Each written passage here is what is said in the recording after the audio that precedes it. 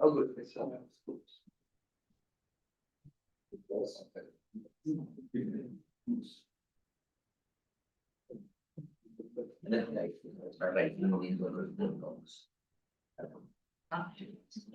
I'm not starting.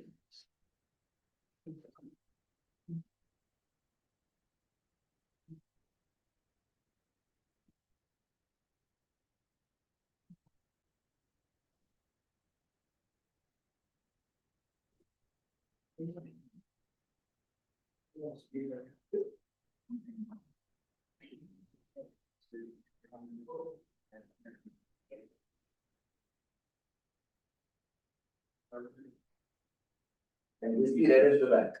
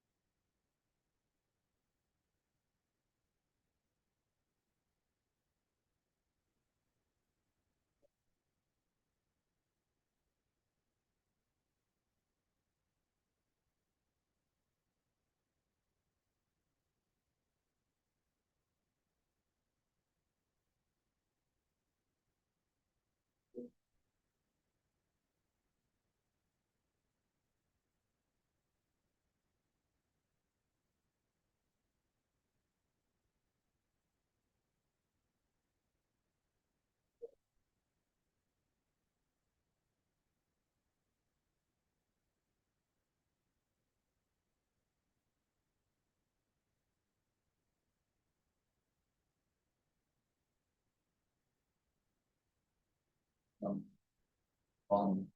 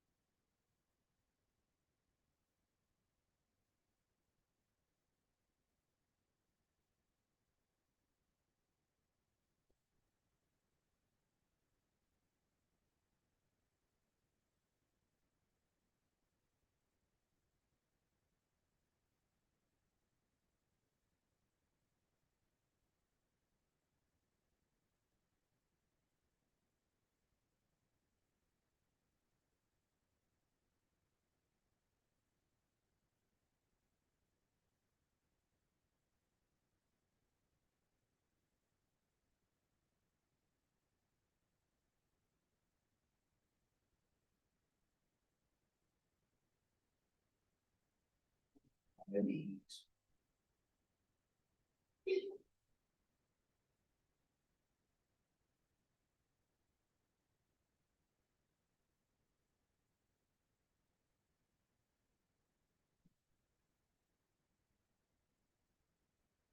Okay, so these are the four talks. Start there. And start.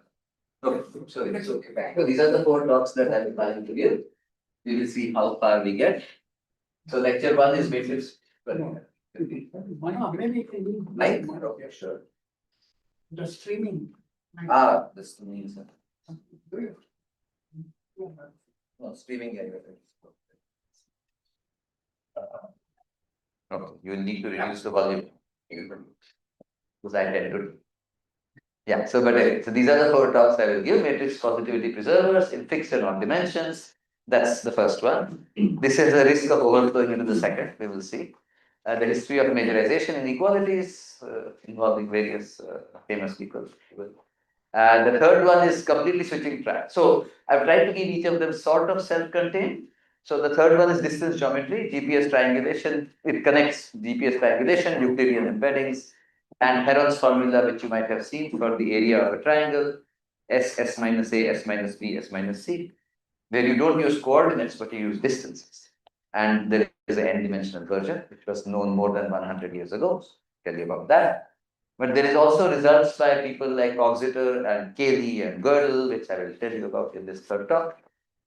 And the fourth talk connects this stuff and also this stuff, not really this second stuff, and goes into shear packets. Okay, so we will get to, let's see how much of this we can cover. And please, obviously, since this is 6 hours long, please feel free to slow me down with questions. Okay, so let's start then with, first of all, I won't start with what is a matrix, but I will start with what is a positive matrix. So we start numbering things. I will forget the numbers or something. So if we start correctly, so definitions of the positive matrix.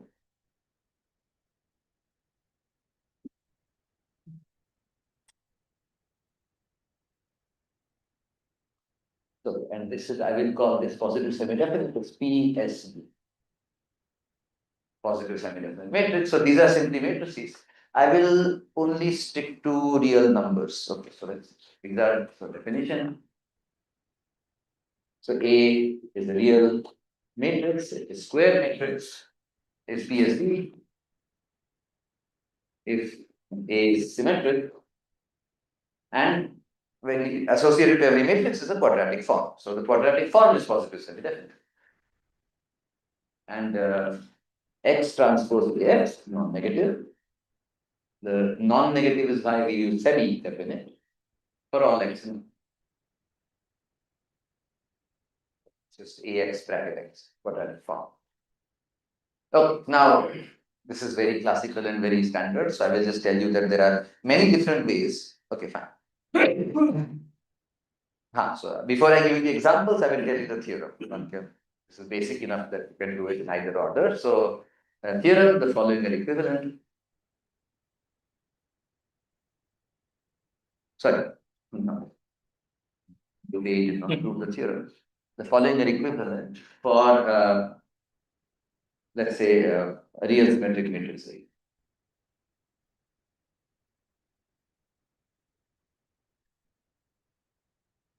One is PSD. Two, A is positive semi-definite. Well, first of all, if it's a symmetric matrix, then we know this thing called the spectral theorem. So the spectral theorem says that there exists a basis with respect to which transformation is diagonalizable. Right? So A is of the form whatever U du transpose for some orthogonal matrix U or real unitary matrix U. So all the eigenvalues of A, so of course A is diagonalizable, so I won't say that. And the eigenvalues of A, all eigenvalues of A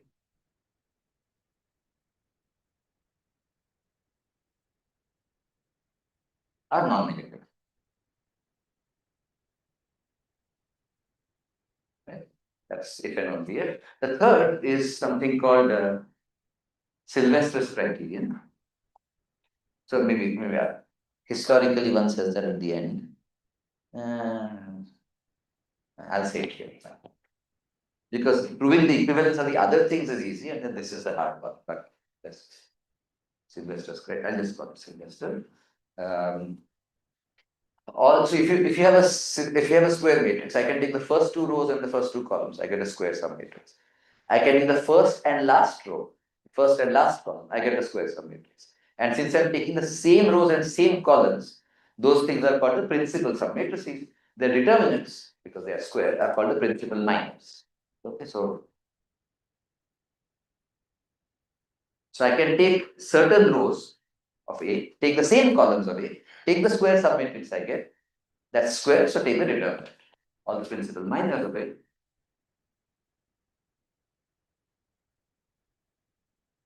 are also non-negative. I will keep it non-negative. In the olden days, people would say positive or definite and then mean semi-definite and non-negative. So I will stick to non-negative and semi-definite. Yeah. So this is Sylvester. Again, this is, I haven't defined it, but I told you when this is something you can look up if you want anywhere. The fourth one, let's see, now go to the graph first, it doesn't matter. Yeah, yes. A, so there exists a B, which is n cross n, such that A is B transpose.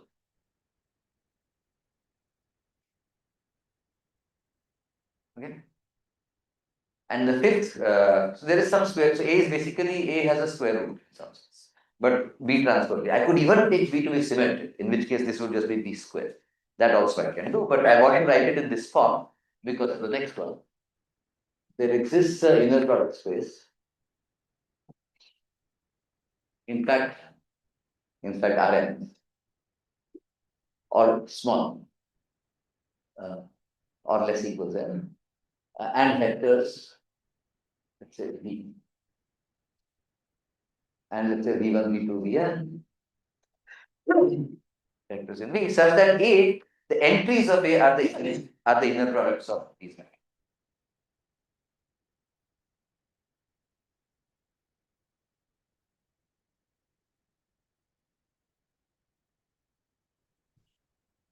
Can everybody can read on it at the back? Okay. So now let me just tell you why I wrote 4 in that form. So fine, this is a theorem, this is folklore, and anyway, I'm not going to give many or maybe any proofs.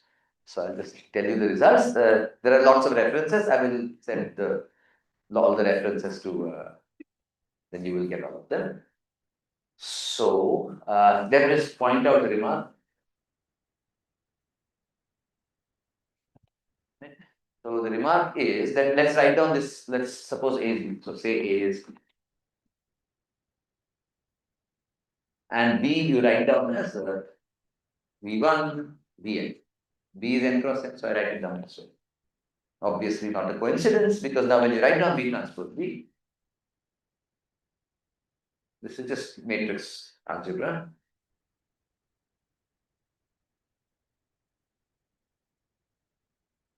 When you write this down, what you get is you get basically, if you think of it like you get a column vector times a row vector. So you get a n cross 1 matrix. If you think of these are not scalars, but think of them as scalars. You get n cross 1 matrix and 1 cross n matrix, you should get an n cross n matrix.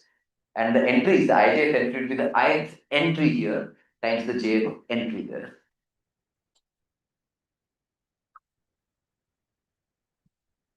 And that is exactly the same as in Rn or something, this is in. Right? So that's why I said in fact Rn. So really, B transpose B is the graph matrix. This is called the graph matrix. I should have said that. See that? Graph matrix. It's the graph matrix of these vectors. And so the point is, B transpose B is the graph matrix of the vectors which are the columns. And so that's why basically 4 and 5 are the same. And then the others are also equivalent. Fine. So this is what it is. Fine. So now, okay. So I told you the theorem, now I tell you the examples.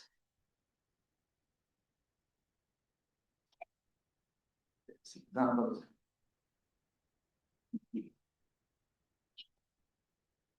Okay. This is supposed to be Roman. So first of all, well, maybe since this is supposed to be interactive, somebody gave me some questions. And where you saw them.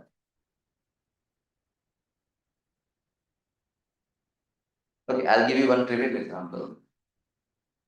This is obviously similar, right?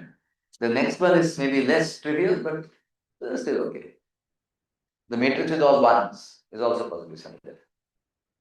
Why? Because if you take, for example, this X transpose, well, okay, in the simpler way, right? This is a real symmetric matrix. Look at its rank. The rank is 1 because it's rank. It's 1 times 1. The rank is 1, so that means n minus 1 eigenvalues are 0. And the nth eigenvalue must be the trace. And the trace is clearly non-negative. So all the eigenvalues are 1. So nothing else than that's there are many trivial ways of seeing that these are whatever, obviously. Okay, but something less trivial. Somebody find it. Okay, I'll give you the area and you tell me the matrix that I want you to get. What is one example of a positive semi-definite matrix that you see in calculus?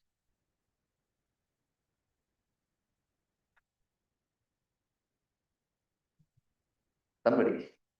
You can't all have forgotten your calculus.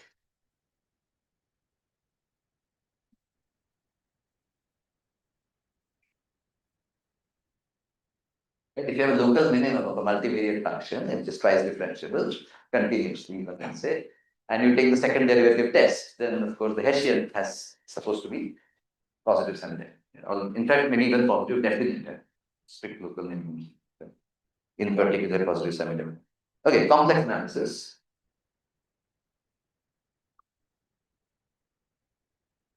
Is there anyone here who has seen this? So in this, there is at least one is that I don't know any complex analysis. I know let's say I don't know any complex analysis. There is only one result that I know of where this occurs, which is this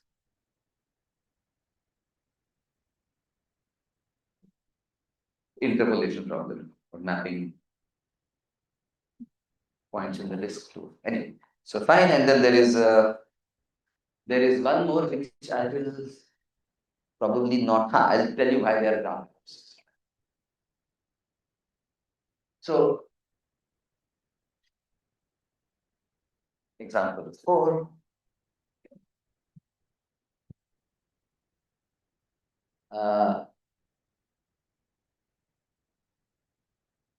This comes from, I suppose, harmonic analysis. So you take a measure, let's say,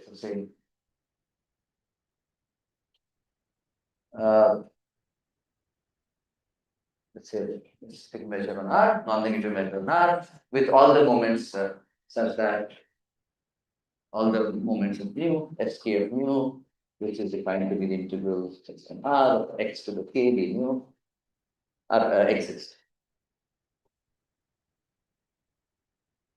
And for all k integers, non-negative integers. Then the claim is you look at this matrix. I'll call this SK. I don't want to keep writing mu. Then the matrix, then the Hankel matrix.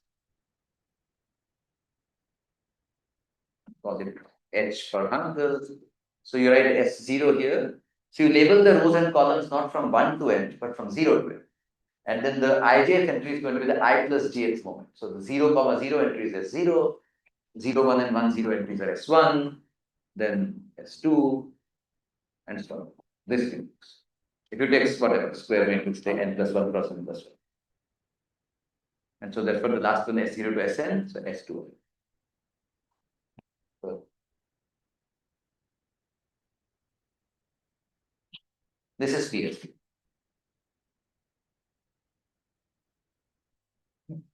Now, how does one see this, for example? In this case, using the graph matrix is going to be actually the way to go. Maybe I can think of that as one of the easier ways to go.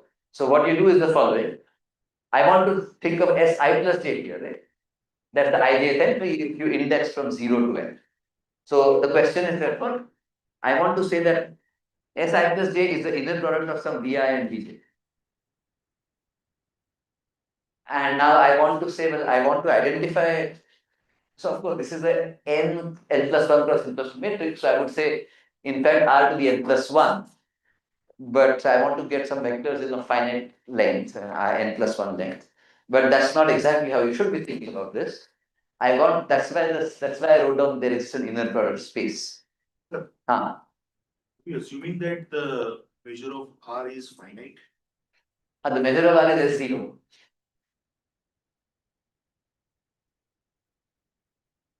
S0 is the measure of R. So we are assuming that it is finite. Exists before us. I mean,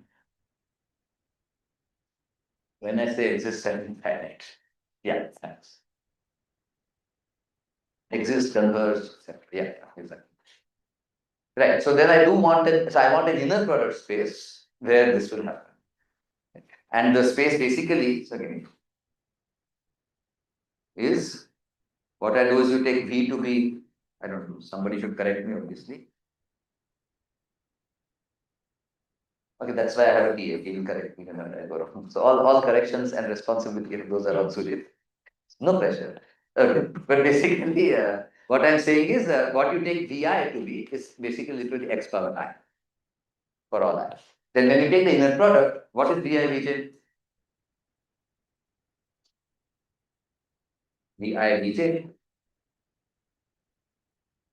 So yeah, if this is not correct, the point is if it is not correct, the usual disclaimer, it can be made correct. So no, not just this particular one, but later we'll talk. But yeah, I'll try to give you correct statements. He says, what is this? What is the inner product in L2? It is integral against this measure. So it will write x to the I, x to the j, mu, and that is exactly x to the I plus j. So that is the I plus j one. So in this case, that's why I said that there exists inner product space. Of course, in this case, this is you don't need to take all of it. What is the actual inner product space you're taking? It's the span of x to the 0, x to the 1, x to the n. So that's just the finite dimensional subspace of L2 that you're taking. There's a finite dimensional, I could even put finite dimension because the matrices are finite. So you're really taking some space isomorphic to R to the n plus 1, but it's much more natural to think of it in terms of this. And then it's very clearly a Gram matrix, so positive semi-definite. Yeah. Okay. And again, so again, as I said, this is not very precise because mu could be identically 0, then the inner product is not positive definite and that kind of stuff, depending on the support of mu. So, but modulo those technical things, this is the thinking is exactly this. This is the way you think, construct this matrix as a Gram matrix. Okay, so then the interesting question, which I have no idea how to answer, but maybe somebody should think of is, since we have for every PSD matrix, we have all these conditions, right? So you can think of the PSD matrix in all these ways. For example, it was natural to think of this guy as a Gram matrix. So you can think of this guy, the Hessian, which everybody knows and has seen for 400 years as a Gram matrix.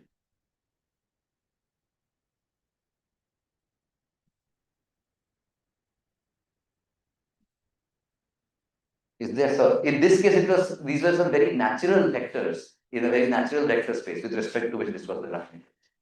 What is the natural way to think of Hessian matrices? Is there a natural way? Hopefully there is, but I thought about it last night when I was preparing my lecture. So or last week, and this particular thought occurred to me last night. I have no idea, but maybe it's for, or maybe somebody has thought about it. It's been 400 years, so hopefully somebody thought about it. Okay, and the last example of where these things occur, of course, is everywhere in data science, right? And probability in statistics.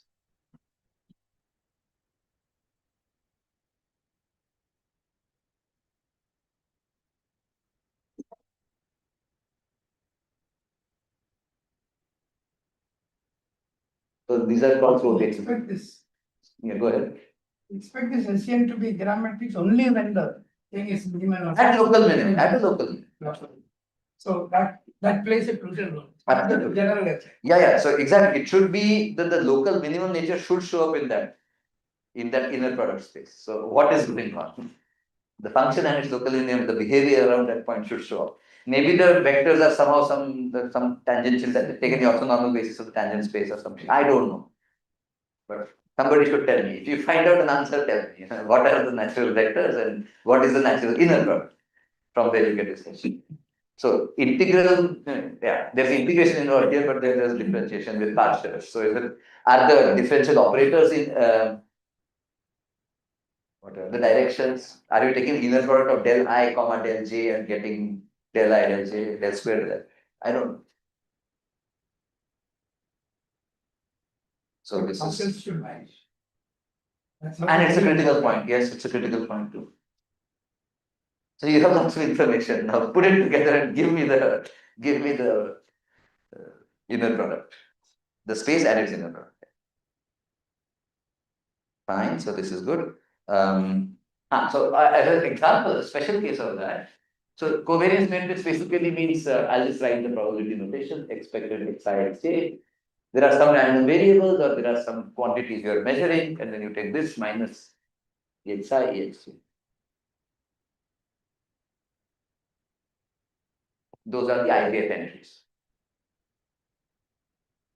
Okay. Among them, I could take the random variables whose variance is 1, meaning the eigenvalues are 1. The covariance matrix. So this is a synonym. The covariance matrices are the same as PSD matrices. Covariance matrices are PSD matrices. With diagonal entries 1 are called correlation matrices. This is the definition.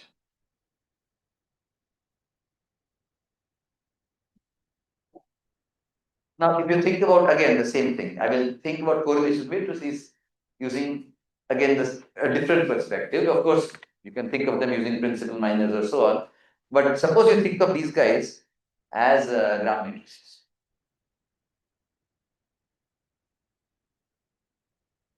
And I say they come from Rn. So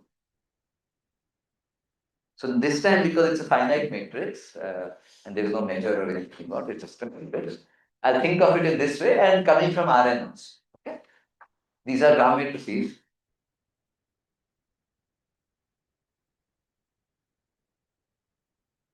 Of vectors in Rn. But can you do better? Can you say a little more about something more about where those vectors are?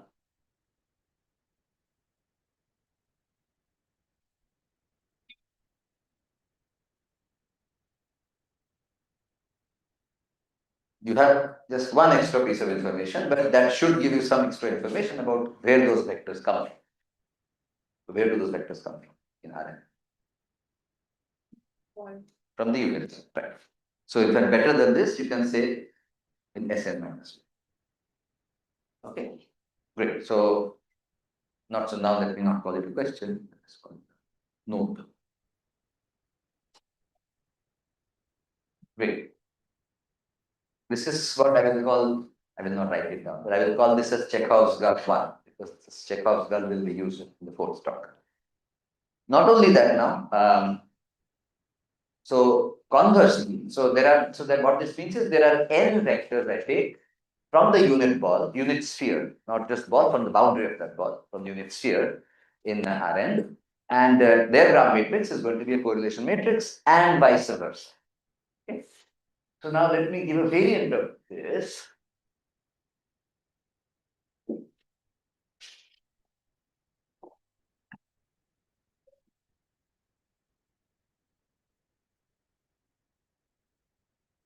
So that was 5. Right. I'm still sticking to correlation matrices. So now let's look at it from the other side. Let's start with this space.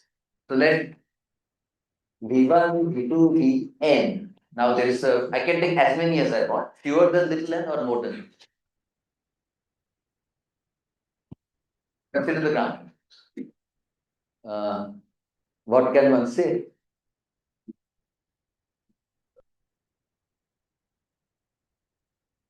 So of course, if I look at this matrix, Vi transpose Vj,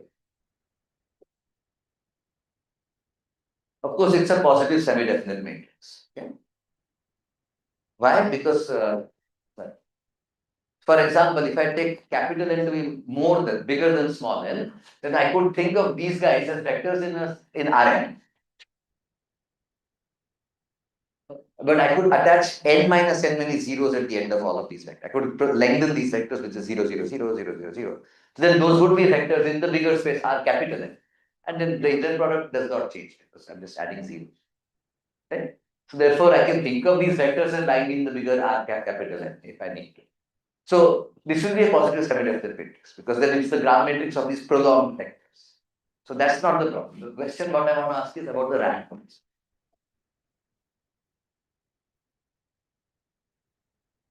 So of course it's a positive semi-definite matrix, it's a graph matrix, so that's not a problem.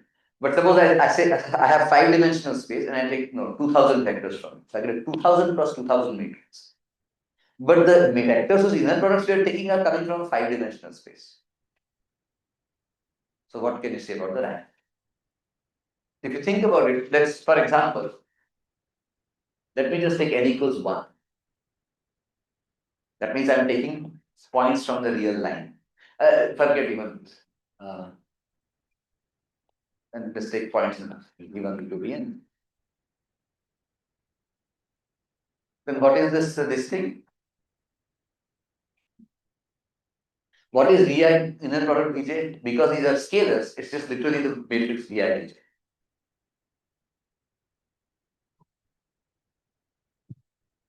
What is the rank of a matrix whose entries are Vi Vj?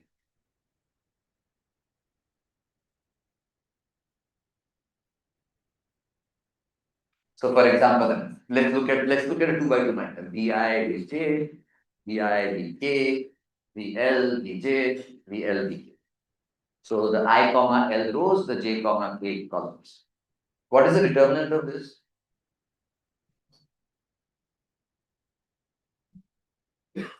What's the determinant of this 2 by 2?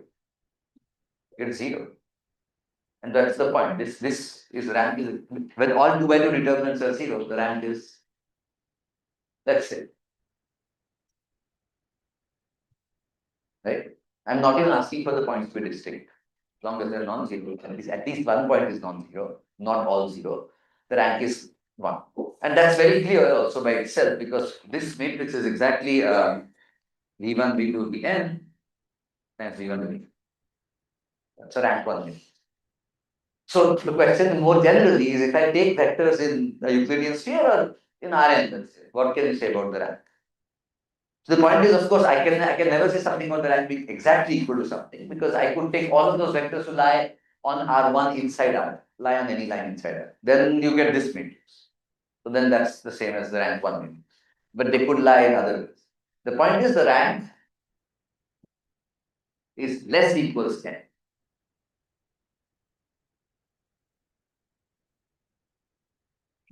Okay.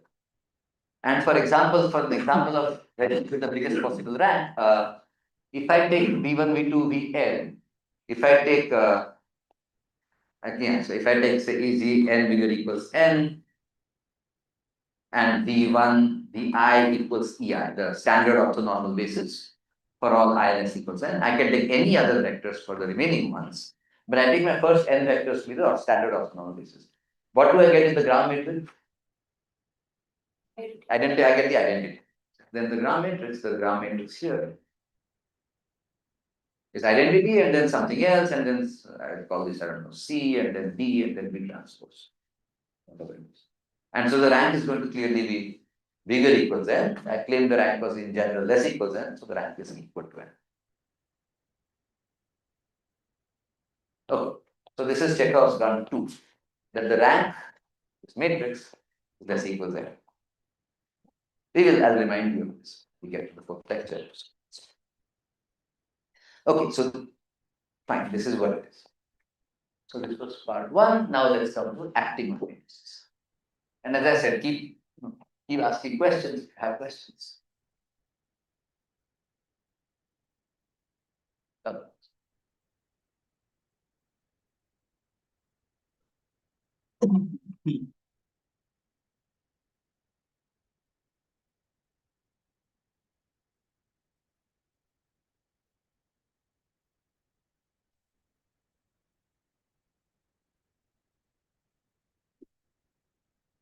So we'll start with functions acting on matrices, which is where this talk is about. The usual notion is that, as we said, there is a spectral theorem.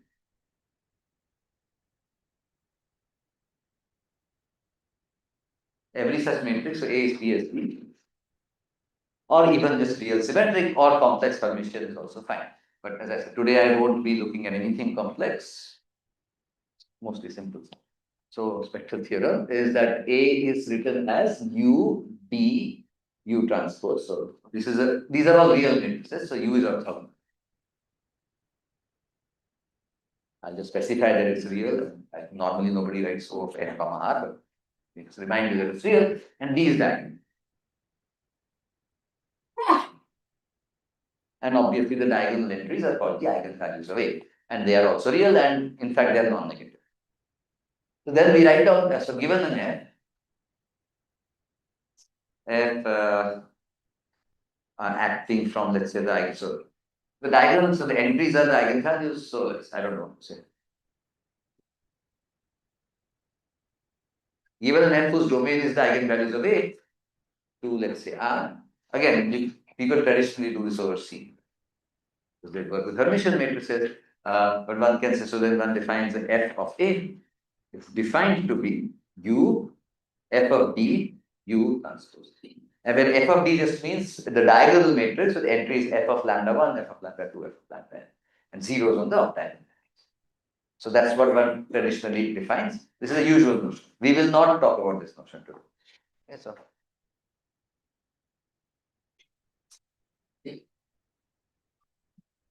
So let's get to the unusual notion, if you will.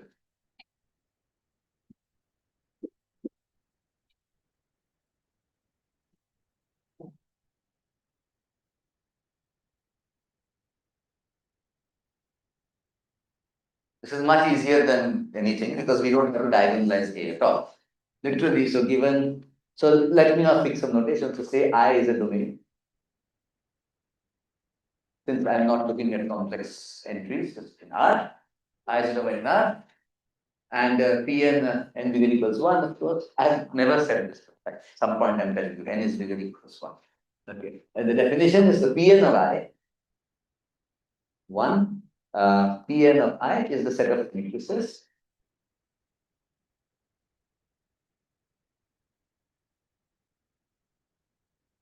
with all entries in I.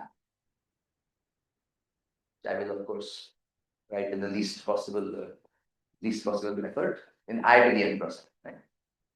So PSD automatically means real, symmetric, but the entries are constrained to lie in I. Okay, and then the second is now given an F. Given an F from I to R. To distinguish it from this notation F of A, I will use F square bracket. Defined.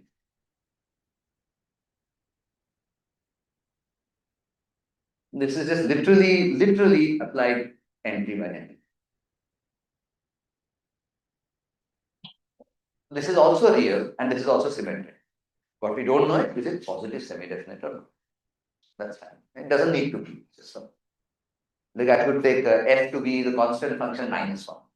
Then certainly this matrix is the all -1s matrix. So the trace is negative, it can't be positive semi. Or the principal minors are negative, 1 cross 1 and so on. So the question is, which functions, which entry yz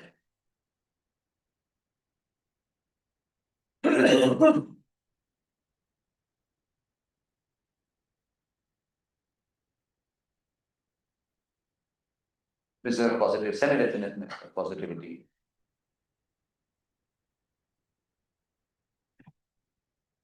Did you say trace already determines whether it is PSD? Well, it determines that it's not PSD. If the trace is negative, it can't be PSD. If all the eigenvalues are positive, then the trace should be positive. If I take the identically -1 function, it can't. That's all. But this is a harder question. So I will tell you lots of answers now. Then proving, asking if there are any others. So, well, that's your difficult question.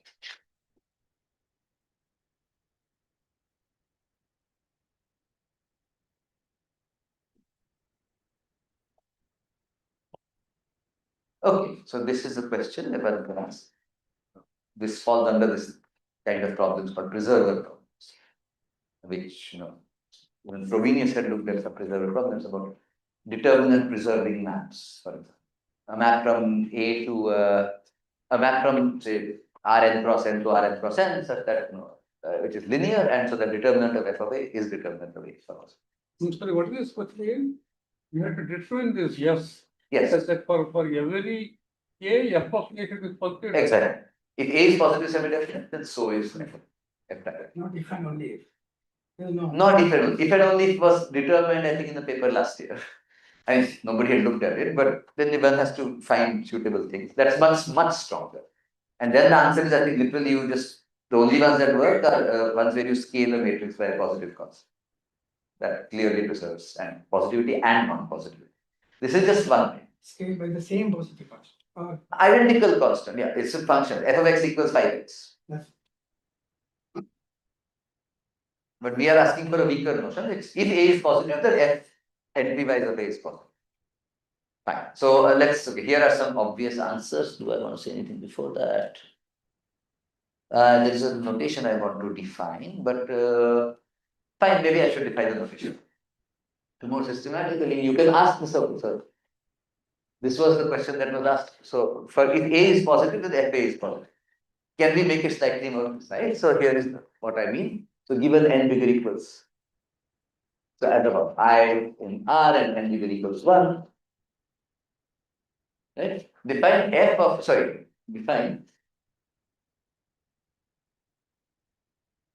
I'll just call it a curly Fn I.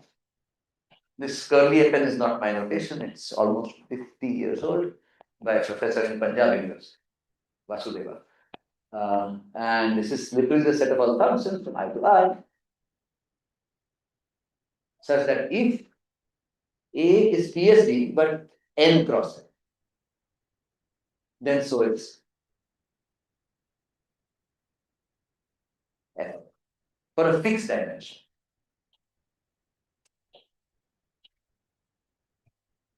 And okay, I will make an assumption here, let's say 0 belongs. Well, let me know, I can't make this.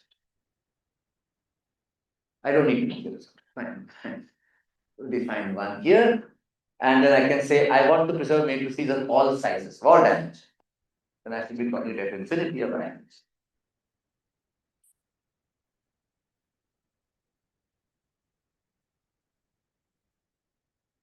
And so the question really is find out what these sets are.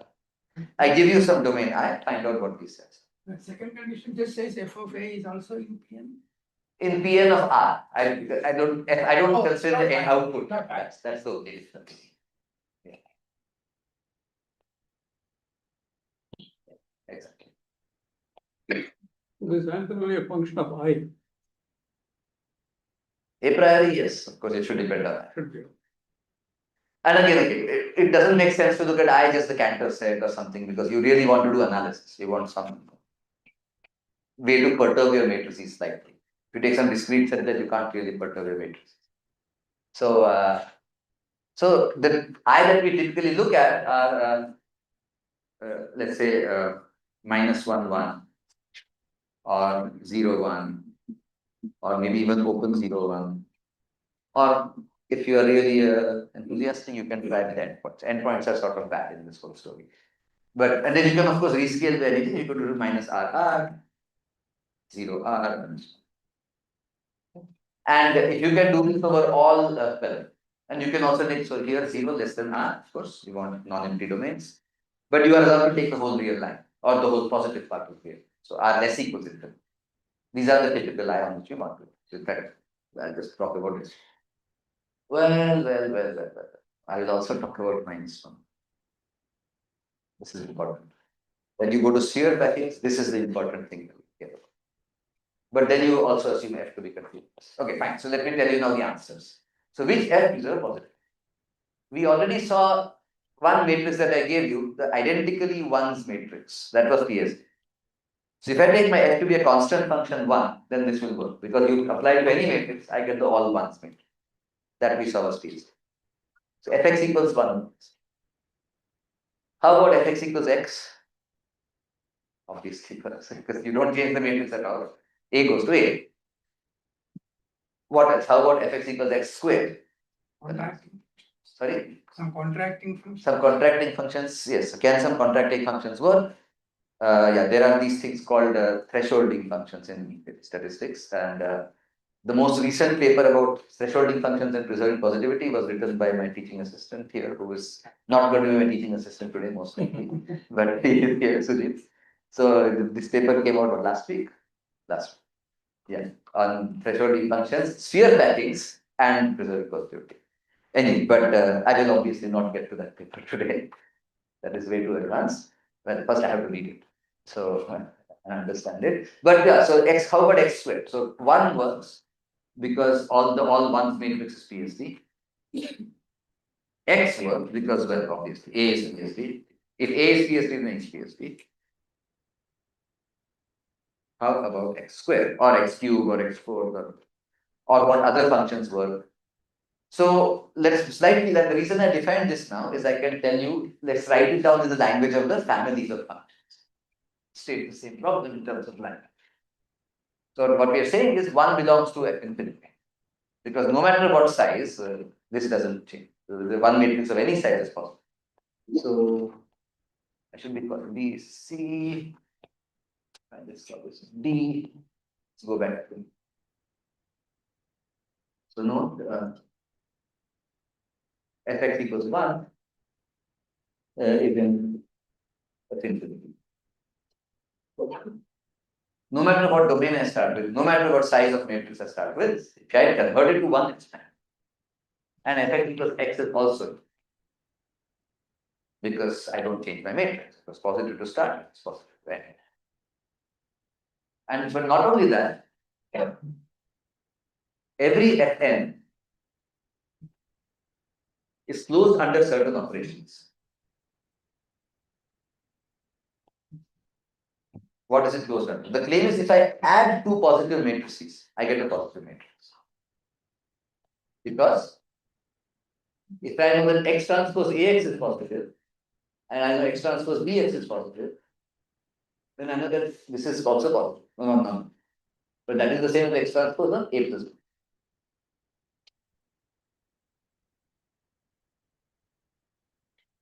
So if I have A and B are positive semi-definite, this is non-negative, this is non-negative. So the key fact underlying this is that if you add two non-negative real numbers, negative non-negative real numbers. So since this is true for all x, this is closed under. Another key fact, non-negative real numbers are closed under rescaling by positive numbers. If I multiply by 2, then r plus goes to r plus. Which means that if I take twice A, that's all.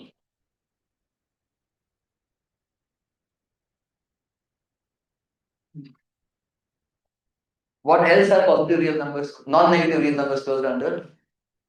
Now, topological operation. If you take limits, the limit of non-negative is non-negative, so it's a closed set. So if I take an and X transpose an is positive, let's not call it n is the dimension, a k. If I take X transpose AKX, and I then take the limit, then the limit commutes with finitely many operations. So the limit here is the limit here. So therefore, this is also closed under pointwise limits. No, but pointwise limits. Oh, there. The set of X, right? And that's inner product, continuity of inner product. Oh, to justify this, Yeah. yes, to justify that, yes. But here, what I'm saying is, if Fn are in this, if Fk are in this family, so I should let me write this more clear. That is because of the inner product being continuous. But what I'm saying here is the following: if I take Fk of A, Fk whatever, okay, and I take this, and I take the limit.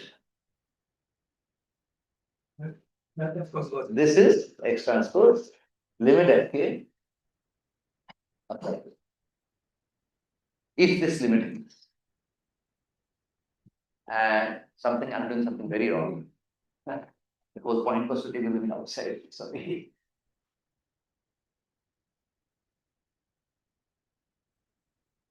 And now this part, this quantity is non-negative, so the limit is non-negative.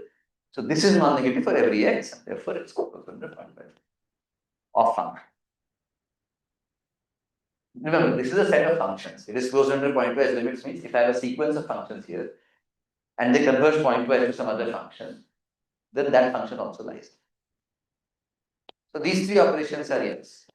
So because of this, I can certainly say that 5 plus ex is preserving positivity, because that is closed under the first two things. Now, but what about x square? As we haven't gotten there, and the point is it is also closed, and this is the first thing in the title of the talk under the products.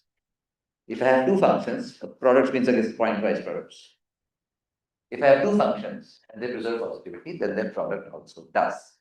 And therefore now x square, x cube, and all of these immediately follow because 1 and x are belong there. So the R plus subalgebra that they generate is all contained there. And the closure of the R plus subalgebra, the pointwise is all contained. So why products? This is the should product theorem.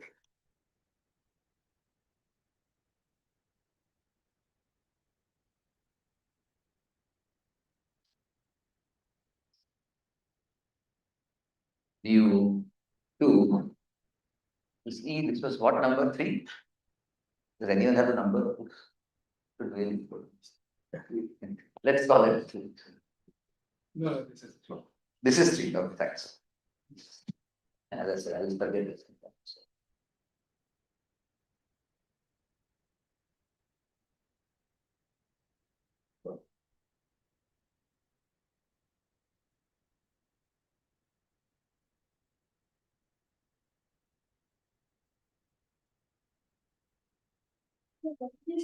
Square. Is it belonging to this set? And now the answer is yes, because of this. X is in the set, X is in the set, so X times X is also in the set. And why is that true? And that is because of this theorem.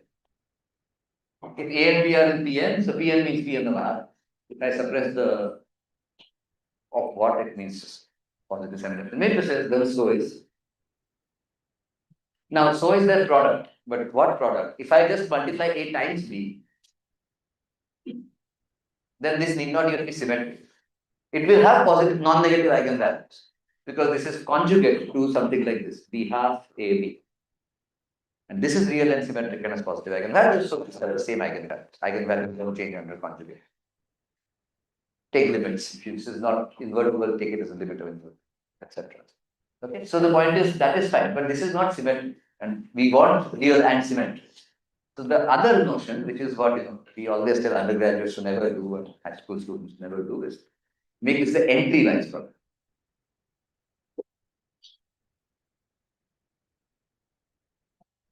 And the claim is that this matrix, there is nothing, this spectrum has nothing to do with the spectrum of A, B, a priori, but this matrix does have positive spectrum, non-negative spectrum. Now, why does this imply that? Corollary. F and G belong to Fn, let's say. Then F of A is PSD. G of A is PSD. What is the Schur product? Exactly that. This is exactly Fg of A.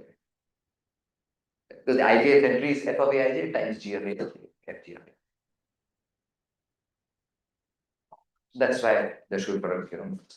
Now, I know personally of 4 different proofs of the Schur product theorem. I can't tell you all of them. You see, I'll tell you a couple of them.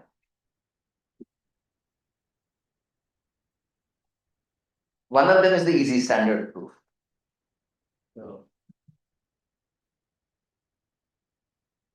the proof is sort of simple. The proof is that, so since A is PSD, so first of all, you write using the spectral decomposition. So write A equals nu to U transpose.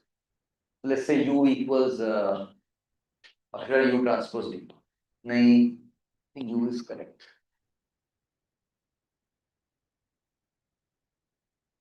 Write down the columns this way, write D equals lambda 1, lambda 2, lambda n.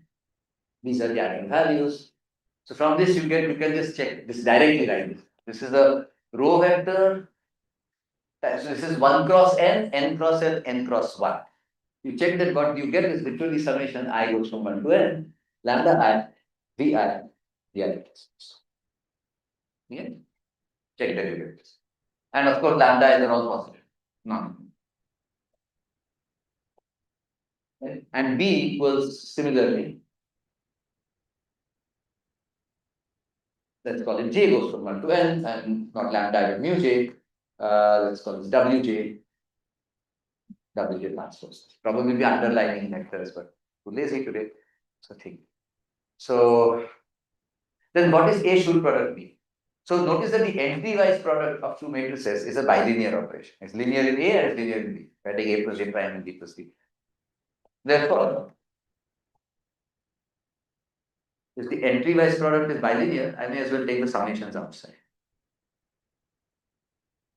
Lambda and Uj, again, I can take the scalars outside.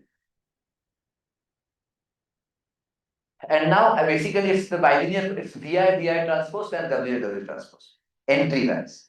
Check, verify that this is the same as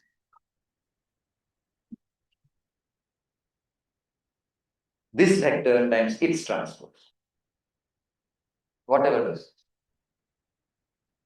Why? Because if the entries here are A1, A2, AN and here are B1, B2, BN, this is AI, BJ, sorry, AI, AJ and BI, BJ. Sorry, good God. Yeah. Or let's say AKAL and BKBL. If you multiply, you get AK, BK, ALBL. This is literally just AK, BK times ALBL transpose. So, fine. And now the point is, so this is PSD because if you take any X in Rn, you take X transpose A should be, maybe I'll give you the one. Running out of time, but I should be more whatever the time. Again, this is all commuting with finite operations, so I take question 1 to n, lambda I, mu j, and then is X transpose this here, right? X transpose this times X. But then X transpose this and this transpose X, which are the same real scalar because everything is real, times X transpose Vi Wj squared. So this is non-negative, this is non-negative, this is a square, so it's non-negative. You are adding up non-negative number. So this is always not. That's the Schur product proof. That's the simplest proof, and then there is a nicer proof using probability theory. I can tell you later on. People are interested. Literally using, for example, normal random variables, but normal multivariate random variables. Okay, so yeah. Okay, so now therefore we have all these things. What does that give us? This gives us the following corollary. Every single monomial x power integer power is in this class. It preserves positivity because of the Schur product here. I take A should A, that is just squaring each entry. Then A should A, it is cubing each entry, fourth power. Okay? Because it's closed under sums and rescaling, therefore, if I take any power preserves positivity. If I use these two things, any polynomial preserves positivity if the coefficients are positive, non-negative. And now, what are limits of polynomials? They are power series. So if I have any convergent power series with positive coefficients, non-negative coefficients, then that is preserved positive. So this was 1911, and this was used by two very famous analysts. They wrote this famous book called Theorems and Problems in Analysis in German, and then they point out this fact, corollary, that if you take any, if f of x is summation ck x to the k goes from 0 to infinity on my domain I, and all ck are positive.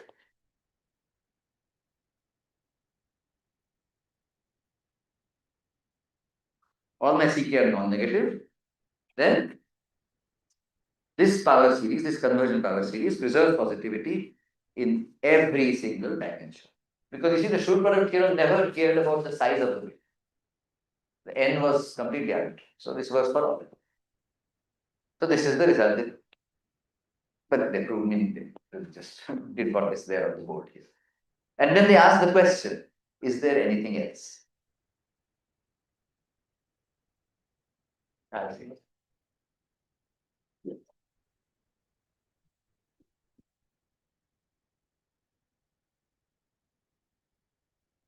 Single, same book. What? Other.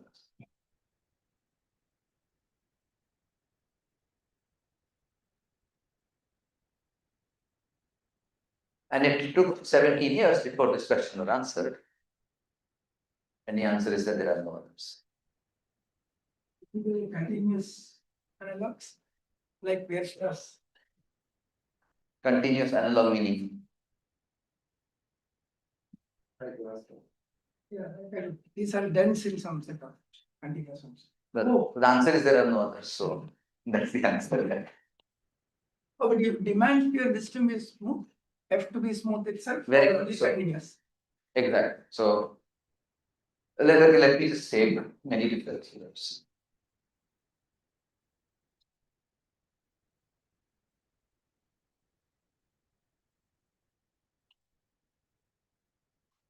Uh,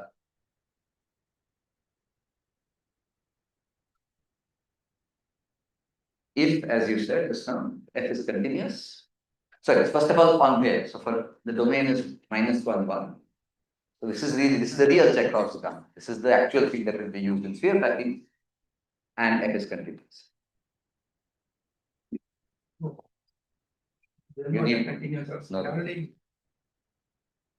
It took 17 more years before person whose analysis books we all study. Start with, let's say, let's remove the endpoint. By the way, by change of variables, you can do -RR, obviously. And now he doesn't even need to assume continuous. Take any function, this domain, which preserves positivity in all dimensions. It has to be a person. No more continuity either. And then there are many other variants. One more. Since I named Vasudeva, Harakrishan Dal Vasudeva, so I should mention that. No others.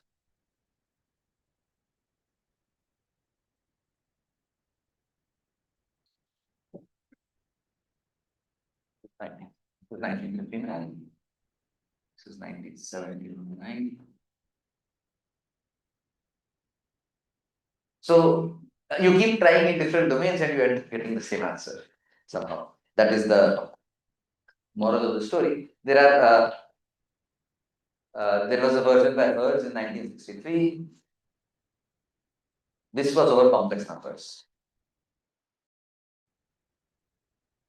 Then you look at Hermitian matrices and complex matrices, and then when I say no others, there is a slightly richer form, but I will not get to that. Then there are multivariate versions, and so on. nothing because they're asking for all n. For all, exactly. But if you fit some n, particular type of n, bounded is. That is part F. This is part E, I'll get to part F. That is the fixed F. Exactly. Maybe I should call this part F. Get to part G. Before I forget, this is 3. So I keep the number in mind. So,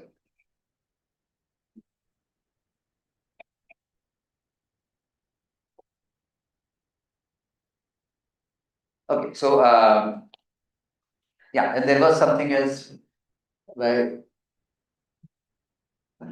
I'll just mention this. And then anyway, I'll give references afterwards. So 1976, I think, and about what if I equals -1, 1. You keep the endpoints, but you remove quantity. Then there are some others. And I'll just point out 2 other things that happen in this case. It is very obvious. If it's -1, 1, we know that x, x cube, x5 all preserve positivity. Therefore, the pointwise limit also preserves positivity. What's the pointwise limit of this function? On -1, 1. Everywhere in the open domain goes to 0 because you're taking larger powers. But at the endpoints, it is -1, -1, -1, -1. So it stays -1 and 1. This is the function which is -1 here, 1 here, and 0 here. This function also preserves pointwise limits. Similarly, so let's call this function, let's say phi -1 of x. It is x times the indicator of these 2 points. -1 here and +1.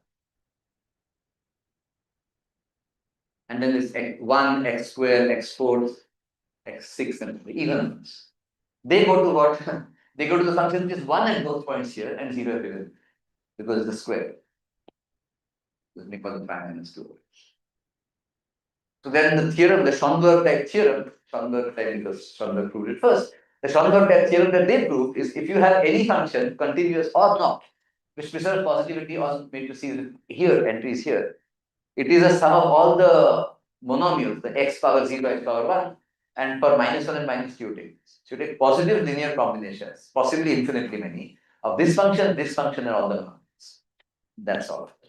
So the only natural ones you can expect to get extra are the only ones possible. So there are all these versions, then there is multivariate versions.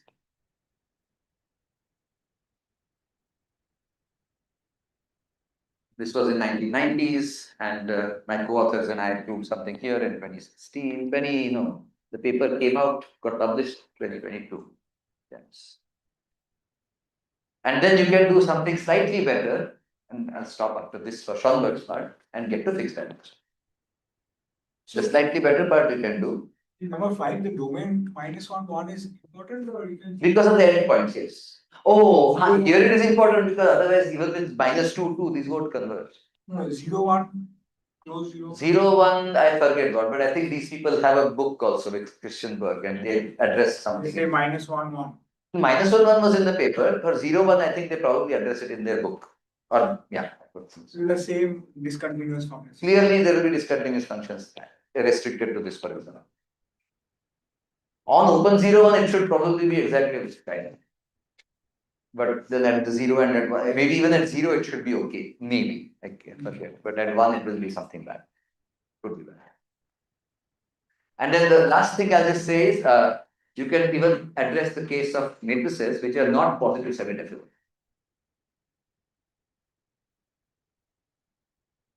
Negative inertia. Inertia basically talks about the number of negative eigenvalues, the number of positive eigenvalues, and the number of zero eigenvalues. Even for that, you can now ask, suppose I take matrices.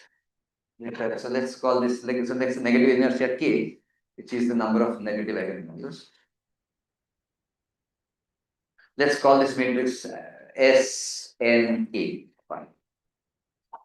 Symmetric matrices, real, entries in I, n by n, at most, so exactly k negative eigenvalues, or let's say less equals k, so at most k negative eigenvalues. So you can even ask the question that given, so what about all maps? So question, find f sending entry-wise which I draw square brackets, that makes it entry-wise, not the functional calculus, sending S n less equals L of I to S n less equals K of I.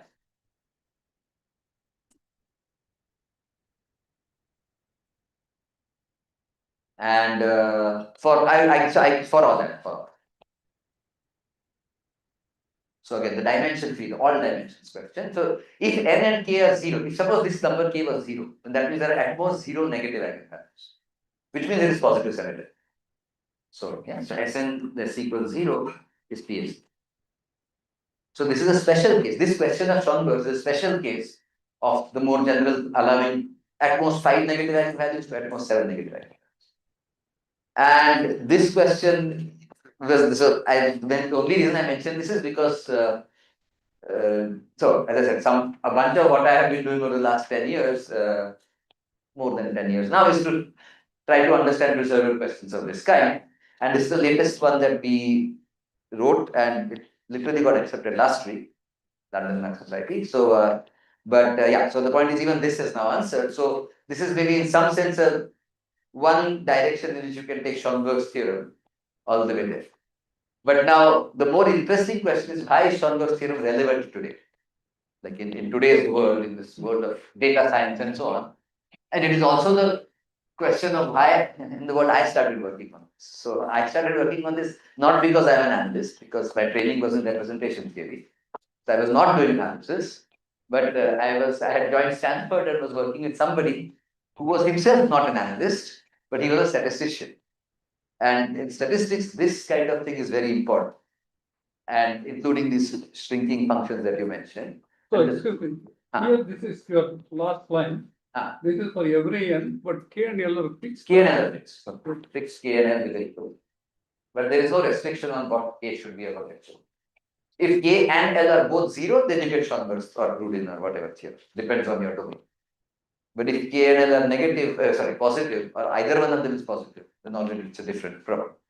So we answered that for every single K and L. And curiously, one of the things we use in this is called the Sidon sets, which come from additive number theory. But we use it in a very rudimentary way, but it was pleasantly surprising to see that we wanted to use this and we searched around and we found, oh, this is a notion that Erdős and Duran and Chawla and so on have studied in number theory and combinatorics. Okay, so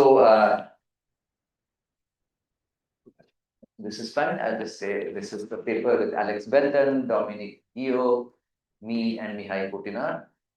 That's I just got accepted last week. So it's on the archive, but not published. So there is activity more recently as well. But let me just tell you one last thing. This was question 3. So F. E, G. So modern connections.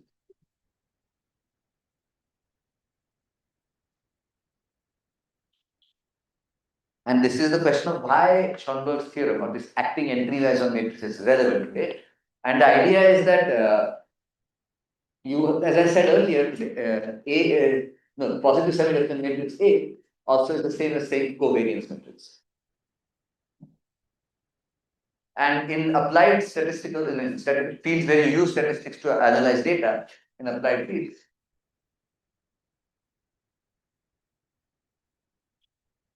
for reasons of computation and analysis, it is important to let's say regularize.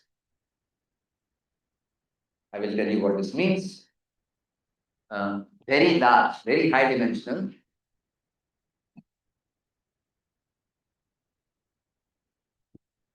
covariance matrices.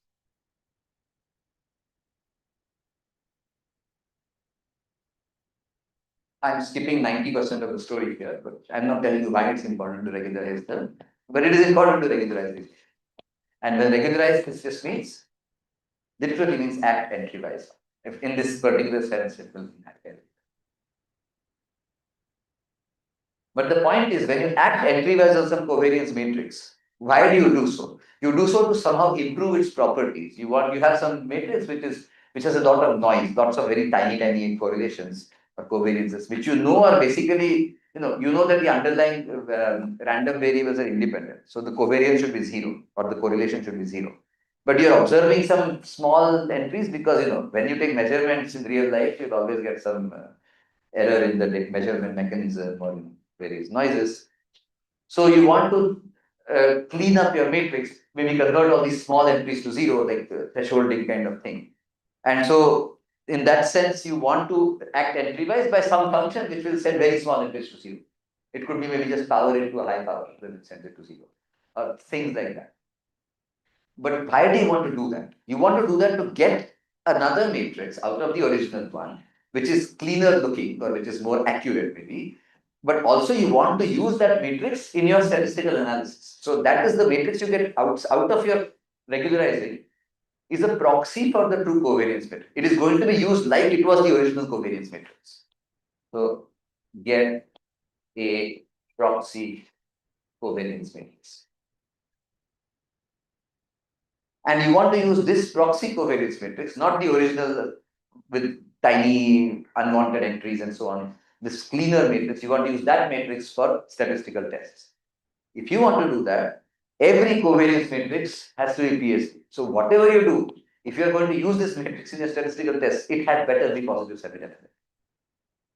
And that is where the problem is. What is the guarantee that if I act entry-wise on some PSD matrix with some function, and I don't know what that function is, or is it a specific function, how do I guarantee that function will preserve positivity?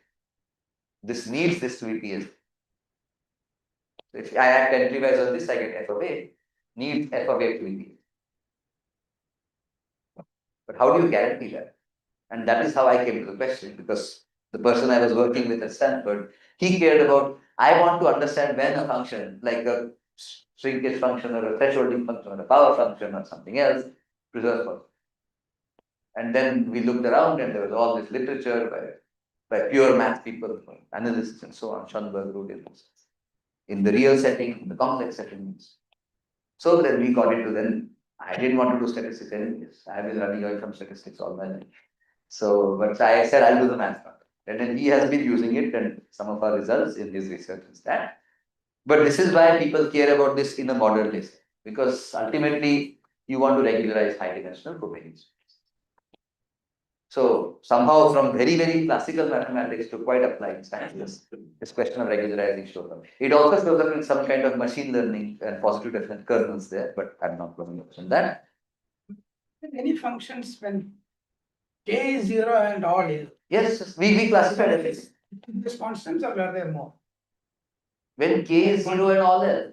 No, because this is less equals L, then every power series will send PSD matrices to PSD matrices. L is. Oh, sorry, K is zero. K is. K is zero. Any L, any L. I don't remember this one. At some point, Are there more than just, if you just put one, everything works. So Yes. constant is there. constant is there. Constant comes in there. I don't. Probably then nothing else may work. Nothing else may work. I'll take a look. Yeah, it's all written out now, so I can tell you. Or if nothing, I'll tell you. Yeah, I'll tell you in PE or something. I certainly know that when you want, okay, one of them being positive immediately reduces this to at constant or at most linear. Oh, Huh. And I don't know which one, this one or this one, I don't remember now, because we did this work 3 years ago. But yeah, yeah, and oh, I should also mention again that even here the multivariate thing, we completely solve it for all of them. So given input matrices with at most L1 negative eigenvalues, at most L2 negative eigenvalues.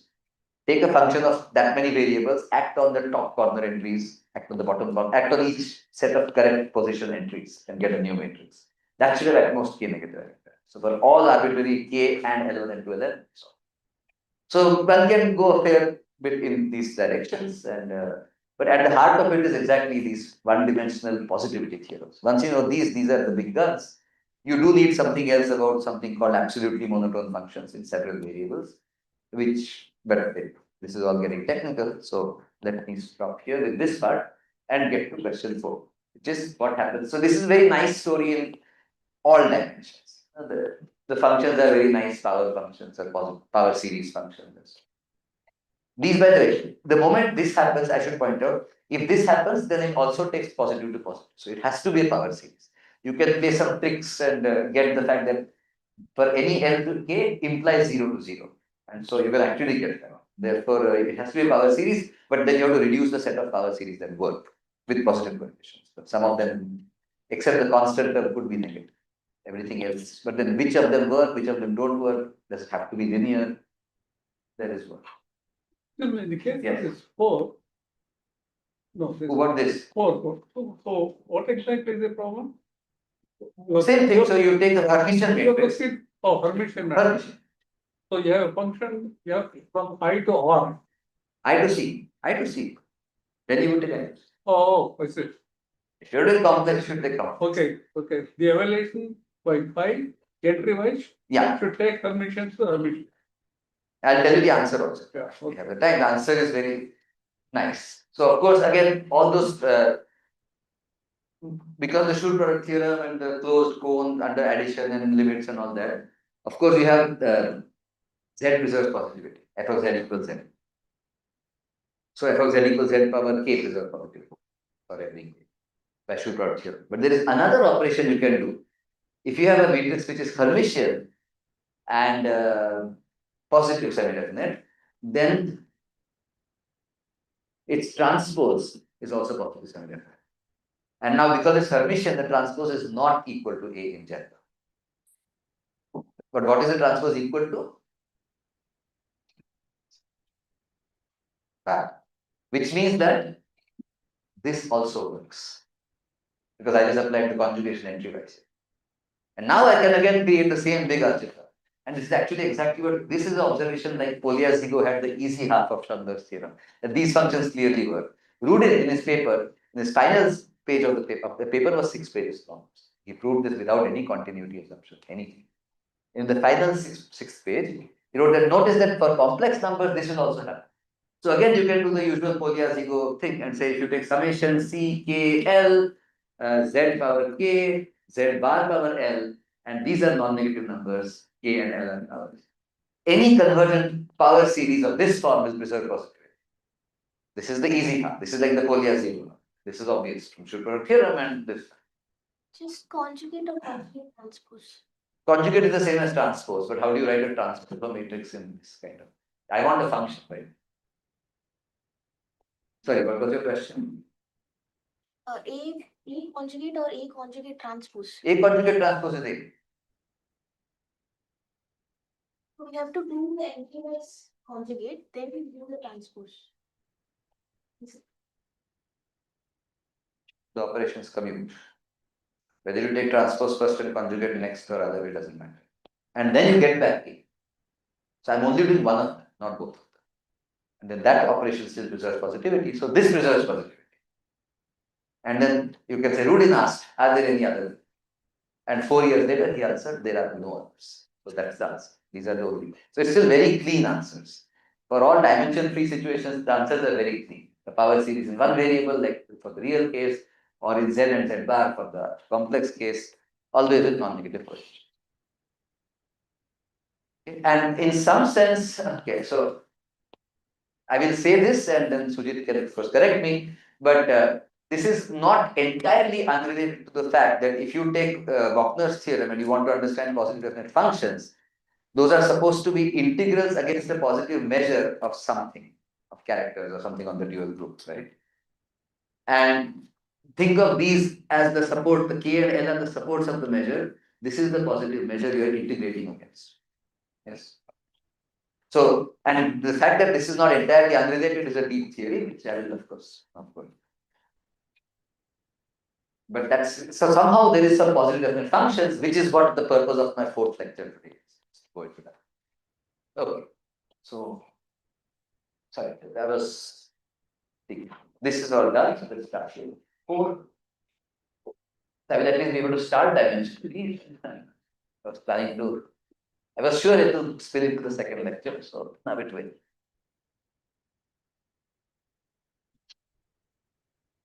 What about fixed dimension?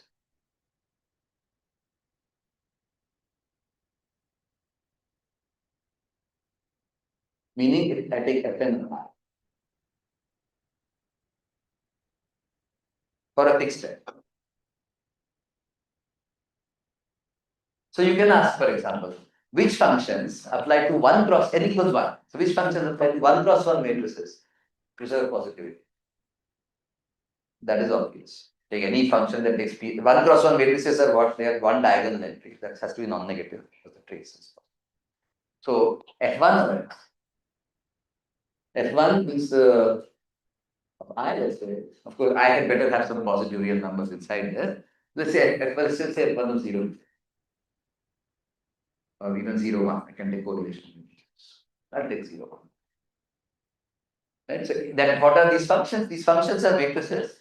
These functions are functions which take 1 cross 1 matrices in with entries here to positive 1 cross 1 matrices. So there is positive real number equal to the 30. F taking 0, 1 to 0. Can take positive semi-definite. So 0 is up. That is trivial. F2 of 0, 1. Or of 0 infinity or 0 r, whatever. This is slightly trickier, but this was done by Vasudeva, the same Vasudeva I mentioned, in the same paper that I mentioned. I just erased it. 1979.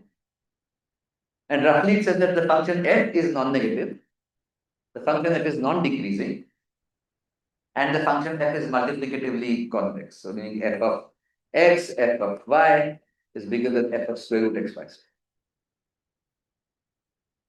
Or if you will, you can put the square root here. So this is non-negative, so it doesn't matter. This is like the geometric version of mid-convexity. Multiplicative version.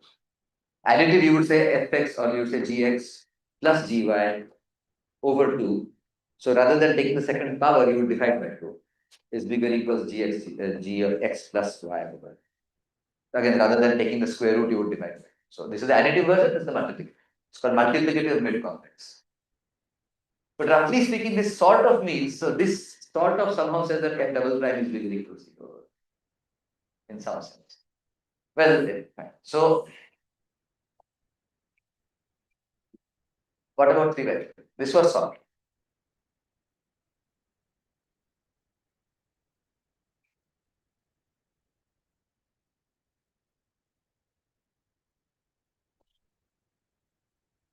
And as I said, Schoenberg proved this theorem in 1942.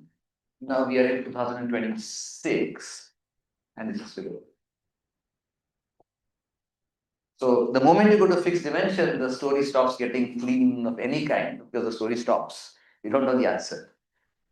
And so then people have been working on things like, what if I constrain the rank of my matrix or maybe put some 0 entries somewhere, again motivated by statistics. I know some correlations are 0 necessarily. Anyway, but this is still open. I will not get there. But for example, the only thing that was sort of known, there is essentially one result that's known.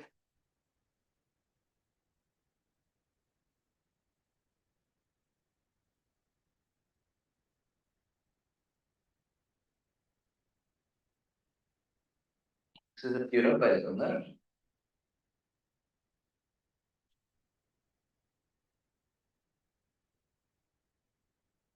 So the interesting thing is this actually did not appear in print in 1967 because Loebner did not actually publish it. He had a PhD student, Roger Horn, who is by now 70, 80 years old probably. And he wrote this famous book in matrix analysis by Horn and Johnson. And he published his thesis paper in 1969. And in that paper, he says the following argument is due to Loebner. And now, how do I know it's 1967? So it could be any time. So first of all, Loebner passed away in 1968. So it had to be before that. But I was at Stanford, and Loebner, actually Polya, Zico, and Loebner were all faculty at Stanford, well before I was born. Roger Horn did his PhD at Stanford as well. So I had gone to the library at Stanford, and when Loebner passed away, he gave all his papers to the library. And so I was digging through, like, I think 5 or 6 boxes, or maybe more, of these papers. And among them, I found this one sheet of paper, which was a handwritten letter. I took a photograph somewhere in my laptop. Handwritten letter by Loebner to Josephine Mitchell at UPenn. And in that letter, he writes, I was interested in this problem, in the fixed dimension. And he explains what is the problem. And he explains part of the proof as well to Josephine Mitchell. And then he had told Roger Horn this proof. So Horn wrote it down. He, of course, attributed it to Loebner.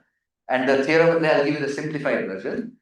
So say F, so okay, I will even tell you some. So You mean that note that 1967? yes, it was a letter, so the letter has a date on it. I know the day also. I don't remember the date. It's a letter, not a. It's a letter, handwritten letter to her, not even typed up or anything. Yeah. And that time they would keep a copy because they would probably write on carbon paper, and then the letter would be sent, but the copy would be with you, kind of. I assume, unless he never sent her the letter. We might have forgotten to send. Oh, who knows? Yeah, I don't know. So to be in the man. Sorry, oops, something is very wrong.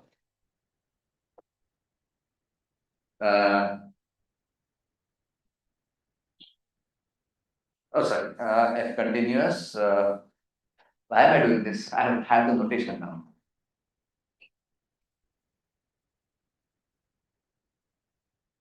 And I don't want to be continuous. C n minus 1 function. It is sufficiently differentiable. You could think of it as smooth. Then f, f prime, f n minus 1, all these derivatives are non-negative on. That's the necessary condition. If it is of this form, it has to be highly differentiable. Well, you can also do that. But suppose it is highly differentiable, you know already. If you don't know it, then you get that it is n minus 3 times. But let me assume that it is twice. Five? Sorry? Oh God, I forgot to say that. 0. So Loebner did it for 0 infinity. Later in about 2017, my collaborators and I did it for 0, 1 or 0 r. The point is, if you do it for 0 r for a finite r, then you get it for all. Take for all r, you get it for 0 infinity. But you can't go the other way. Anyway. So it doesn't matter. So, but essentially, it's a very just minor modification. The argument was basically the same. So Loebner's argument, suppose you have any function which preserves positivity in a fixed dimension, let's say with equals 3, open case. Then the function is highly different. Then the function, all its derivatives are non-negative, which is something like this Vasudeva. F is non-negative and f prime is non-negative if it was differential. So you can do stuff. So it's of the same kind of frame. So if it preserves positivity in all dimensions. And you go by integration. Only both. How? Integration meaning? Some properties. Because if that is there, then the differential is always there. So I don't know. You can do that. But yeah. But if you, so for example, one thing you can see is if it preserves positivity in all dimensions, I said that even if I did not have this, I would know it is n minus 3 times differentiable. I can Loebner proof that, not me. So if it preserves positivity in all dimensions, it is smooth. And all those derivatives to all n are positive. And then you have this theorem of Bernstein, not Joseph Bernstein, a much 100-year-old Bernstein, which says that anything like that is given by power series with positive coefficients. So if you know this part, then you have Schoenberg's theorem over 0 infinity, not over the dot or minus 1. On the negative side, things are much harder. But at least on 0, 1 or 0 infinity or 0 r, you have Schoenberg's theorem just from Loebner's theorem and Bernstein's theorem. So I just mentioned that Loebner plus Horn plus S Bernstein, Serge Bernstein, implies Schoenberg, or rather Vasudeva. Vasudeva is the Schoenberg on 0. So this was a remark.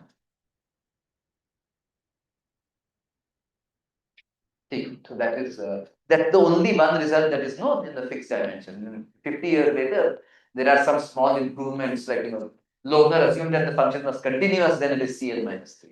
We said you don't need continuity. So that kind of small improvement. But this is basically the result.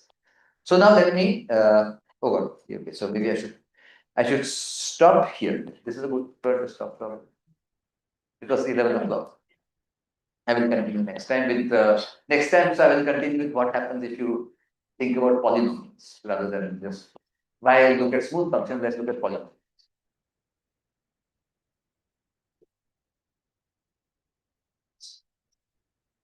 Questions or anything? Or if there are no, ask me questions at tea, I guess. Tea.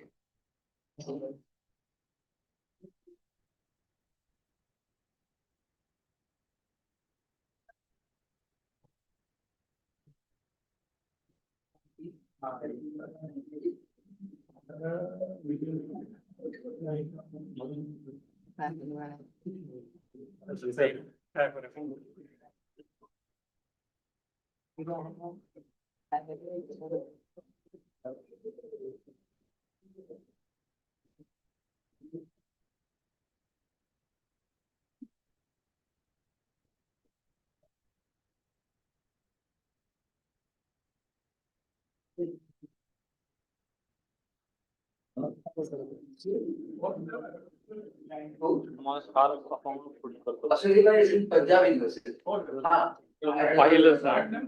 Yeah. Due to and पुढचा section सुरू करेल like a drama. But he was a student of William Donner in UC Irvine. And then he was PhD. Then I was then he came back to India.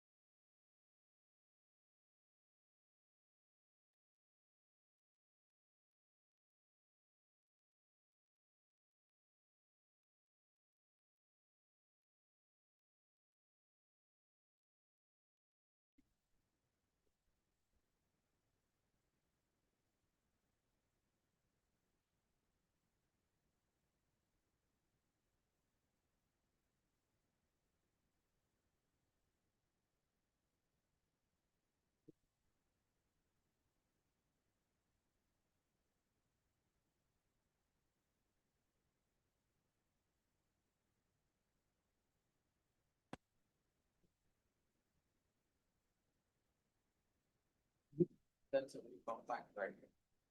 Oh, I don't get it. But the array is definitely difficult.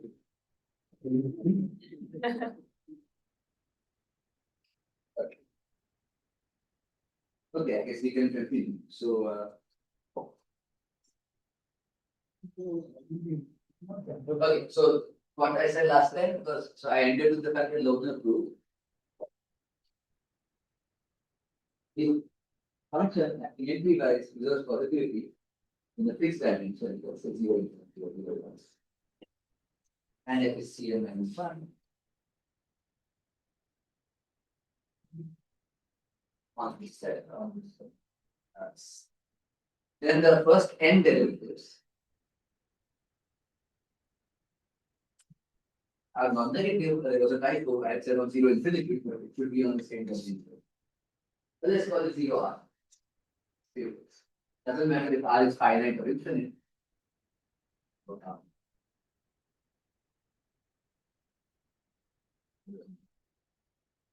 This was good. So slightly more. So now let me. The other thing I had mentioned was F3.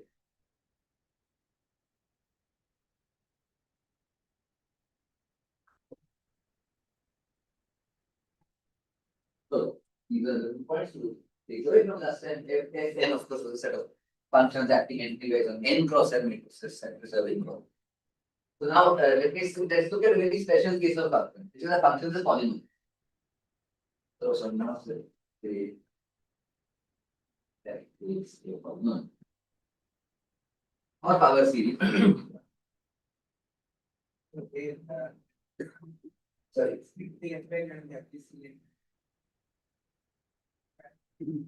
Can't hear you. So,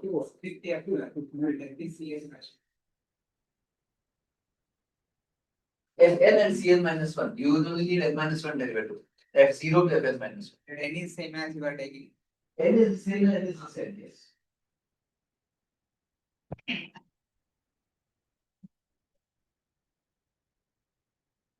Well done.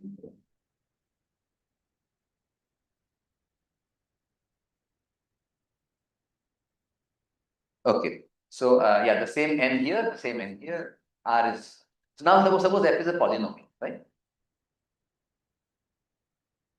Then you can but something similar. So then fact similar to Loebner. Let me call it Loebner prime. Well, but this was proved by me and collaborators, not Loebner. So this is called find A, B. Okay.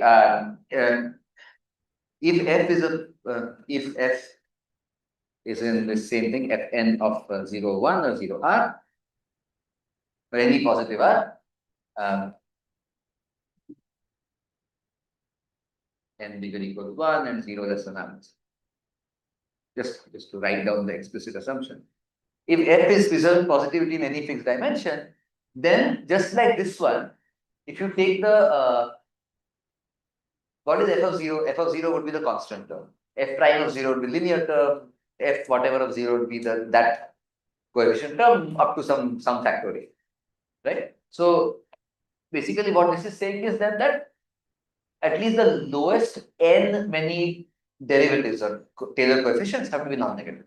But of course, f could be something like so if f was maybe I should have said this here. So let me just do an example here. So e.g., if fx equals let's say c0 plus c1x plus c2x squared plus higher order terms and n equals 3, then you get that this is non-negative, this is non-negative, and this is non-negative. Well, this is fine. But what if my function already had gaps in it? For example, what if my function had say fn equals, let's write this somewhere. Let's write it here.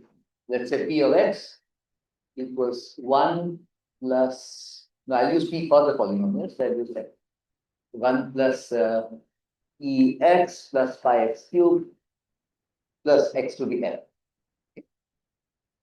Plus c times n. So for now, let me start with calling c0, c1, c3, and cn. Now, of course, I know that C0 is non-negative, C1 is non-negative, and C2 is 0. Because so C2 is 0 is also non-negative.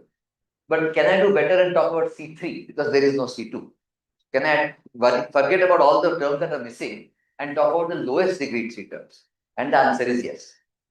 Then it's n lowest degree, sorry, I'll say it slightly more short. Then it's n non-zero Taylor-Maclaurin whatever coefficients of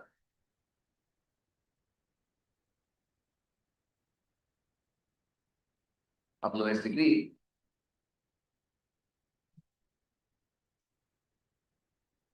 Those are non-zero, must be possible.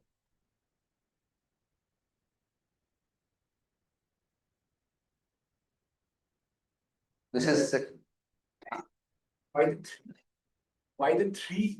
I think. I didn't get. I'm just showing there is a gap. So by this thing, I will get constant integer, constant linear quadratic terms should be non-negative. That's what Lovener's theorem says. So here also, if it is preserving positivity in 3 by 3 matrices, then I know the constant term should be non-negative, linear should be non-negative, and quadratic should be non-negative. That's all Lovener can tell me. But the quadratic term is 0 here. So I want to know, can the next term that is non-zero be non-negative? And the answer is yes. If it's a polynomial, then the non-zero things of lowest degree, meaning non-zero. So the quadratic I don't need to care about, that's already 0. Take the first 3 that are not that occur in my polynomial, they have to be strictly positive. So then the next question obviously is, look at the next term, can that be negative? Or can that also have, does it also have to be positive? Right. So all this is saying is that if I could have something like, C0 plus C3 x3 plus C75 x75 plus C 2026 x2 2026, and this preserves positivity on 3 cross 3 matrices. Then I will know that even though this is not constant linear and quadratic, this is positive, this is positive, this is. So I can just First n minus 1 Taylor coefficient. first n. First n. It may be the constant term, it could have been C1 x2. It need not be the constant. Whatever n coefficients occur first of all, the lowest possible degrees, and are non-zero, have to be positive. So the question naturally is, does the next one? So can the next one?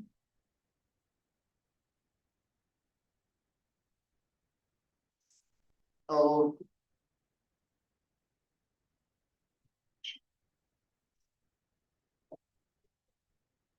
So this actually, this was the first lemma that this part is coming from my paper with Terence Stout in 2021. So this is the first lemma we proved. Then what we were wondering about is, can this term be negative? So if those coefficients are consecutive, so like the lowest degree, constant linear quadratic, no gaps, then that was a paper I had written with 3 other authors, Belton, Gio, and Putinar, who had named in 2016. But this was a bigger stumbling block, and it turns out that this is a far more interesting and more difficult question, which leads to the second talk. It's about majorization. So I will get there now. Okay, so can the next one be negative? So for that, first of all, what do we know? So maybe I'll write a prototypical example which we can play with throughout the talk now. Let's say n equals 3, because in the 3 by 3 case it was open. So wait, before that, let me rephrase the question.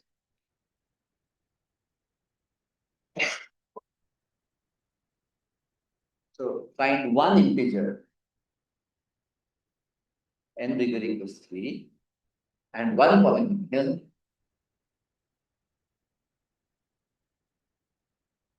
p of x, let's say from, okay, fine, such that this entry-wise function, two things. Entry-wise function preserves positivity, since so Pn belongs to Pn of let's say 0, 1. So I can put 0, 1 closed also, the correlation matrix. So if I want, doesn't matter. You want to say correlation.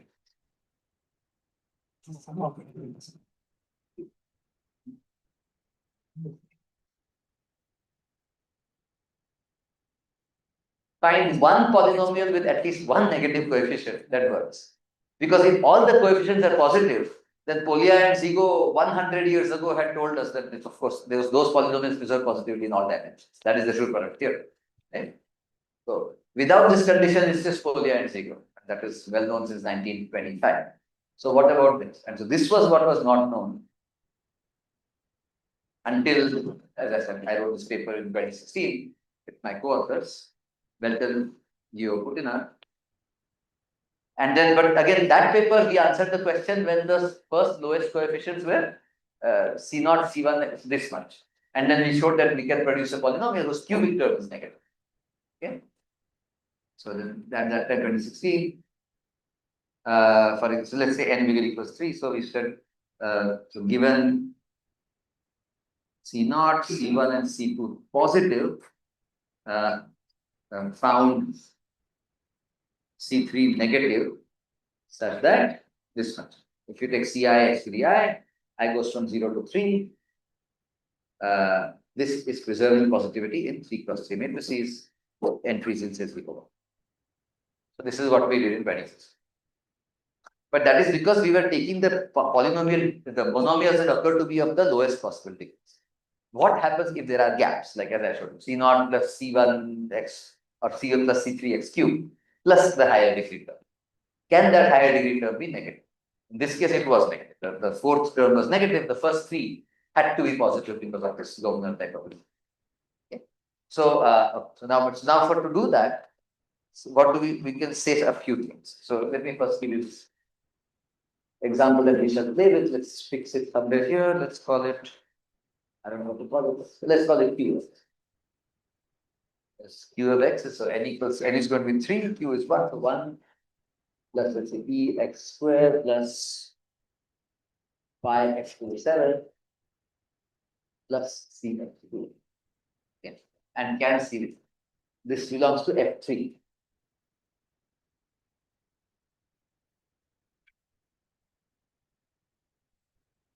The question is, can C be negative? The answer, of course, is yes.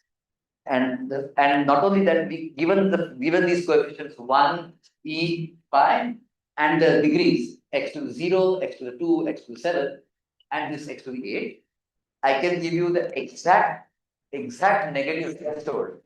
So C cannot be too negative. The leading term of polynomial cannot be too negative because then it forces the function itself to be negative value. And that function would occur on the diagonal of a matrix, so that would give you negative diagonals. That is not positive matrix. It's not preserved. And whatever be the reason, the function, this C cannot be too negative. So just how negative can it go, given this initial data and this power here and the dimension? And we have an exact formula for that. And the point is, the exact formula comes from an optimization problem involving algebraic combinatorics. So these symmetric functions or symmetric polynomials are very algebraic objects. They have the characters of representations, and we are going to maximize or minimize, we are going to optimize a ratio of these two. Apparently, this think about the behavior of this ratio of Schur polynomials on some positive order has something to do with symplectic quotients. This is some recent preprint which I have no idea about, but the authors had emailed me, of course, so that your result about this maximization, we have reproved it in a different way, and our motivation was coming from geometry and from symplectic quotient. So there is some preprint of the other. So this phenomenon seems to now suddenly being noticed in areas that one would normally not think of. Why would positive matrices lead to characters of representations or to Schur polynomials? Why would symplectic quotients lead to Schur polynomials? But somehow, yeah, math is connected. I'm very happy about that. So, okay. So let's keep this example just for to play this, as to get some intuition as we answer this question. So first of all, so I want to do this, right? One coefficient negative. So let me first look at a general polynomial acting on a matrix, but acting on a rank 1 matrix. Rank 1 means U times V transpose, but because it is symmetric, U times U transpose. Okay? And that is positive symmetry. I should point out one small thing. Maybe I should remind you of a couple of small things. So, see, just to remind you.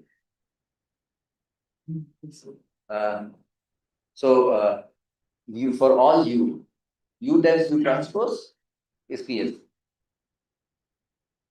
And more generally,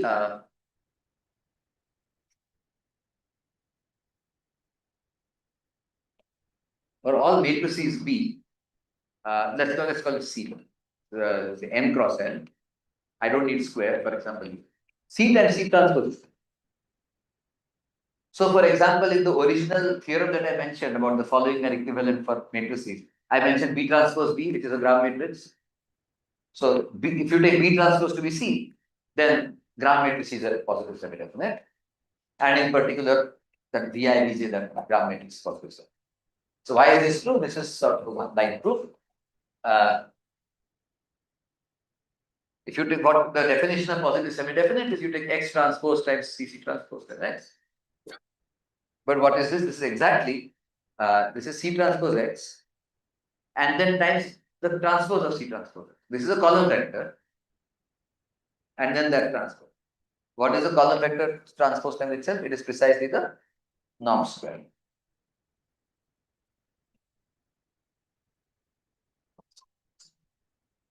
Right? So that's why every Gram matrix is PSD, and these are the rank 1 PSD matrices that we will talk. So now let's look at a polynomial acting on a rank 1 matrix.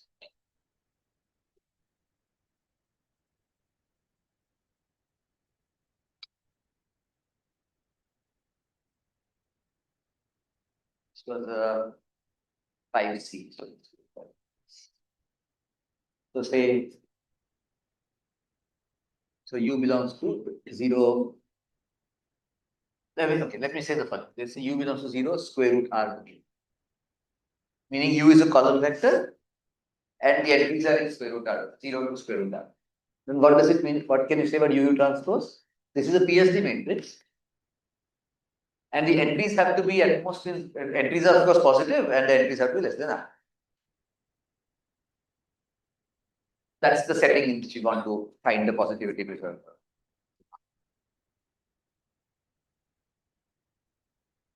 Fine. So what happens if I act on a matrix with this matrix with a polynomial? So I have a polynomial that says a Px, the summation Ck x to the k. I won't say to whatever degree some polynomial. So Px or P of UU transpose. What is the ijth entry? It is literally P of UI UJ. Because the ijth entry is UI. Right? What is this? This is summation Ck UI UJ to the k. Fine.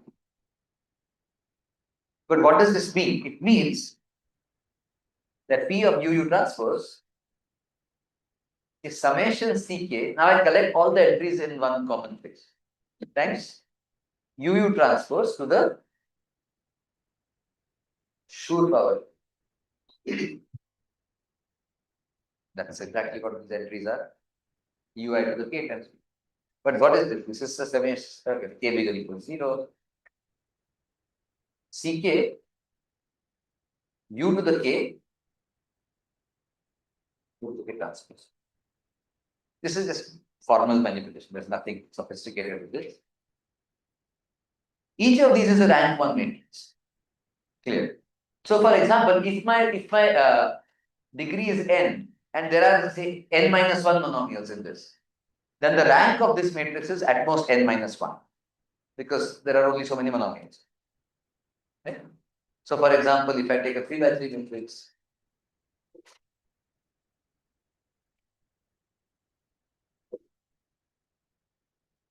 so if you take P of x to be this thing, sorry, if you take Q of x is above, this, right? And we act on n is bigger equals, there are 4 monomial sets and bigger equals 5. Then you would get so Q of UU transpose is what? It is equal to the all ones matrix,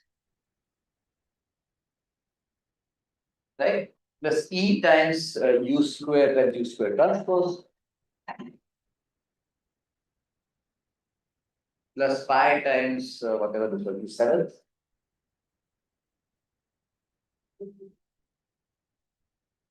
plus c times u8 u8.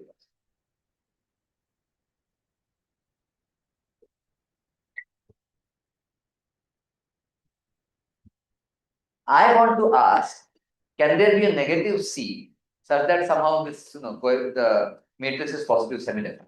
Of course, I want to do it for n equals 3. But suppose I had something like this.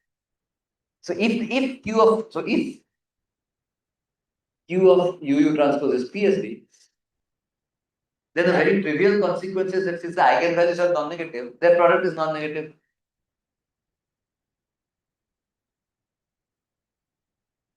So remark what happened. So right. So at the very least, the necessary condition should be that if you calculate the determinant of this guy, it should be non-negative. In this case, it is trivially non-negative. Why? Because if n is bigger equals 5 and the rank here is at most 4, it's a singular matrix. So of course, the singular matrix is a determinant equal to 0. So that's not negative. So certainly, if you take fewer terms than the dimension, no matter what polynomial you act by, the determinant is going to be non-negative. The real question comes: what happens when you act by exactly n terms, or more than n terms? Then what happens? And why am I harping on the determinant? Because basically there is a miracle that happens in all of this. That under certain setting, if you want to check whether this matrix is PSD, it is enough to check whether the determinant is one. Somehow there is some remarkable thing that happens. I'll try to get to it now, say it in more detail, but somehow the only thing you end up checking is that the determinant is not negative. If your function is a polynomial of a specific form and your matrix is rank 1. So under this very, very restricted setting, somehow the positivity of all eigenvalues just depends on the positivity of their product. So that's where we are going. Okay, so here rank is less than n, so that equals it.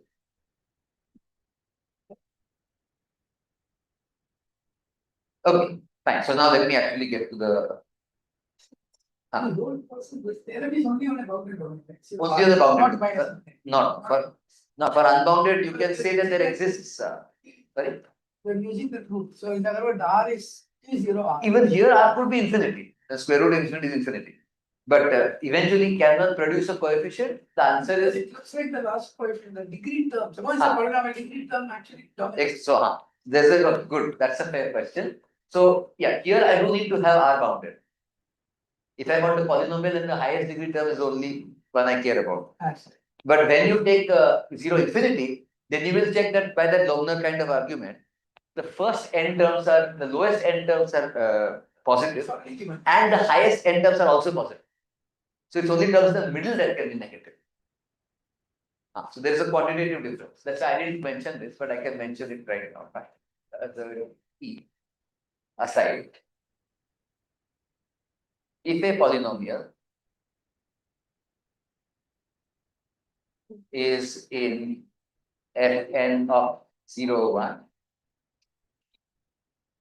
its lowest n terms, so lowest degree n lowest degree terms,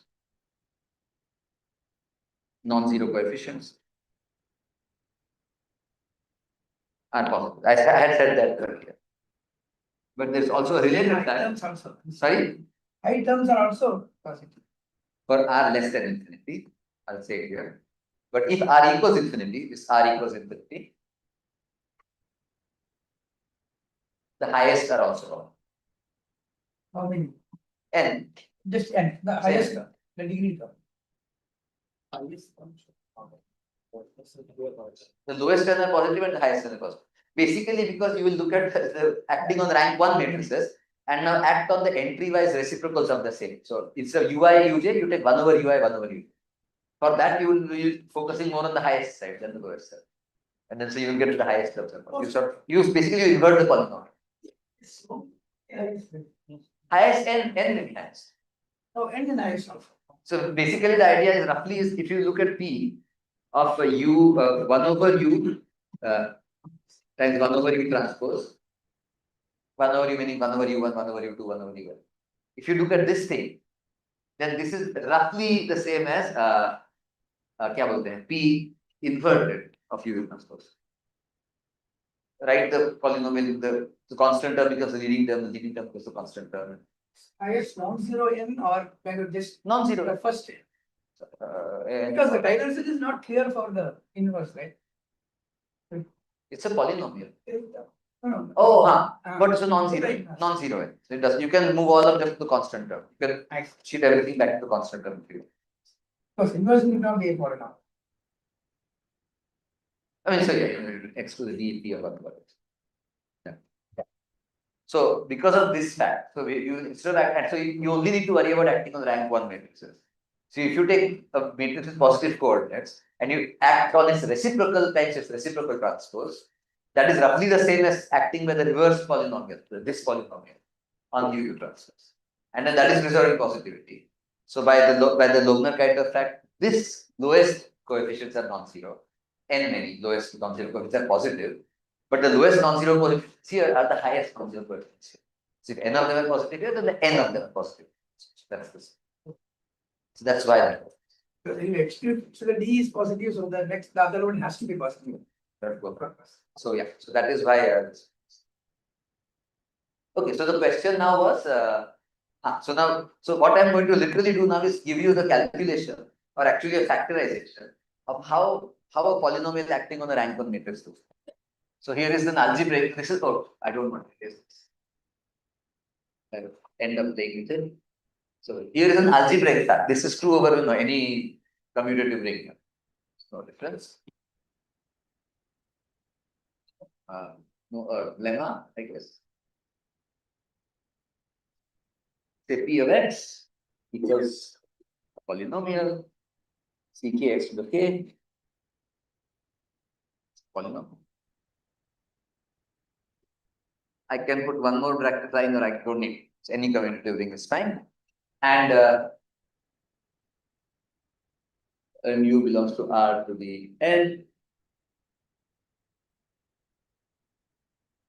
Then actually, let me make it algebraic. So let me make it UV. Right? So it's clearer when you separate the variables. Then P applied to UV transpose. As we already said, this is the same as k bigger equals 0. Ck u to the k, v to the k transpose. That is fine. But this is equal to now I'm writing down the factor. So there is a matrix here which is C0, C1, CD. Let's say the degree of the polynomial is P. Is D. So this thing here, this is a D cross D matrix. I want an N cross N matrix. So this is going to be D cross N, and this is going to be N cross D. Okay. On this side, I'm going to get V's. On that side, I'm going to get U's. I want N, no, so that N many columns. So that makes it very easy. U1 to the 0, UN to the 0, U1 to the 1, UN to the 1, U1 to the D minus something is wrong. Oh, there's D plus 1. Sorry, it's D plus 1. There are D plus 1 entries. This should be V is not used, my mistake.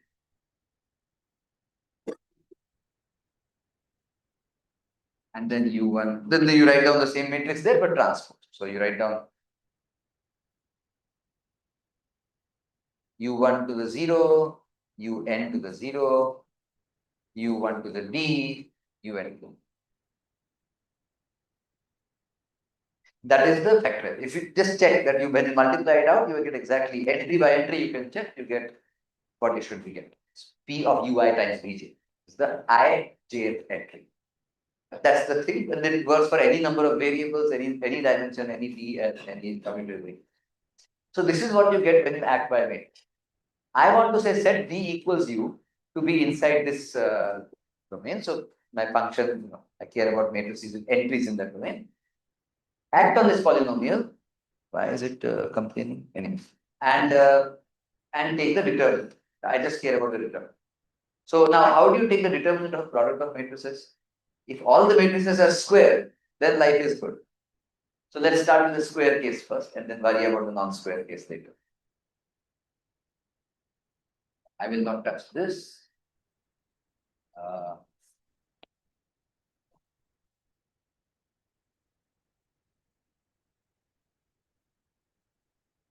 Suppose this was square. So okay, so now if you are looking at consecutive entries, then you would worry about it in this form. But suppose I was looking at non-consecutive entries. So I'll write this down now. It's still part of 4E now. So it's 4F. Say Px equals let's still say k bigger equals 0. Let's say k equals 0 to n. Ck x to the nk. So now I have monomials. So I can have gaps between the monomials, like over here. Okay, so just to show you what this is. So here nz, so 0 less equal than naught, less than n1. These are polynomials with gaps, because that's the much harder problem than what we had worked out in 26. Okay. So then let me again write the same thing down. So then P applied to UV transpose equals, so this is the I is the coordinate of U, so UI to the nj, UI to the, let me call this j, UI to the nj times the diagonal of Cj from, let's just start. Yeah, and then V I to the nj, or maybe V, I don't know, k to the nl transpose. So that's exactly this fact. This is completely algebraic. What the exact degrees were did not matter. You can check for systems. So this is the key fact. Okay. And if I want to say sure, if I want to say fine, let's keep it at that. Now suppose this n was n minus 1. Then this is a, oh god, I wrote n, didn't I? I'll call them mg's, fine. N is the dimension of the matrix, so I don't want to touch n. Mn, fine. So suppose this was n minus 1, right? So this was, what is this? This is n cross n plus 1, no, n cross 1 and so on. Suppose n equals n minus 1, then these are all square matrices.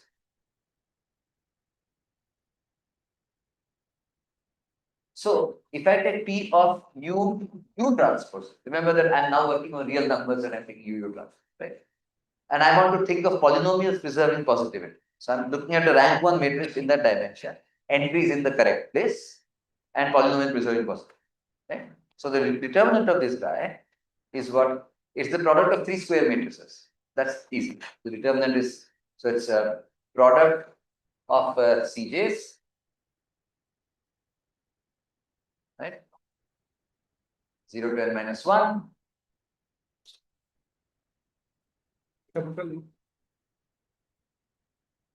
No, I think this has to be n minus 2.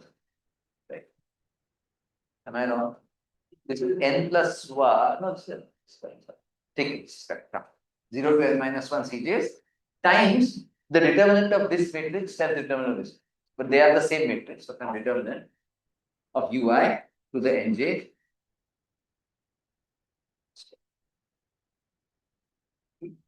So this part is always possible. The question is this part possible? And for the Loebner type of result, the first n coefficients are positive, so of course this is positive. Because if it's only n many coefficients, if the polynomial only has n many coefficients, then for the first n non-zero coefficients are positive. Positive times non-negative is non-negative. But the key point to understand is what is this expression here? Have people seen? So this is, for example, an expression like, so in my playing polynomial that I'm playing with. So I'll give an example. The UI to the nj for my Q polynomial is U1, there are only n equals 3. So I take U1 to the, what are the edges? 0, 2, and 7. U1 to the 0, U2 to the 0, U3 to the 0, U1 to the 2.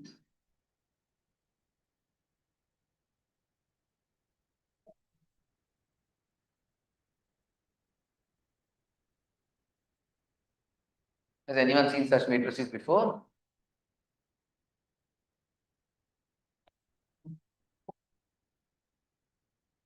So these are called van der Waals or generalized van der Waals matrices. You have a bunch of bases, you have a bunch of exponents, the exponents increase. This is called generalized.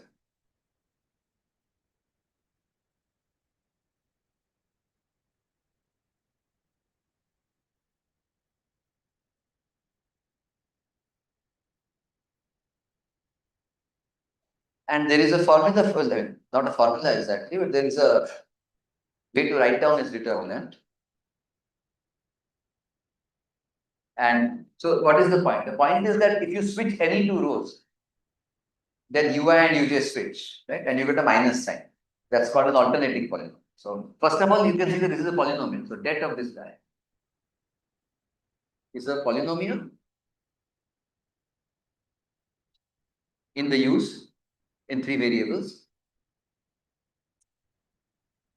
But not only that, if you switch any two of the rows, the polynomial becomes minus. This is an alternating polynomial. And do we know something about alternating polynomials in several variables? Every such alternating polynomial, if you have any alternating polynomial in finitely many variables, it is divisible by the van der Waals determinant. Product ui minus uj divides I less than j. This is called the van der Waals determinant, the usual van der Waals.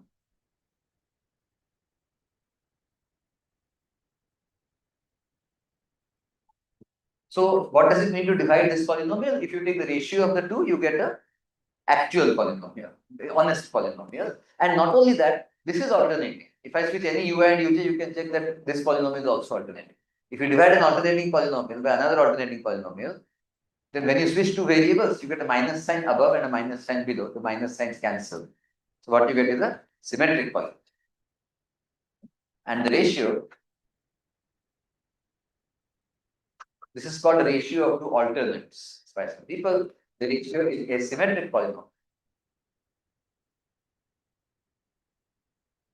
in the UIs. And this is called this is an example of a Schur polynomial.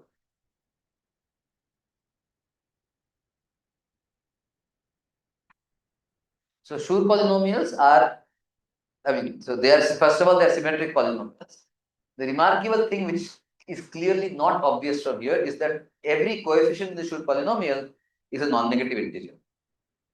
It's a rational number is clear, but it's actually integer and non-negative. Neither of which is clear from the fact that this, when you divide this by this, you get a symmetric polynomial. Yes. Increase to be distinct. Good, that's right, that's right. So yes, I should be saying that somewhere. But for now, I'm only thinking of these as polynomials. That's why I said this is true in any commutative ring. I should still have said distinct entities. That's a fair point.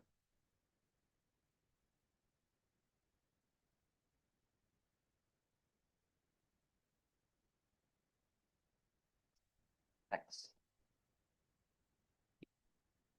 So when we finally get, so this is algebraic stuff we are doing. No, we talked about some determinant, factorizing a determinant. First, take a polynomial applied to any rank 1 matrix in an arbitrary commutative ring. Then factorize it this way. Even if the polynomial has gaps, you just care about the monomials that occur. This still factorizes as a long matrix times something times a tall matrix. Yeah. But finally, when you take the determinant, therefore you will, let's say if these matrices were square, then you would get it. So what you would get therefore, and now I need to define the Schur polynomial. I need to set notation. Oh, yeah.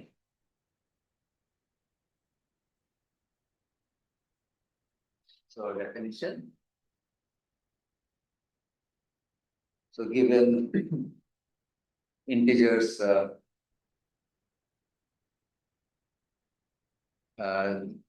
less equals m naught less m naught, sorry, less equals mn minus 1. So first one n bigger equals 1 and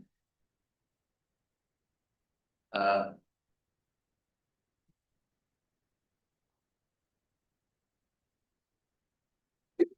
Schur polynomial S, let's say n of u Now I'll start using the underlines for vectors.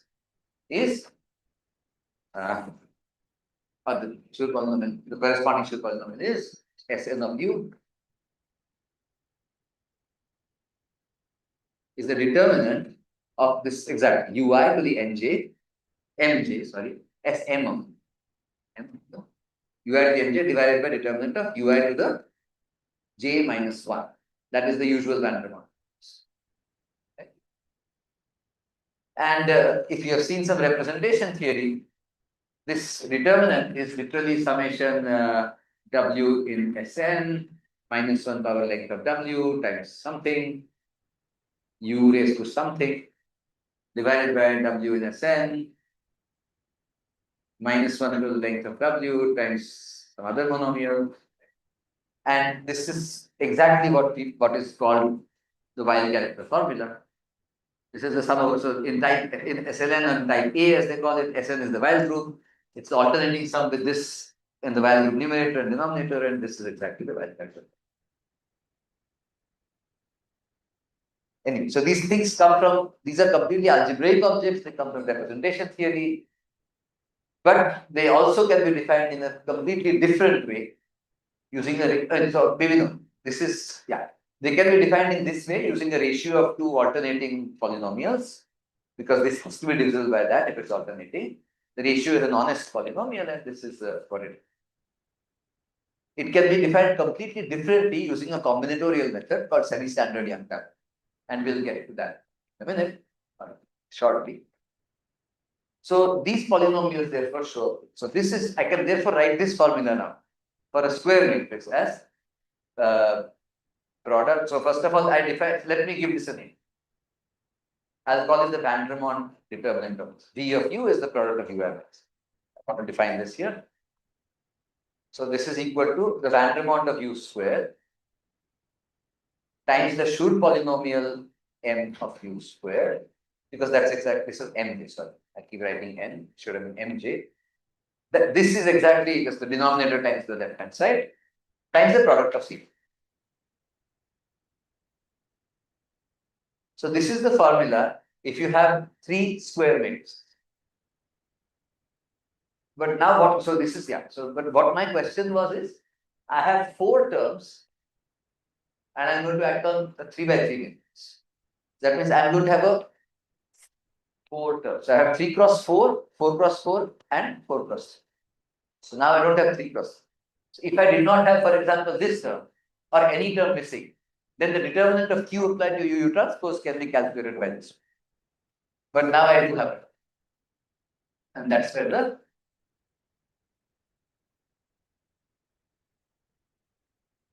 but now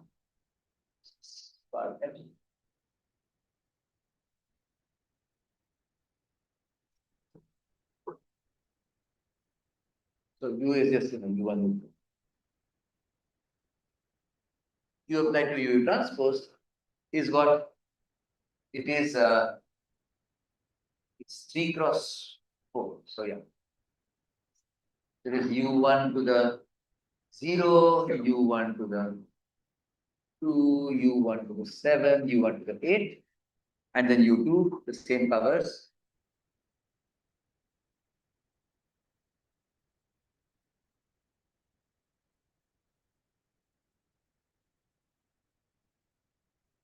Times I have this constants 1, E, pi, and this unknown constant C, which I want to check if it can be negative. And then this matrix transforms. So overall it is 3 cross 3. And I want to talk about the determinant of this matrix.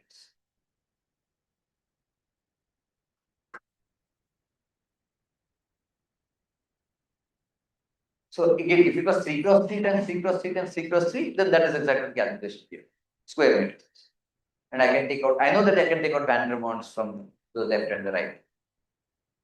But now it is 3 cross 4. So these are not squares. Now I can't say it's the determinant of a non-square times a square times a non-square. But fortunately, there is a formula.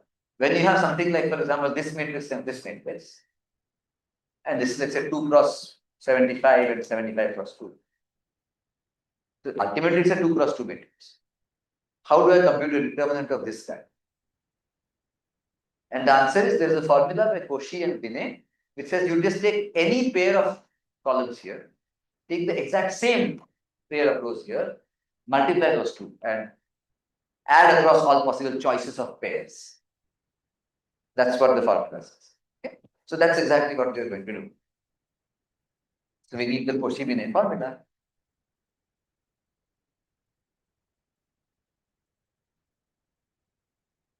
So if let's say, so I have 12 minutes, so let's say so n is less than m and whatever a is n cross m, b is n cross n, then the determinant of AB, which is n cross n, it's a smaller matrix, this is equal to summation. Let's say J is contained in M choose n. What does that mean? Bracket M stands for the notation 1 through n. That's a combinatorial extension. 1 through n. M choose n, you know how to take permutations and combinations. It's the set of all n element subsets of this. I don't mean the number. Number would just be M choose n without the brackets. The set bracket M choose n is the set of subsets, not the number of those subsets. These are the set of subsets. M element subsets of n element subsets of n. And now here I have to determine A, or take all the rows and only the j columns. So basically that's what the picture I had drawn. Take certain columns so that it becomes a square matrix. Take the same columns but now they become rows here and the columns take all the columns. So determinant is the sum of this determinant and that. This is called the Cauchy-Binet form.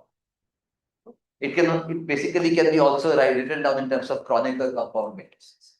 So the multiplicativity of compound matrices, but I won't do that. Anyway, so the point is now here what is n? Maybe I should call it n prime or something. Here there are 3 rows, so n is 3, and 4 columns, so n is 4. So I have to take subsets of this guy of 3 columns. 3 columns are attached. I have to either exclude the first column, or exclude the second column, or exclude the third or the fourth. That's all you do. So let's calculate.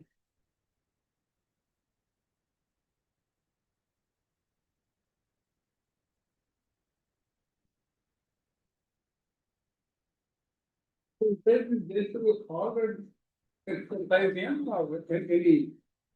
Eventually, even if you don't order them, the same permutation will cancel out. Okay. Because, So what order you take? but let's take them to be ordered. Sure. But you don't need to, because even if I unorder them here and I have the same disorder here, the same disorders will cancel each other out by the same permutation. Right? So I would have to multiply by a column permutation matrix here and a row permutation matrix there, and they would have the same sign. No, but you have lot more ordered Oh, yeah, ordered, fine. And then ordered. I don't count subsets more than once. So let's order them. Then I count only each subset. Yes. So this is the formula. So now let's write the formula down. So therefore the determinant here of Q. So remember the question. Okay, let me remind you of the question. We have said that if you take any polynomial of any degree, any number of coefficients, act with all the coefficients positive, and they act, and that polynomial acts on a UU transpose, rank 1 matrix. Then by Polya and Zico and Schur theorem, preserves positivity. The question is, can one find a single polynomial with a single negative coefficient that also preserves positivity but in a fixed dimension? And so what that Loebner criteria was saying was, if you have any polynomial, the n lowest non-zero coefficients must be positive. So let's take non-zero coefficients here, strictly positive. The question is, can the next coefficient be negative? If there is one coefficient in this polynomial that can be negative, it has to be this one. Can it be negative? And yet the polynomial preserves positivity on 3 cross 3 matrices with entries in 0, 1 or 0R bounded up. Stop. You are just explaining, you can't stop here. You will have One more degree. So that's fine. So the 3 lowest coefficients for dimension 3 have to be positive. You need one more coefficient at least which can be negative. So can this one be negative? Highest three coefficients are They also get positive. positive, right? Because he's low. 0, 1, 0, 1. Oh, bounded. Bounded. I'm not going to do 0 infinity. That's harder. And in 0, 1, I can give you exact bounds. In 0 infinity, I can say there exists. So I'm not anyway going to do 0 infinity. I was trained in algebra, so I like exact boundary. Fine. So let's go to this. Determinant of so if this matrix is still positive, so if Q is in F3, then Q applied to with C less than 0, of course. But we'll worry about the C less than 0 in a moment. And Q applied to this is a positive semi-definite matrix of rank 1. So Q applied to this should be positive semi-definite. So its determinant is positive. But now we know how to calculate the determinant because 3 at a time. We take 3 at a time and add over all 4, and for 3 we get square matrices. For square matrices we have a formula using Schur polynomials. So let's calculate this determinant.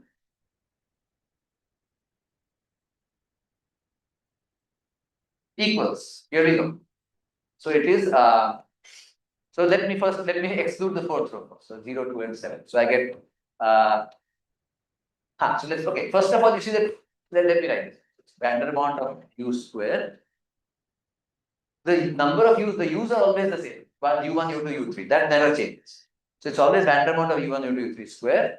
And then what is the next term I should write? Sure. What are the powers that I'm using? 0, 2, and 7. And then what are the constants I multiply with? I'll say C0, C2, and C7, which are just 1, E, and pi. So this is by this formula. If I have square matrix, if I choose the first 3 rows, I get a square matrix times square matrix times square. Oh, I will only choose first 3 rows, I will only choose this one. And I get a square matrix. So I would get this one. Plus now I put in the 4th row column and I remove the 3rd column. What do I get now? I get this again.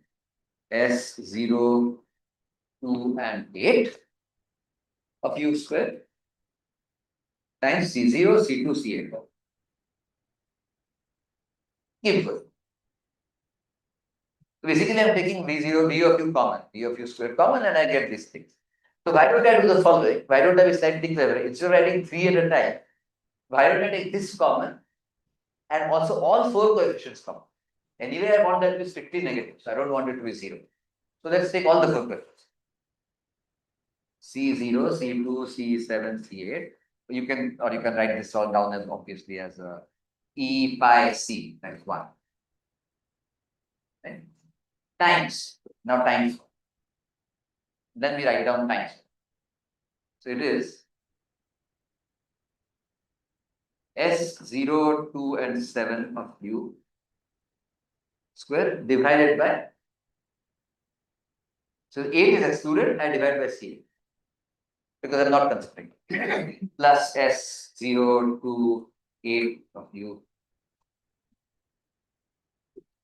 square divided by C 7. The 7 is excluded. Plus S0, 7, 8 by C, whatever this was, 2 plus, you get whatever, this square by C. So now this is an exact formula. I want this determinant to be non-negative. Very good. Look, this factor is clearly, so if my U's are distinct, so now I take the following. For all U in R3, for all U, 0 square root R whatever cube, with distinct UI. And now here is where I use the distinct UI. The moment I say distinct UI, then this is strictly positive. Because the Vandermonde was non-zero, the square is positive. C0, C2, C7 are all positive. So if I want to determine to be non-negative, all of this part I can just remove. I don't care. Divided by positive numbers. C8, I don't know. C8 is what in fact, C8 is negative. I know C8 is negative. Because I want that C to be negative, right? Okay, continue.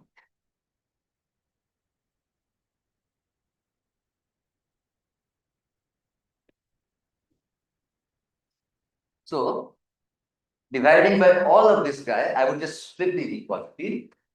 So 0 bigger equals all these bits. S0 to 7 square.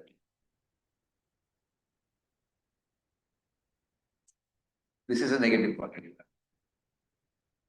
Plus the other ones.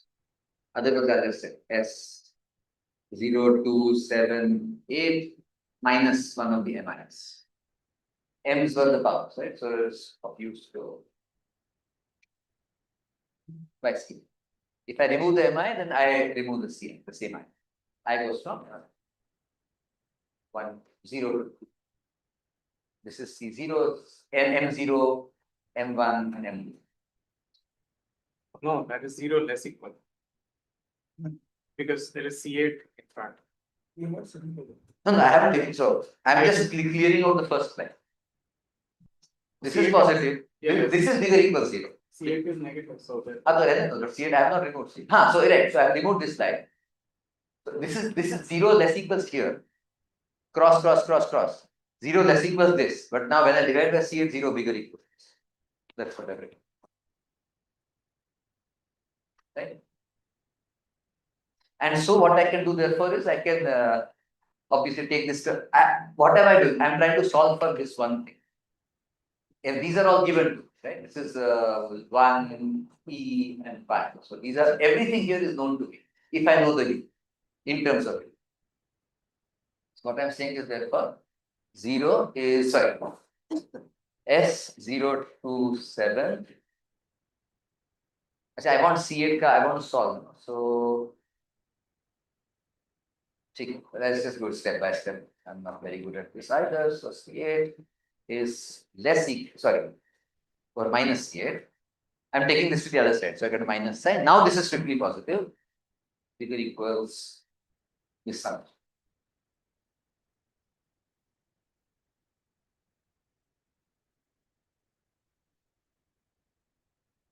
Okay. So I will solve for minus 1. I will literally solve for minus 1 over C8.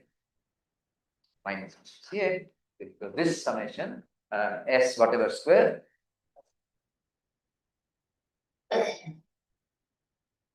By S0 to 7.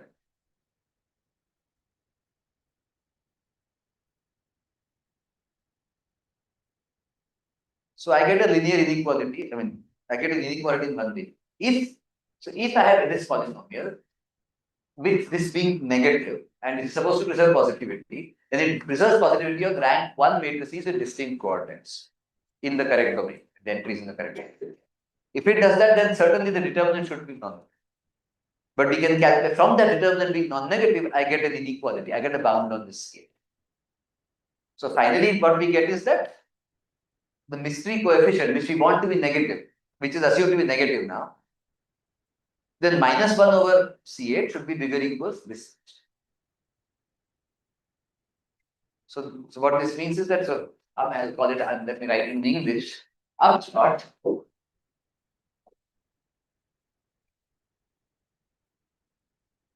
If Q is above, and C is less than, is in F3, and C is less than 0, C8 is less than 0, C is, C8 is. Then minus 1 over C8 is bigger equals this whatever summation, S whatever's of U square over Ci, I just need 0 to 2, divided by S0 to 7 of U square. Okay, I'll even put the like this. And this is true for all U in 0 to square root R cube with distinct coordinates.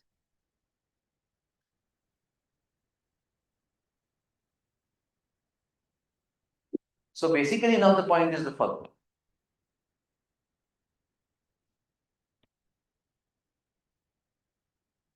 I need to maximize this.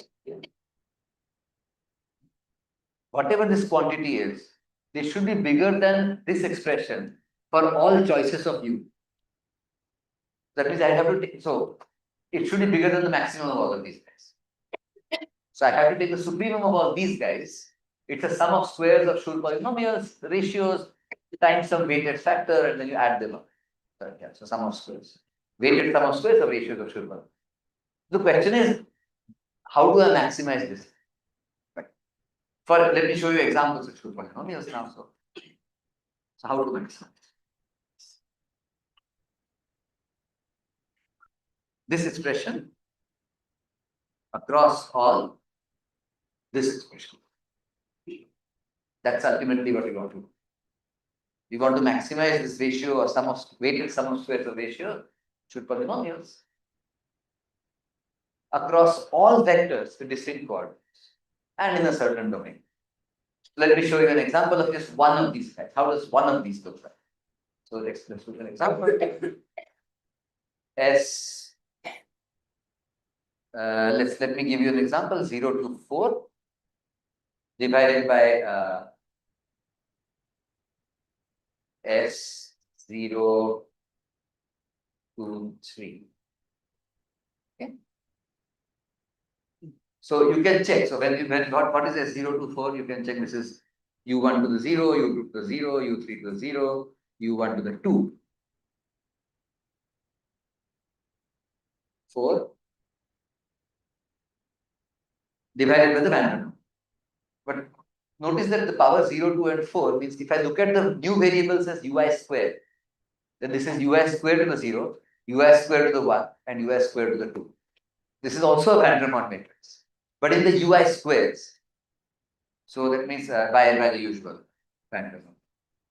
But this is the van der Waals of u square over the van der Waals of u. And what is the van der Waals determinant? It is u1 square minus u2 square times u2 square minus u3 square times the other one divided by u1 minus u2, u2 minus u3. So the factors just cancel. You get u1 plus u2, u1 plus u3, u2 plus u3. Right? So this is literally just yeah. So you can do it. So I'll just remove this part. So this part therefore is u1 plus u2, u2 plus u3, u1. It has to be an honest polynomial because that's what Schur polynomials are. They are some alternating thing divided by van der Waals. Squares because you are squaring it. And similarly here you can check that this is equal to u1 u2 plus u2 u3 plus u1 u3. Again it's a symmetric polynomial again with positive integer coefficients and again you have to square it.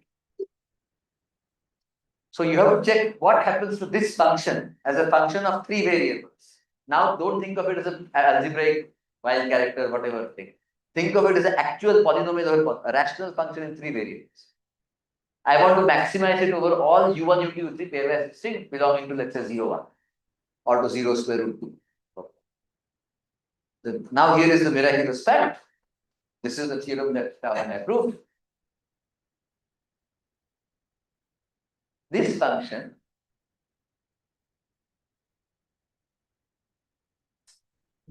So this again denominator u1 plus u2 again u2 plus denominator.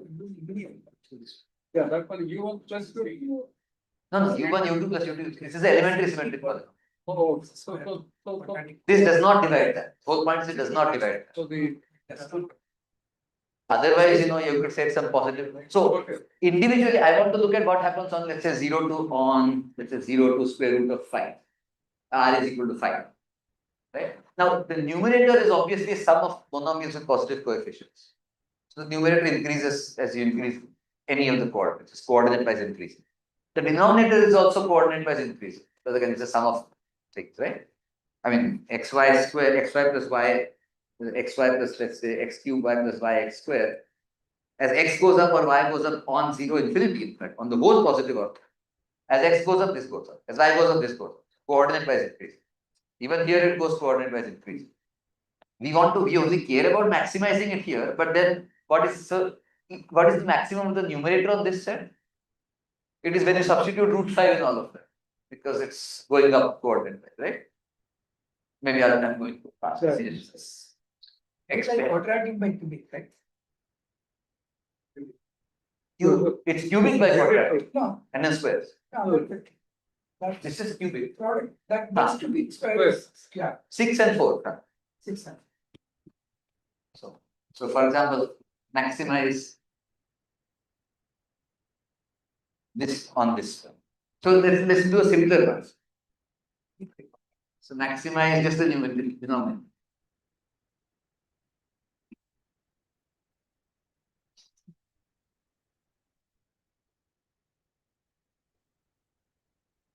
If I just maximize the denominator, then that is very clearly going to be the answer is at root 5, right? Because it's a function of 3 variables, and as u1 increases, it increases, as u2 increases, it increases, so on. And so the answer is, if I call this P of root, P of root 5, root 5, right? Because although it is open interval, it's reaching there. The supremum is this. When I maximize, I mean supremum. One, U3 should be distinct, right? That is. Yes, so I can take u1 goes like 5 minus epsilon, u2 is 5 minus epsilon square. Then they are distinct. As epsilon goes to 0, these are distinct numbers, they go up to that. So I get it. So I can always take along because these functions are continuous, I can just take along u1, u2, u3 distinct, and that won't affect the maximum value. So for answer is definitely this. If I maximize the numerator, again the answer will be evaluate the numerator at root 5, root 5, root 5. They should be distinct, but because these are continuous functions, you can take the actual evaluation. Because they are all sums of powers, sums of positive combinations, right? So nothing vanishes either here or here, if all the values are possible, regardless of whether they are distinct or. What happens when you take limit of this guy?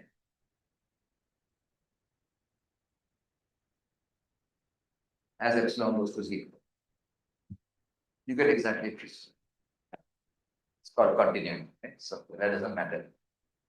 They can be distinct to start with, but the answer is going to be where they are all equal to root 5 because that function is defined at root 5 or 7. So if you take the numerator, you can do this. If you take the denominator, you can do this. But you want to take the ratio, and now this doesn't divide this. So if this were dividing it, maybe you could do something, but now it doesn't divide. So how do you do it? And so this is the second. This is the first miracle, since I didn't tell you the first miracle yet. Let's call this the first miracle.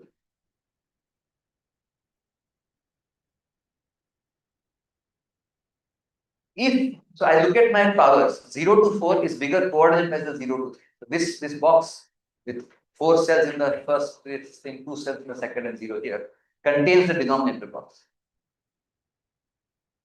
So whenever this contains that, for all n bigger equals 1, for all m bigger equals m prime bigger equals 0, tuples. If you look at the ratio of the Schur polynomial for m, so by the way, why did we need these UIs to be distinct? We needed the UIs to be distinct in order to cancel the Vandermonde determinants on both sides. Once the Vandermondes are cancelled, I don't care if the UIs are distinct because I can extend this function by continuity to every possible UIs. It was only for cancelling the Vandermondes which are cancelled. Now the only thing I care about is this. So this function, so u goes to this function, is coordinate wise non-decreasing on 0. That is basically the main theorem, the most interesting bit in our, we have a 60-page paper. This is the most interesting fact in that. Nevertheless, there are also simultaneous, the ratio is also monotonous. And I can tell you stuff about proving it, but I don't have time. This fact is exactly the fact that geometric paper on symplectic quotients also proved. They proved exactly this fact, except they did it the other way and said it is coordinate wise decreasing. We did it increasing. For them, somehow it was from their geometric motivations, it was important to think in the reverse one. But the moment these exponents are bigger than those exponents, the ratio is coordinate wise increasing. In fact, it is strictly increasing. That is what we are about to finish. We wrote a paper in 2023 with Alex, with Belton, you and Fortina, where we did that. But this is sort of the main fact. Now, once you have this, how do you maximize the ratio on this thing? You literally substitute the biggest value and you get the answer. Like kind of UX. So because it's not. I mean, the graph is like this. The graph is not. It's not one way, many way. Some way. When if x is less than y, then x is less than y. So you mix it with what? No, do you want some? No, the coordinate wise not. Coordinate wise. So you fix n minus 1 coordinates, it is strictly increasing in the n. On each one. Anyway, it's a symmetric function. So no matter what you fix, it looks identical in every coordinate. So, yeah, so it's strictly increasing in the first coordinate and it is a symmetric. So this fact, now let us answer this question here. We want -1 over C8 to be bigger than this thing for all rank permutations. Let's get back here and finally finish it. So I'll just continue. I forget what part of part 4 I was on. GH package.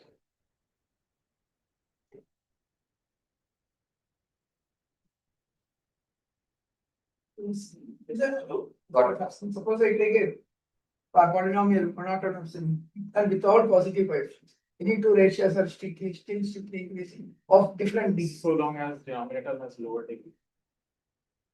Is that the point?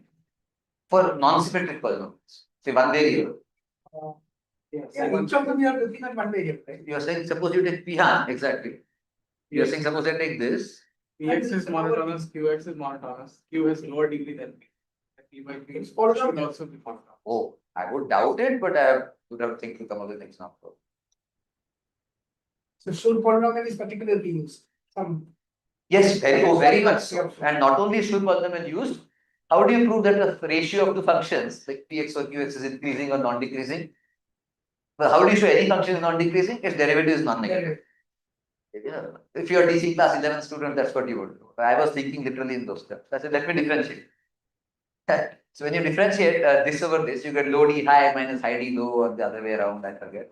Whatever the quotient rule of differentiation is. So it is, so right, so to show this thing, the derivative of this is f over g, is g f prime minus f g prime over g square. I want to show the derivative is non-negative. The denominator is a square, so I can forget about it. So I want to show that this is non-negative, numerically. But if you notice, with respect to one of the variables, let's say it's del un, it's a symmetric function. So doesn't matter which variable. So that means that whatever I do, it is still symmetric in the n minus 1 variables. It is only non-symmetric, possibly asymmetric in the nth variable, because some extra coefficients from the derivative will come. But the coefficients, so if you write this as a polynomial in un, so something times C0 times un to the 0 plus C1 times un to the 1.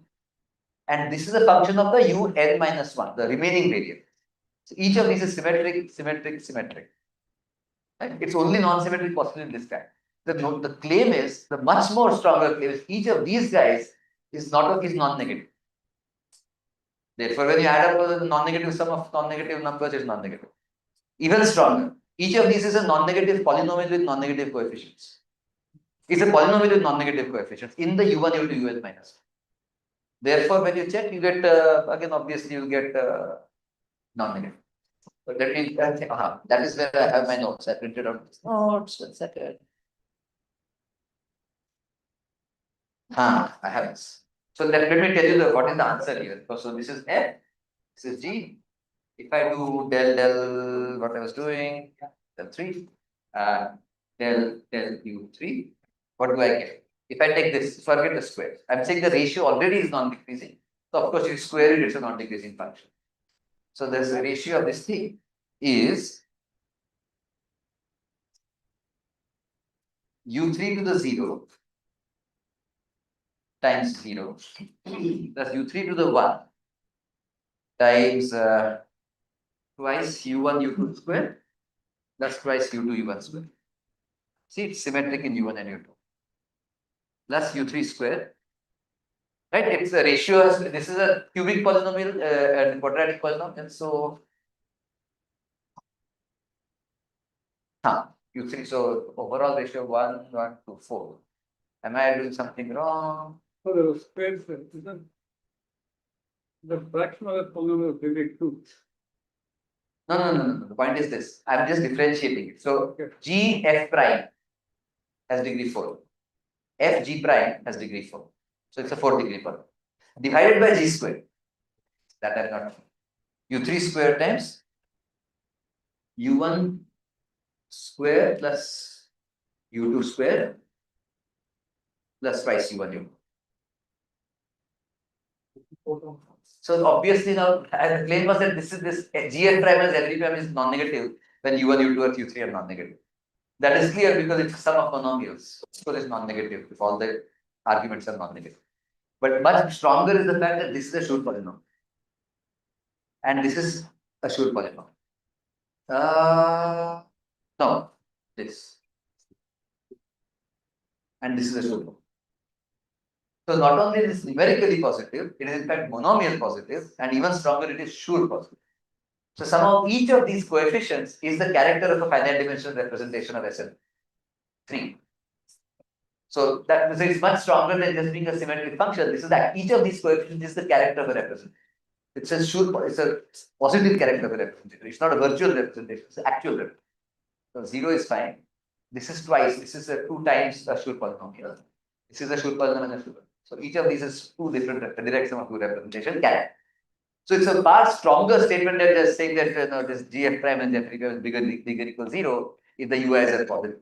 If you think of the UI as not as real numbers but as variables, you get sums of positive coefficient polynomials, but in fact Schur polynomials. So that was the real actual. This is sort of a much weaker statement than what Tao and I proved. We proved that when you do GF prime and ZG prime, it is actually Schur positive in all the n minus. Anyway, so that is how representation theory, which I started out as in my PhD, comes into the picture miraculously in Ventress law. That this is coordinate wise not decreasing because there is a Schur positivity phenomenon underlying. But now, so let's get back to this. So again, I want to solve this question. I take this polynomial because of Lohner kind of condition. The first lowest 3 coefficients are strictly positive. Can this one be negative? If it can be negative, then it has to satisfy this bound. It has to satisfy this bound. That was the upshot of our calculation. If it satisfies this bound, then that means that minus 1 over C8 is bigger than the supremum over all these u's of distinct coordinates. I'll call them 0 square root r cube, and I'll put a not equals to say that the pairwise unequal. Okay, this is bigger than this of this ratio of this summation.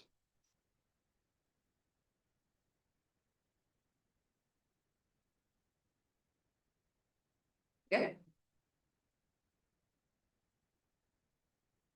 This was 0 to 7. Fine.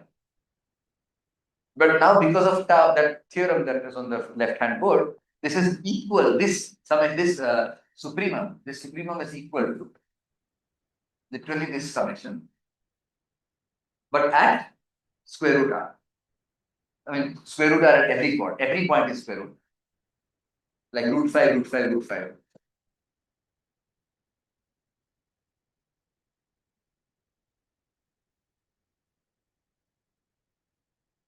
And so minus 1 over C8 is bigger equals this exact amount. If you can, and now this is a finite sum, you can evaluate this sum. This is just some Schur polynomial, no. But there is a way to evaluate Schur polynomials. What is the Schur polynomial if all the entries are equal? That is called the Weil dimension formula. You take the R outside, so homogeneous, you take the constant outside projectively. It's S1111 square, and S1111 is called the Weil dimension formula in representation theory.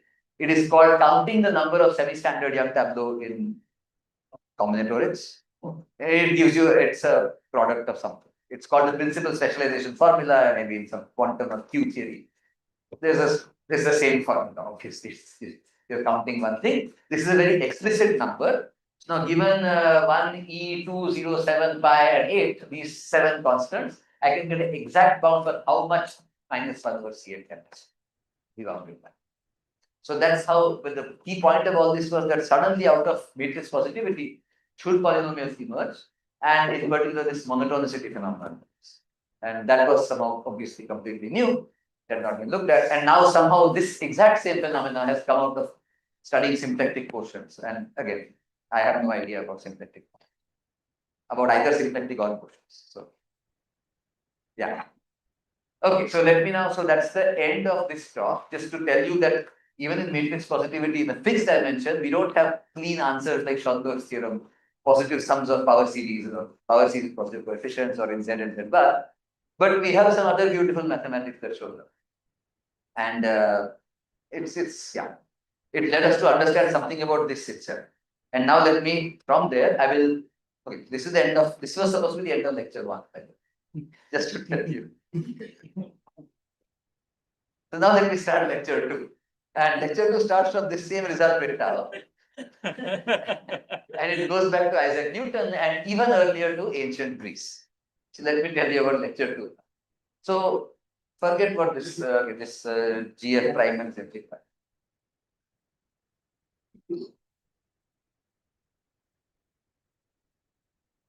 This is the main result. The Schur polynomials are defined, remember, as the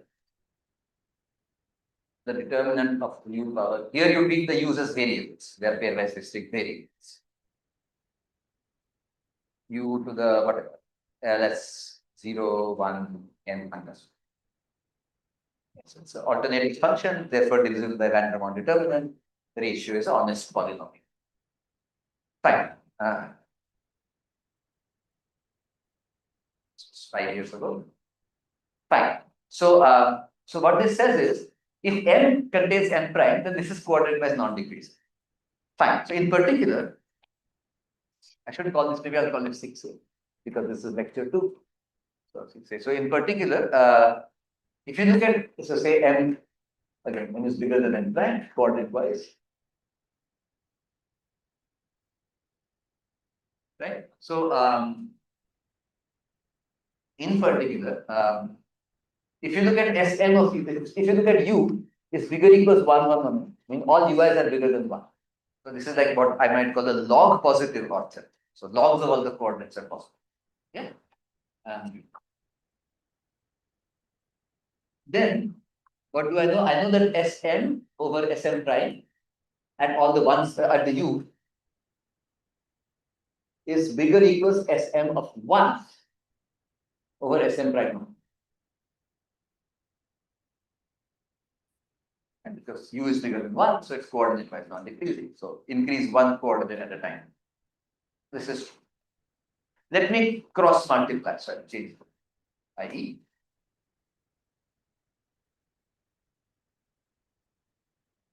So I keep the, so now the arguments change, but the tuples remain the same.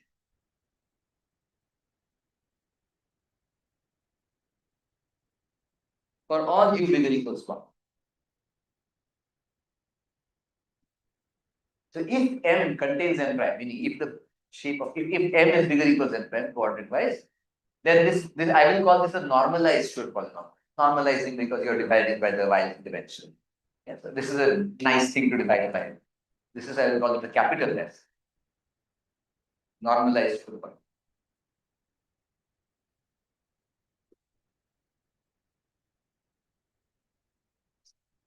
Okay. So the normalized Schur polynomial for the larger set of powers beats the normalized Schur polynomial for the smaller set of powers at every point bigger than 1. And now the question is it only true when n contains n prime? Or are there other m and n prime? So what are all pairs of power tuples, m and n prime? Powers because they occur in ui power mj powers. What are all the pairs of powers where m and n prime such that this happens? You are sort of looking at this from a dual angle, if you will. And so for which m and n prime does this happen? So I'll just write the theorem down. This is also in the paper with tau. Long paper.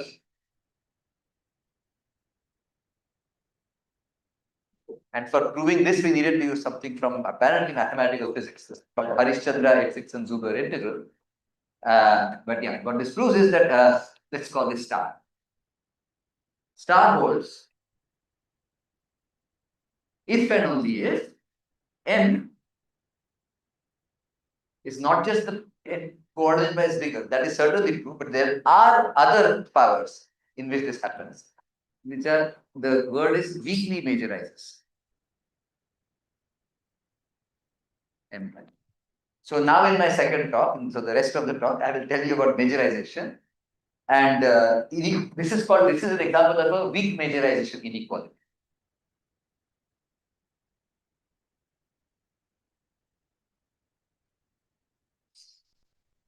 And so, but it turns out that it seems that this is literally the first weak majorization inequality anybody has proved. We could not find other such inequalities. But majorization inequalities go back at least to Isaac Newton and actually to ancient Greece. Now let us get to can we get the slides? And let me first tell you, so most of the slides are about majorization inequalities. This is, as I said, the first time that we seem to think anybody has proved a weak majorization inequality. But let's get to it.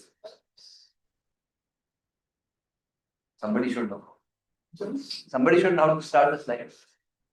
Do I slide? Is it already on? Oh, Adobe Acrobat is on. Or oh, okay. Alt Shift. It's very hard to do this thing. The reverse. Yes, I did. Sorry, can you put share? I forgot to add the share. Sorry, on that. Yeah. Share.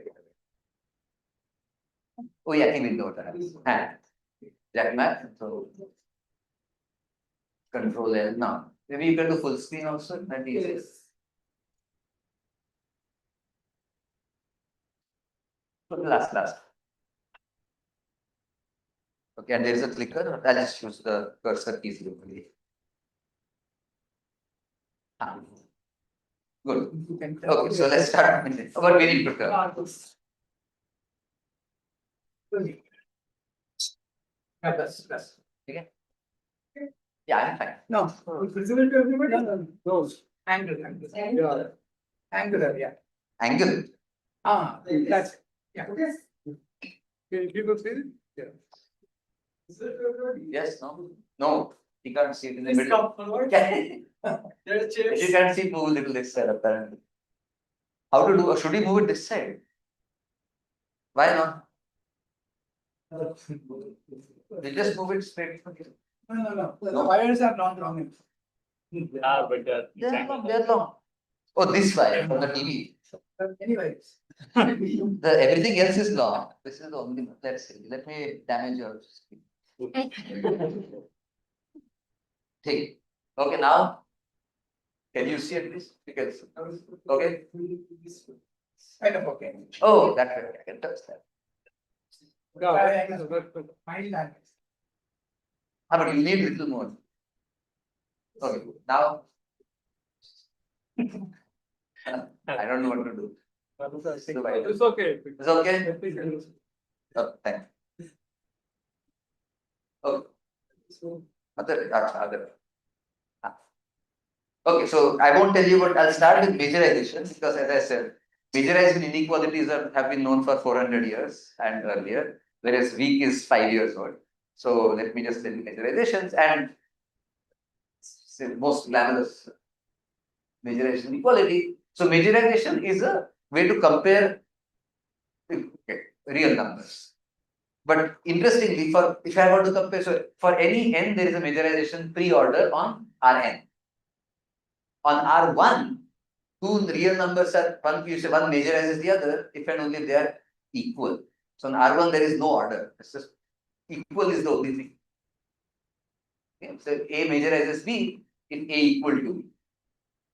For n equals 2, it's more interesting if the maximum value among A1, A2 should beat the maximum value of B1, B2, but the total content should be the same. A1 plus A2 should be B1 plus B. Then A majorizes. Okay. So that's it. Yeah. So again, that's exactly high for n equals 1. The total content is A and B, and they should be.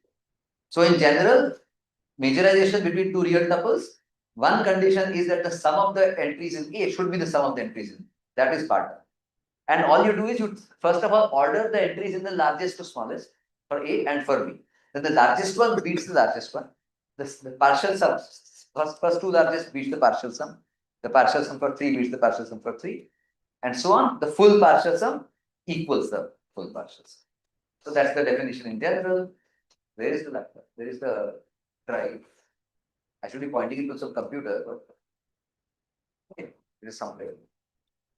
I don't know where the computer is. Writer. That is the computer. Oh, okay. Okay, fine. So for general, rearrange the AIs in decreasing order or non-increasing order, and A majorizes B if summation partial sum starting from the top values, with the partial sum for top values. If the last equality, the total content is the same, if that doesn't hold, but the partial sums beat the partial sums all the way down, that is what we call as weak majorization. This is weak majorization.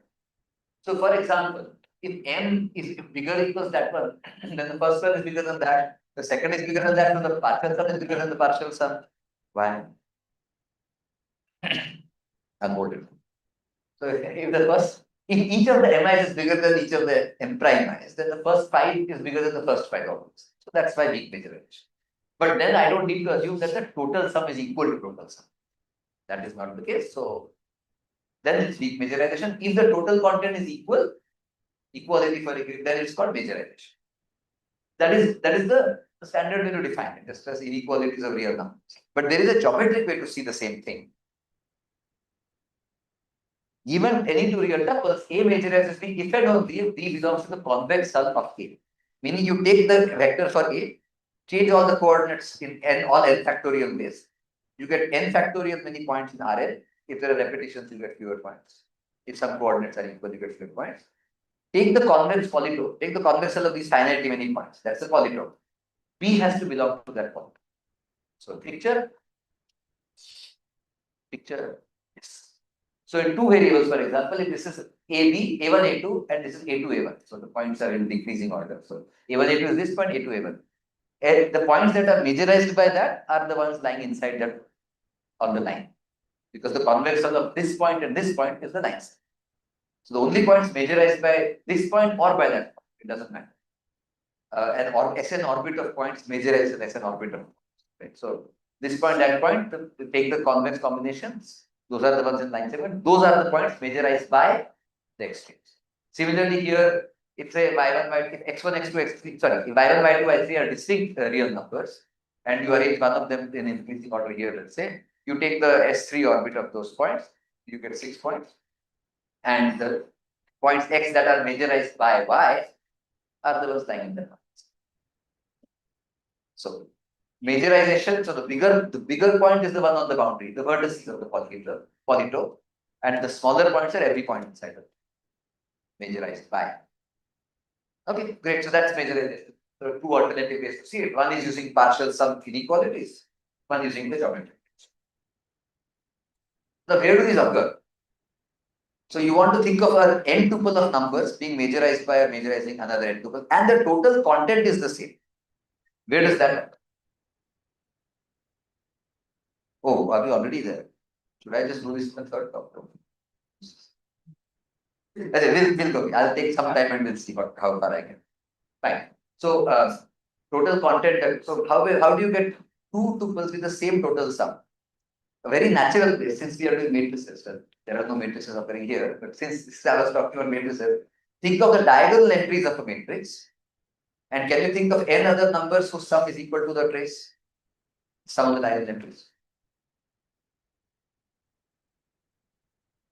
Even say I give you a real positive semi-definite matrix, PSD matrix, right? So it has a set of diagonal entries. You add, those are all non-negative numbers, you add them up, you get the trace.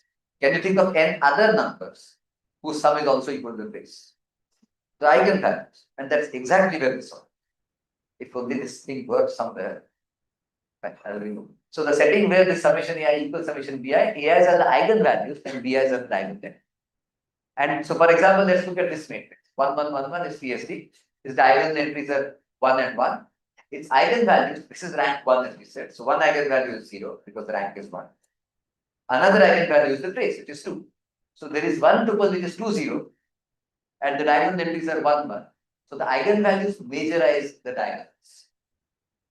And in fact, that is part of a general theorem. Where am I pointing this? So given two real tuples, lambda and b, does there exist a Hermitian matrix whose eigenvalues are lambda and whose diagonal entries are b?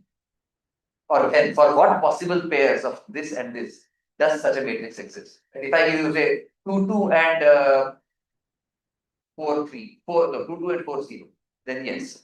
If I give you 1, 3 and 1.5, 2.5, does it happen? Or if I give you 1, 3, 4 and 8, so 1, 3, 4 and 2, 2, 4, does it happen? So can there exist a diagonal matrix? So eigenvalues are one thing and the other one is one. And the answer is yes. And this is the famous Schur-Horn theorem. This is Alfred Horn. And Schur is Schur, of course. Such that we exist if and only if lambda eigenvalues, that the tuple that is supposed to be the eigenvalues majorizes the tuple that's supposed to be the eigenvalues. If and only. And that's actually a result, if you can, you might think in linear algebra and inequalities, but it's a special case of some lots of results in geometry and so on. There's Kirwan complexity and Costal complexity and Atiyah-Stirlberg complexity. And these are, I think, increasingly more complicated. And I took this from Wikipedia, but yeah. So this is some moment maps and so on occur, and this is majorization in this setting is a special case of a deep exam. So, but now on partitions are exactly these powers, like 0 to 4, which I will write in decreasing order, 4 to 0. Okay, so partition is a weakly decreasing tuple of non-negative integers, which add up to some. So this is a partition of 5 plus 3 plus 1, this is a partition of 9. Okay. And I would write down Schur polynomials in this partition. Okay, so this majorization is also called a, so then on this set of partitions of integers, it's a partial order. And let me show you something about how the partial order behaves. So 531 is bigger than 333. Why? Because 5 is bigger than 3. Then the partials of 5 plus 3 is bigger than 3 plus 3. And the total sum is 9, the total sum is 9. So it's big. I can do the following. I can slide one cell from the rightmost and slide it one row below and to the left. Well, one row below and stack it. So 531, from that I put this cell here, I get 441. Check, 5 is bigger than 4, 5 plus 3 is equal to 4 plus 4, so it's still bigger equals, and 9 is the same as 9 because I didn't change the number of cells. So this is in fact majorizing. Again, push this cell here. If you push the cell here, I get 432. Check that this majorizes this. And now I can't push this cell. I can push this cell down, but let me not. For now, let me try to push this cell.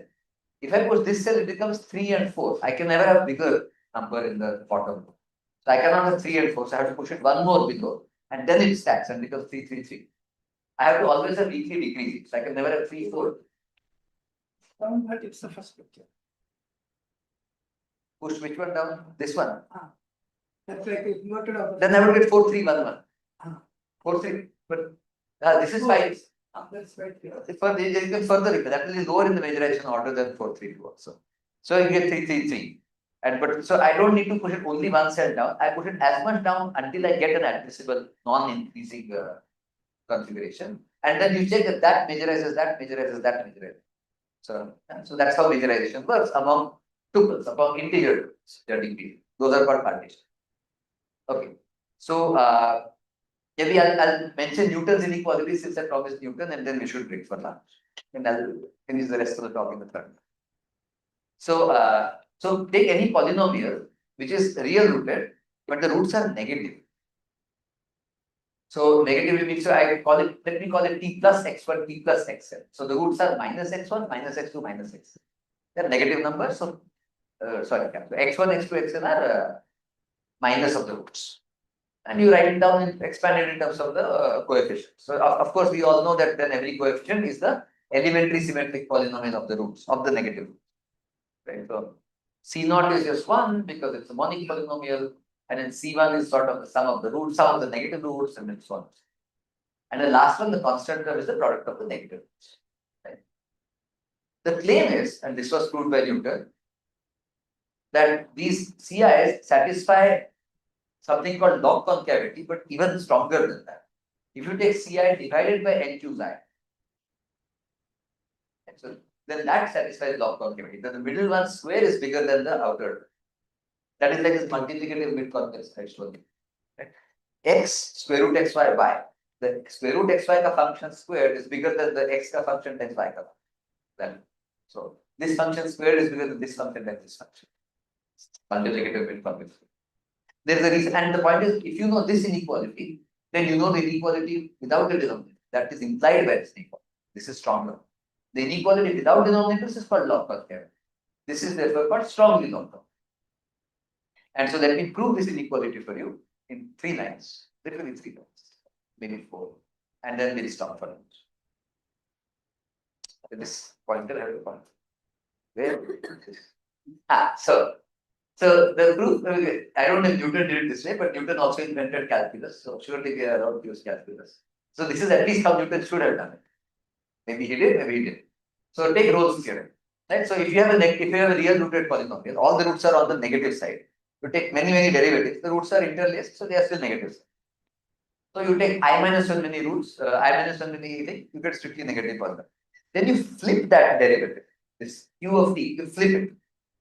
Meaning the constant term becomes a plus term, leading term becomes constant. How do you do that? You do that by saying x power the degree times x of p of 1 over t. So do that of. So this is what I call, people call this inverse. So the degree of the polynomial, because I minus 1 derivatives, so n minus I minus 1, so n minus I plus 1. So multiply this power by q of 1. That exactly inverts the coefficient. If this is negative real rooted, then this is negative real rooted, because 0 is at most a root and 1 over t is 1 over negative numbers are negative. Root negative roots. Now, if this is negative real rooted, take its derivatives many times. How many times? N minus I minus 1. And also multiply by some factorial, 2 over n factor for fun. Good for fun. So this is a polynomial where you first differentiated a negative polynomial, then you inverted it coefficient wise. So you took the reciprocals of the roots. And then you again differentiated many more times. And so all you are doing is Rolle's theorem, and this is real rooted. And what is the degree of this polynomial? You had started with the nth degree, removed I minus 1 degrees, removed n minus 1, n minus I minus 1 degree. So you are left with a quadratic polynomial. And that quadratic polynomial is real rooted, because all we did was Rolle's theorem. This quadratic polynomial is exactly this plus twice this times t plus this times t squared. And of course, our quadratic is real rooted, is why if and only b square bigger than 4ac, b square has a factor of 4 in it, cancel the 4, you get Newton's inequalities. That's it. So it's just very clean. It's nothing to do with it. You should know how b square bigger than 4ac, and you should know Rolle's theorem. So let's stop here, but this is Newton's inequality. What does Newton's inequality? Well, maybe I'll finish the slide. What does Newton's inequalities have to do with this? Where are Schur polynomials? So there are no Schur polynomials here. But as we said last time, there are some other symmetric polynomials in this. The CIs are the elementary symmetric polynomials. How many elementary symmetric polynomials are for CI? How many terms occur in CI? Exactly n choose I. If you put all the CI to be 1, you have to choose n different entries, n different indices, strictly different because they're increasing. From I different entries from n, so that's n choose I. So this is the elementary symmetric polynomial in the x's divided by the elementary symmetric polynomial in the ones. This is exactly the normalized elementary symmetric polynomial. So this is the, now finish the proof. So the reformulation then is, let CI be called as EI of the x's. The number of terms in the EI, number of numbers precisely I choose I. And so Newton's inequalities can be written as EI square bigger than EI plus 1 and EI minus 1. So normalized.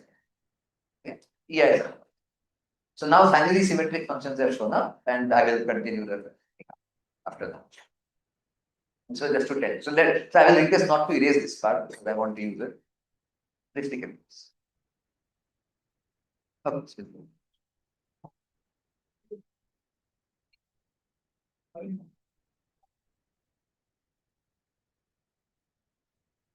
One day. Supposed to be full, you want to start at 2:50, take one more. Sure. I think it's better for everybody else. So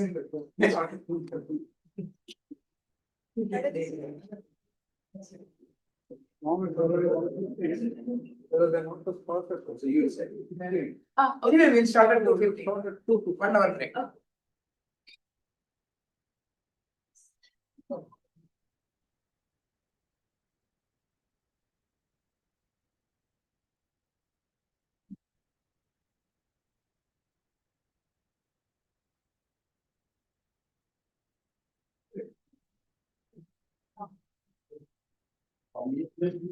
Equal.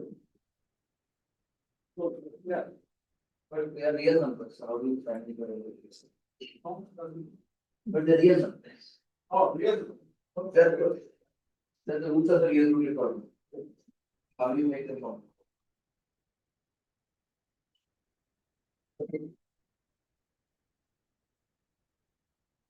I don't know, the answer is I don't know, because I just thought about the reasons of real numbers.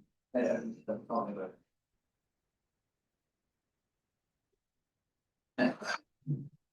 I was sure later, we had tried to. These were details.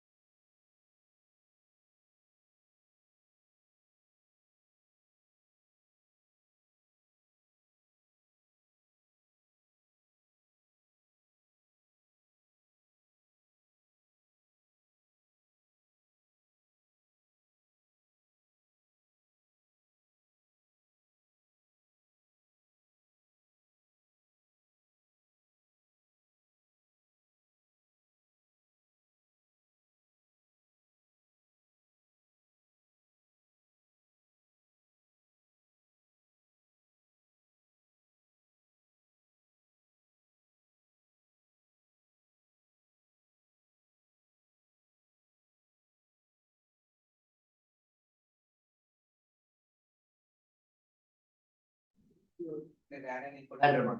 Yeah. No, but you, no, but it is, one J minus one. You, What's all is you. you can vary, alternating percentage uses the random. No, but wait till it's about. Oh, that's what Yes, and yeah, one, I'll do that. but in that case, yes, and one, I thought it becomes zero. Exactly, that's why we don't, So I don't know what. that's why I'm just writing this one.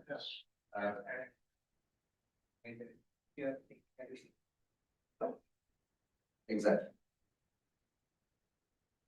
Yes.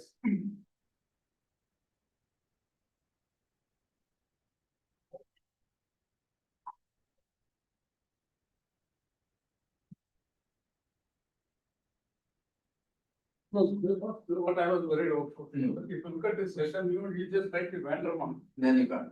then it will be zero, right? Correct, so the point is, think of these U's as distinct, Okay, then it's an actual genuine polynomial. okay, Then you push it out. But polynomial is defined now upon everything. okay. Distinct points are deaths. This pair by Wissel points are deaths in the whole space. Yes, No, but. Yes, and one. so I'll tell you what. Okay, but you will write on what is the one. Yeah. Okay, okay. Okay, so. Okay. Because this is a polynomial, whatever it's a polynomial should continue. These points are deaths. So this one we can have. And well, this is equal to product of mi.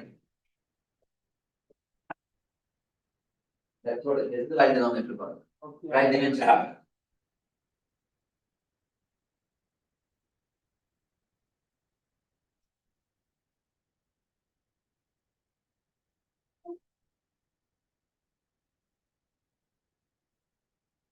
Yeah.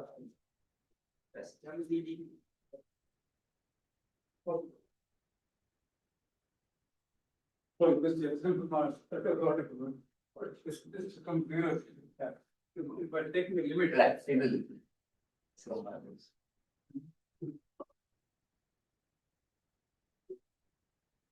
Yeah, of course. We had mentioned, but we have things to take a limit. yeah.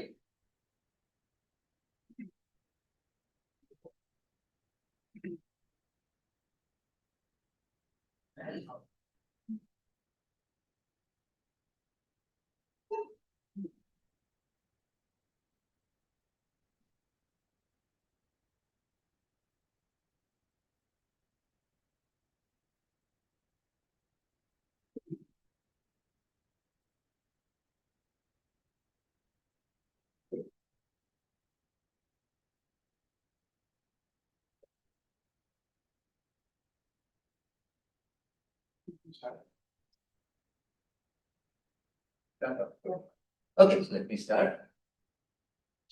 Okay, so better to go slowly. So I will not use slides, I will give the same talk on the board. You put out all my slides here anyways. You can do it for both options. Okay, so just to remind you that this is where we stop. This is one of the two things that I mentioned, so we stop. So this is the second theorem of Navier-Stokes. The first was that this ratio of Schur polynomials, this divided by that, this numerator by the numerator is coordinate wise increasing if m is bigger equals m prime coordinate. Coordinate is increasing on the positive order. In particular, if you take all the u's to be bigger than 1 or ui bigger than 1, then I can change the cross ratios thing. So Sm of u over Sm1 bigger than this thing if m is bigger equals n prime, entry by entry. But you can ask, well, for what m and n prime? Is it only m bigger than n prime coordinate wise, or are other m and n prime also there for which this whole system will be positive? This ratio, the normalized Schur polynomial for n, beats the normalized Schur polynomial for n prime on 1 infinity comma to j. And the answer is this happens everywhere if and only m weakly majorizes m. So this remind you majorization. So majorization is we say that let's say A majorizes B if so if you look at the A1, so first arrange in decreasing order and then look at the partial sums. It's bigger equals B1 plus Bk for all k, bigger equals 1, and the summation is equal at and equal for k equal. So this is of course A, B in Rn, so.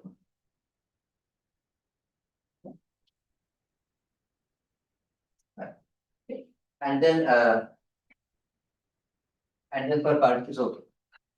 So let me just remind you that this is what we call the partition.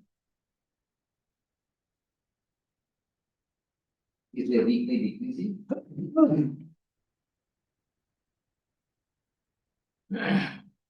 Sequence of non-negative integers.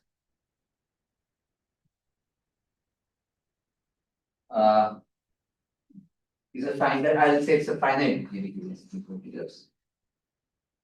Otherwise, I could just say 1, 1, 1, 1, 1, 1 and keep going. I don't want infinitely many. Finite meaning non-zero.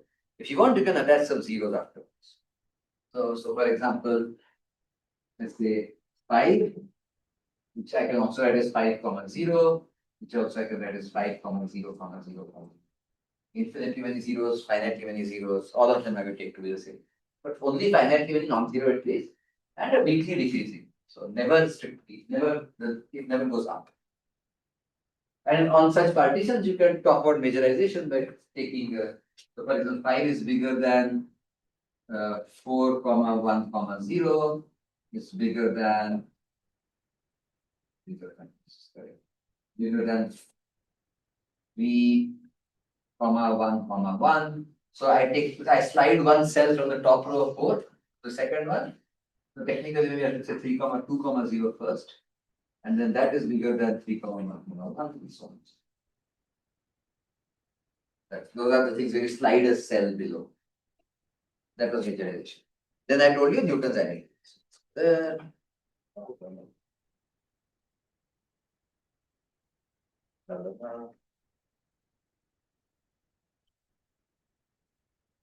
So could you please explain the rotation A1 arrow?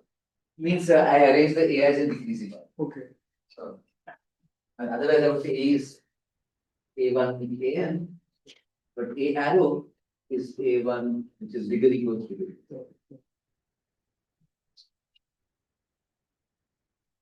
And then the partial sums of these guys are bigger.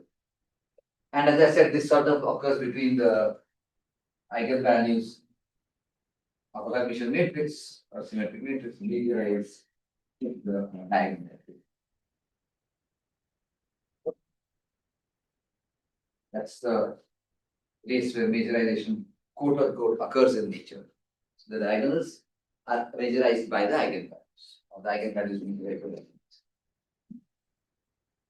Okay, so let's now let's talk about majorization in equality. So, like Newton. So start with Newton. So what Newton said was, so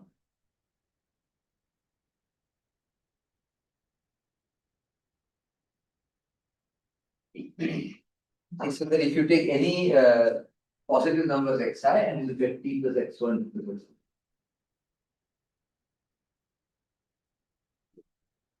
which is summation ci t to the elements I. Then if x1, xn are positive numbers, and we write this thing down, then we know that the ci square is, so this is called log concavity. The ci is for a log concave sequence, but actually something stronger. Ci square over n choose I square. This is over n choose I this one over n choose I this one. So this is what is. And I showed you the proof using the Rolle's theorem. I'm not doing it again. The point is, what are the CIs? No. Which we ended last time with Ci equals the elementary symmetric polynomials. X1 to X.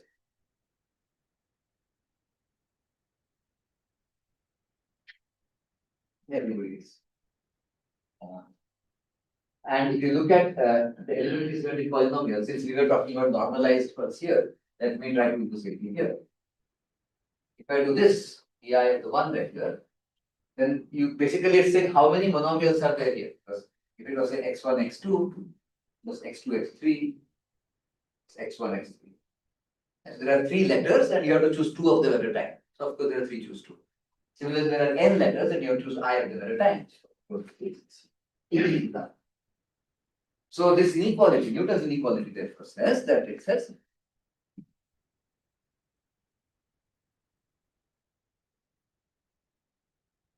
Newton says that EI square of x or EI of x square is bigger than EI plus 1 of x, EI minus 1. For all x positive, for all x.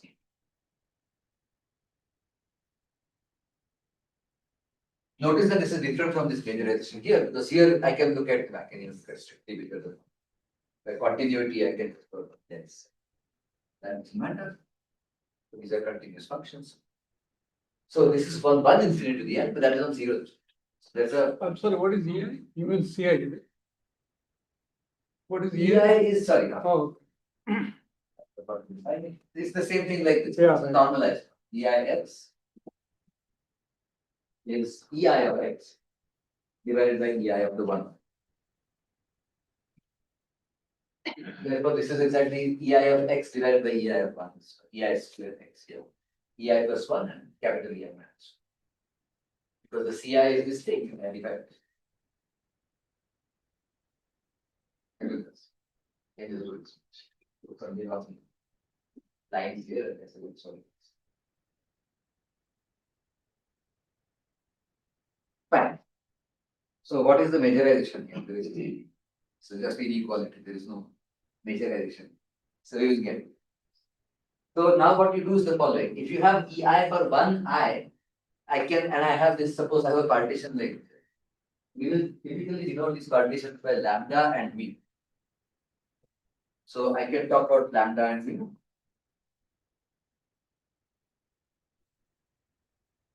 I will erase this now. We'll get to the Schur polynomials later. First of all, let me define this. So this is, should call this one.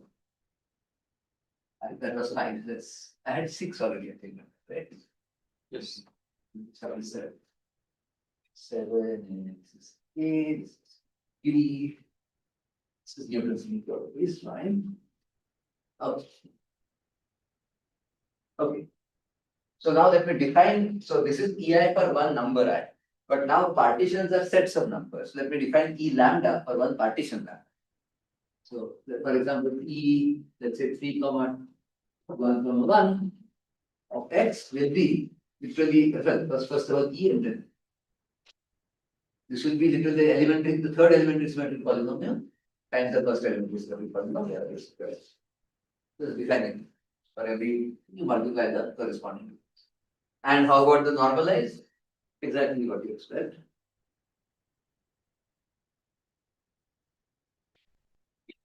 But it is this divided by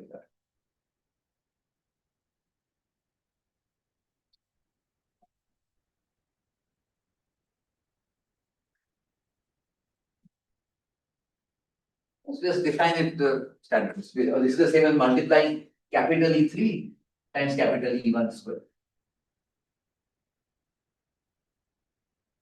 This exactly the same thing because you are dividing this by the value at once. And similarly, E lambda. So here is where I use the fact that I can put infinitely many zeros, but number of non-zero entries is only finite. So E lambda over x. So let lambda equals no lambda 1 bigger equals lambda 2 be a partition.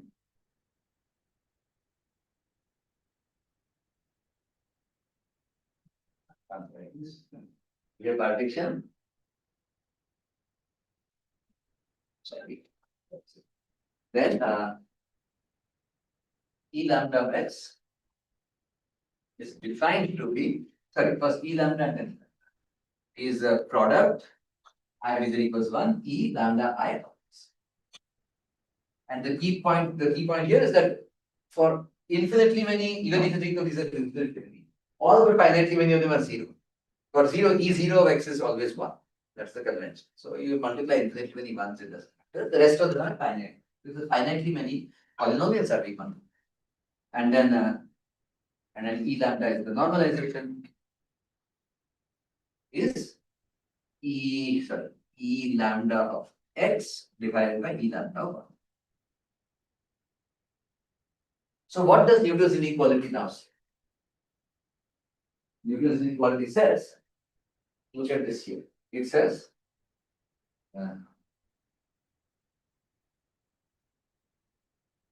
now we can write this down in some kind of a majorization, using majorization. It says that E I comma I, X, because that's what it is, EI times EI, is bigger than equals E I plus 1 comma I minus 1, X, for all X in the positive quadrant.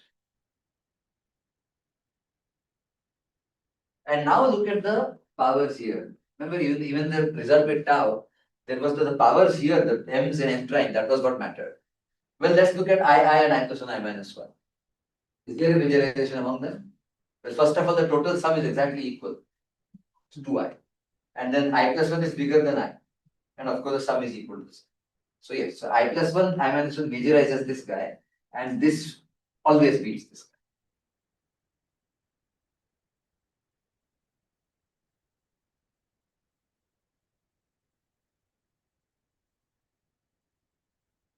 So that's a majorization inequality. There is no if and only if yet, because this is just one isolated fact. But this is a fact. So, and I can.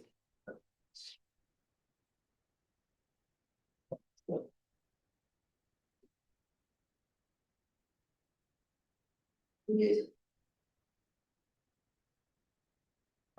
So,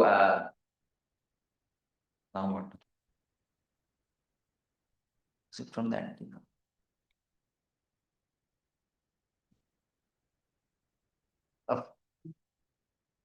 Oh, okay, so fine. So we have one fact. So Newton's inequality, which is gently phrased in terms of roots of polynomials, can be thought of, can be rewritten or rewritten and interpreted in terms of majorization.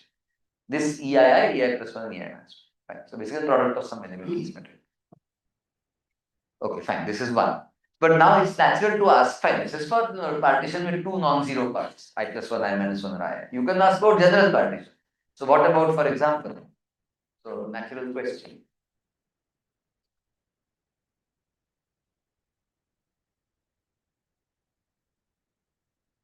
These two part E not here.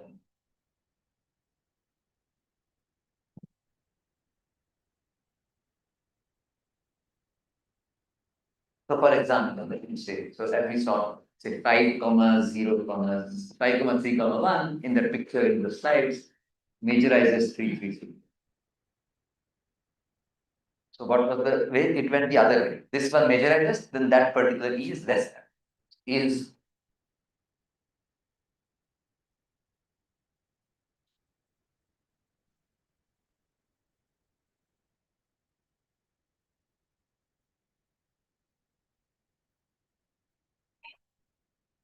there is no restriction on n, by the way. I keep saying n, but that's just to fix some n.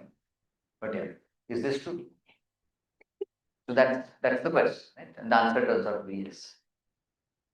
So this is the result.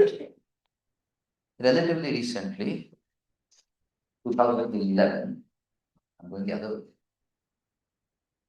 Yeah. So this is a theorem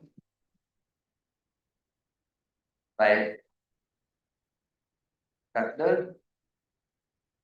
I don't know what to do now.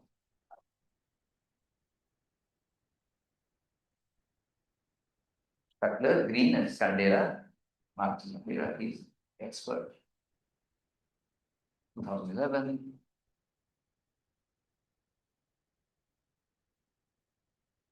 Okay. So maybe I'll just write all of these theorems in the following format. The following are equivalent for lambda and partitions. I won't say partitions, but they're there. One, E lambda. Sorry, E mu of x is bigger than E lambda of x for all x in the open order.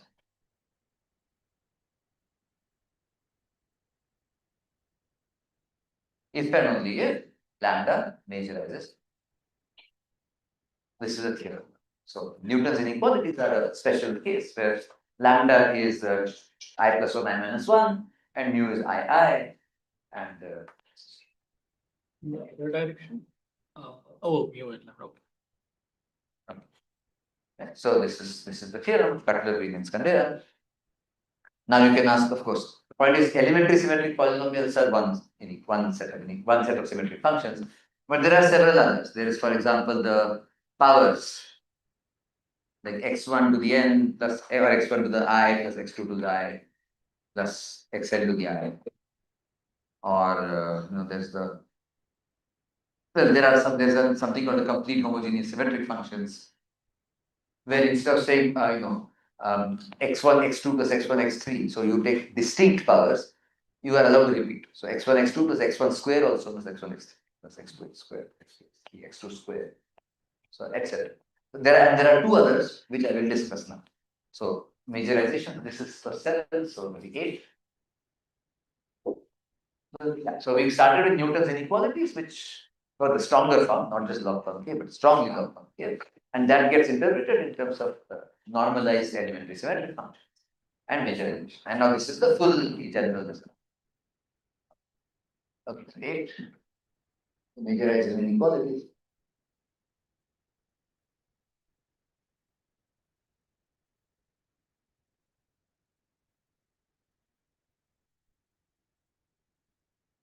So this particular one we will look at are called the monomial symmetry.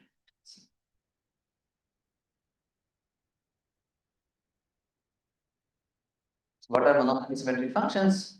There you just write a monomial and you symmetrize. Literally what it is.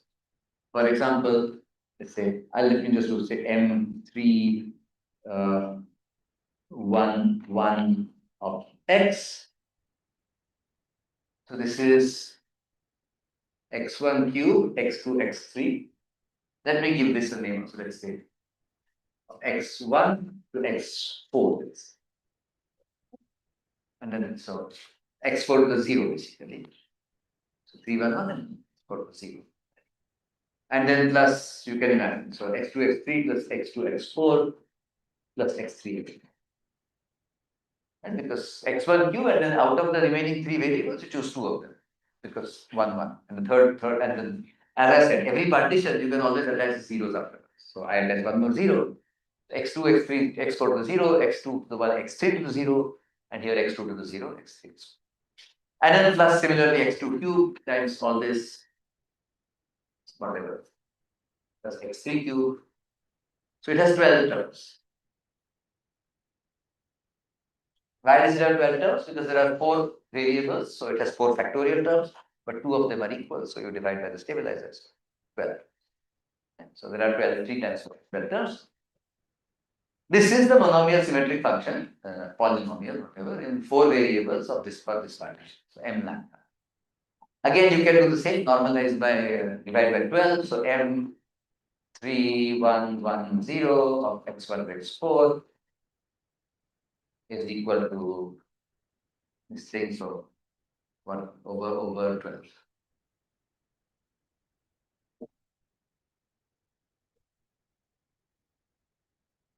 Because that's the value at 1. So that's the normalized one.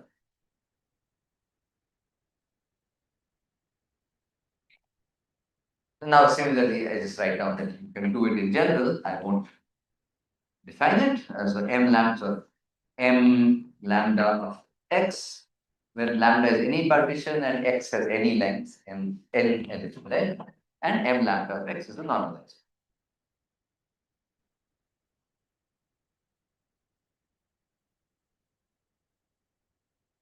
So there is the same along as. Then is there an inequality like that? Like that? The answer is yes, and it is more than 100 years old this time, not just 10 years old.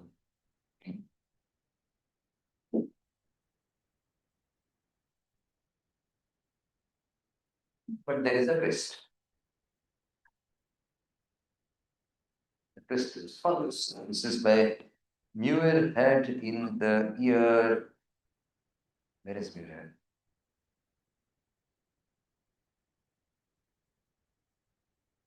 Okay.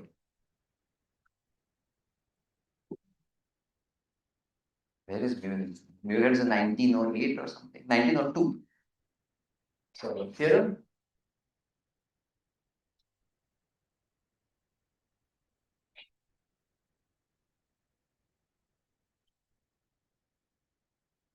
Okay, the following are equivalent for lambda mu.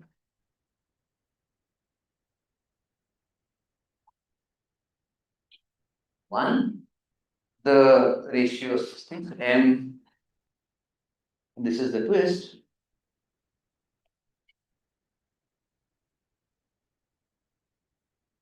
The inequality goes the other way. There you see lambda, E lambda was less than E. Now M lambda is bigger. If and only if lambda decreases. So I'm keeping the notation same, the convention saying that always lambda will measure as M. And the inequality can change direction. Fine. And there is actually a reason why. So I could have done it the other way maybe, but no. There is a reason why I keep the lambda within the same. Major adjustment is the same. The symmetric function. Let's do a special case of it. This is 7 over 8. It's called A, then B is the theorem, and C is the special case. If I think of partitions of, let's say, like 531 was a partition of 9 and 333 was in this. So as we said, set of these integers that add up to 9, that's a poset under majorization. Can you think of what is the largest one in the majorization? Think pictorially. The majorization was where you slid a cell down. So that's the largest one, therefore, would be the where there's no sliding down. It never came no sliding down. Just 9 itself. And what is the smallest one? Is there a smallest? If so,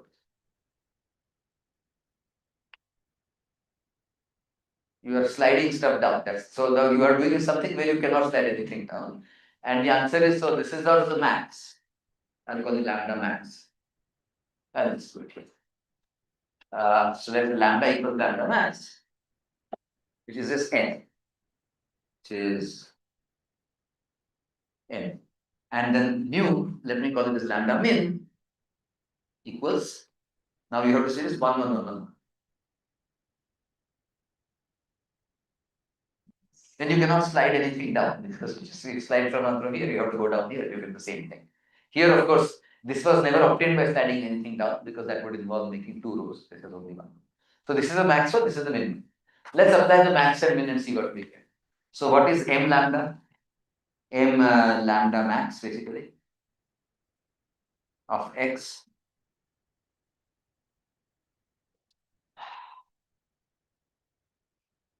This is n, that means it is just x1 power n. And all the others are power 0. And I have to now symmetrize plus x2 power n plus 1. X, sorry, good God. Let me not say n here. I don't want, this n is not the same as that n. So let's give it a name, let's call it d maybe. Okay, so x1 power d plus x1 power d. Which means that if I normalize it, then I have to divide by the value at 1, which is just. And the other side is, of course, lambda max major is just lambda min. This is the biggest and that's the smallest. What we get is, what is lambda min? What is little m lambda min of x?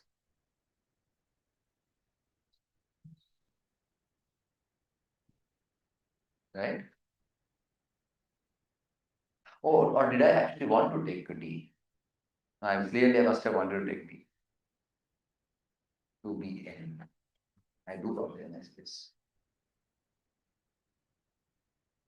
I must want n because otherwise I don't see how it's true. Yeah, I do want n. Sorry. Silly. Yeah, so the point is this. But actually, and if I want the capital M, then I have to be dividing it by value at once, which is 1. So I don't need to divide it. And now this is an inequality that people in ancient Greece knew. This is called the ALGM inequality.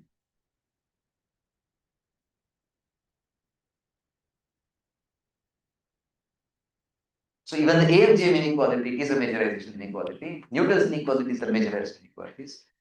And so the point is that this, yes, AMGM is a special case for lambda being the biggest partition of n and mu being the smallest one, where n is the number of variables, okay, of Muir's inequality. And Muir said that this is always again the same equivalence, except for the fact that here the inequality goes in the correct direction of majorization. Here the inequality reverses the direction of majorization. E mu is bigger than E lambda, but mu is majorized by lambda. Okay, and then let's write down the third one. And for the third one, I will just do it here because I want to have all the three inequalities on one at one time. Let's do it here. This is B, this is 8, 7, C, 8, 8C. The third one is the Schur polynomials, which I have already defined as the ratio of those determinants. That's D. Sorry, That is D. Anyways. there's D. Yes, C. Good. Thank you. Good. Okay, Schur polynomials, again we have the same, so we know what Schur polynomials are. S lambda of x, the only difference from earlier is that I'm calling it lambda. The determinant of x to the xi to the lambda j divided by the determinant of xi plus 1. Right? And then that is the, sorry, I should make it appear in the smallest, so this is smallest, capital S the normalization. And so you had 1993 Cutler-Green's-Kandera theorem. And this is again, I'll just say the initials Cutler-Green's-Kandera in the same paper. Okay.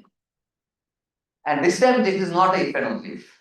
This time they prove the following. If lambda, no, if S lambda, this is S lambda is equal to S lambda over S lambda 1. I'll maybe make it fancier. So S lambda is beating S mu.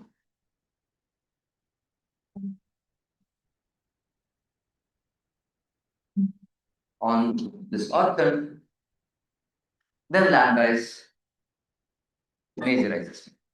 I keep the same. So again in the same direction as the mu.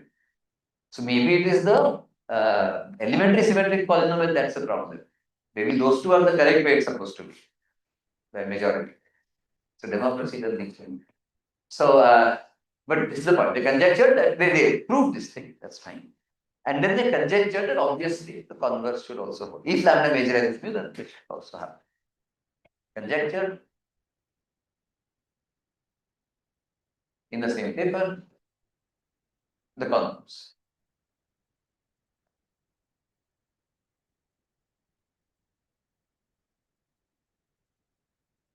And it took a few years before somebody worked in this direction. But it can't have taken too many years. It's already only 15 years old. So 10 years ago, Subritsa proved the converse is true. So now we have again the same result. This with M's or this with S's or with E but going the other way. So that's the. So these are three different families of symmetric functions. One is the elementary symmetric functions, and you multiply them out so that you get this thing. One is the monomial symmetric functions, where the normalized one for lambda beats normalized for mu if and only this. And one is the normalized Schur polynomial. And so natural, now there's an obvious question. Right? I see these three different families. I want to say, well, are they no? Why are these there? Why do these happen? Is there a conceptual or at least a common mathematical generalization or understanding of these? So question D, so it should be E. Is there a unifying phenomena or a common explanation?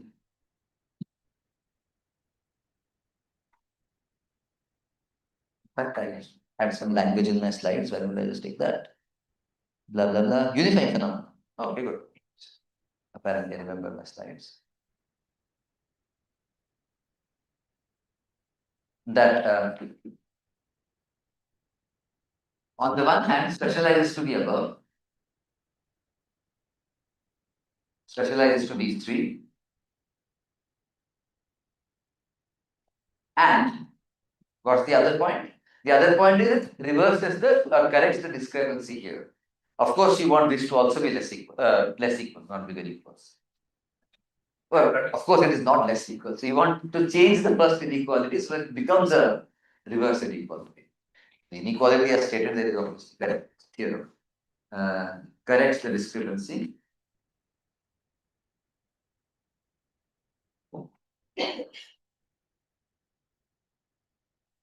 For ease. That's the question. And the answer is, of course, yes. That's the story. I will tell you. Oh, no, yeah. Keep going the other way.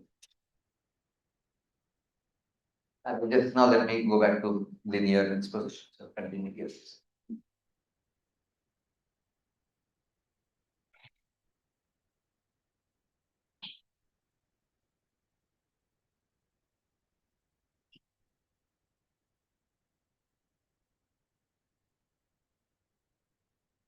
Using something called Jack functions or Jack symmetric functions. Jack symmetric functions.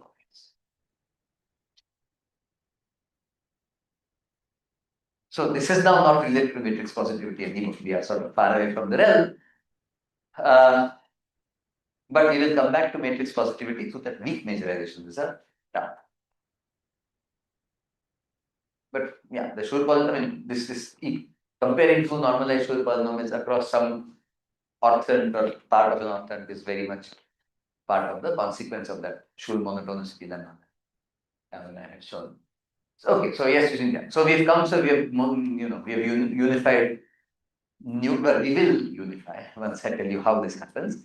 Newton's inequalities, Muirhead's inequalities, Cutler-Reed's, Kandera, Sra, and these are just three. These are special cases for three specific values of a parameter. The point is, Jack polynomials are written as in some sense as this. It's written as p lambda of x, but there is also a factor of tau, and this tau is a scalar. It can be 0, it can be infinity, it can be anything in between. And these three theorems that you see here are exactly the majorization inequality for this guy at three specific values here. But there are uncountable many other majorization inequalities which are not written down, but now which will be written down once I tell you this thing. So that's the point of using Jack polynomials. It not only tells you that all these three are special cases, it tells you that there are uncountably many other special cases you haven't written down yet. And now this is getting to cutting edge work because the theorem is not proved for more than 2 variables. Even for 3 variables, the theorem is a conjecture. So I will tell you about this theorem and this conjecture, the rest of this third part. Okay, so technically I could say little p and then normalized to make it capital P. Yeah. Okay, so let me tell you about Jack polynomials. So these are, as I said, indexed by. I will just continue. These are indexed. These are denoted by string with the Jack parameter tau.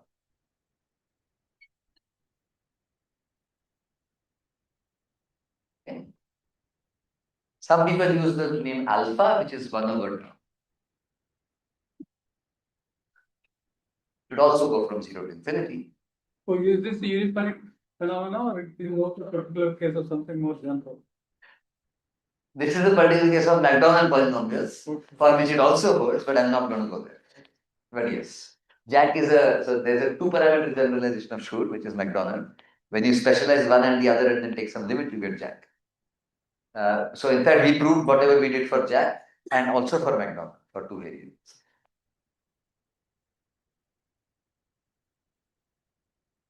But for Jack, we proved something even stronger. Well, I'll show. That's the point. So yeah, so Jack polynomials, they generalize. Sorry, let me tell you what they do. Let me just give you an example. I'll show you how they look like. So in 2 ways. I'll take the special. let's just work, since I said we are going to prove it for two variables, I'll just do it for two variables. So, for example, let's say so two variables.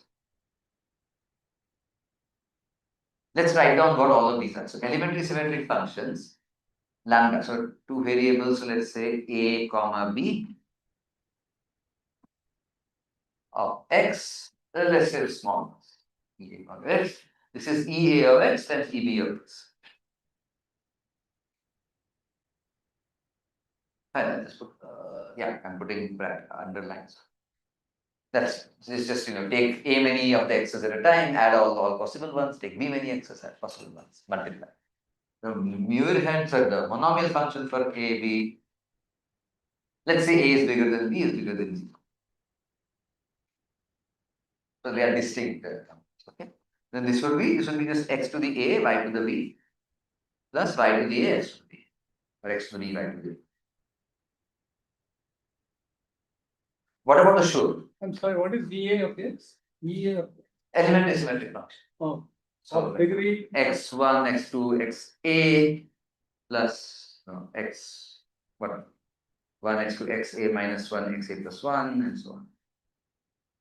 So summation over j belongs to n choose a ej xj. That. That's the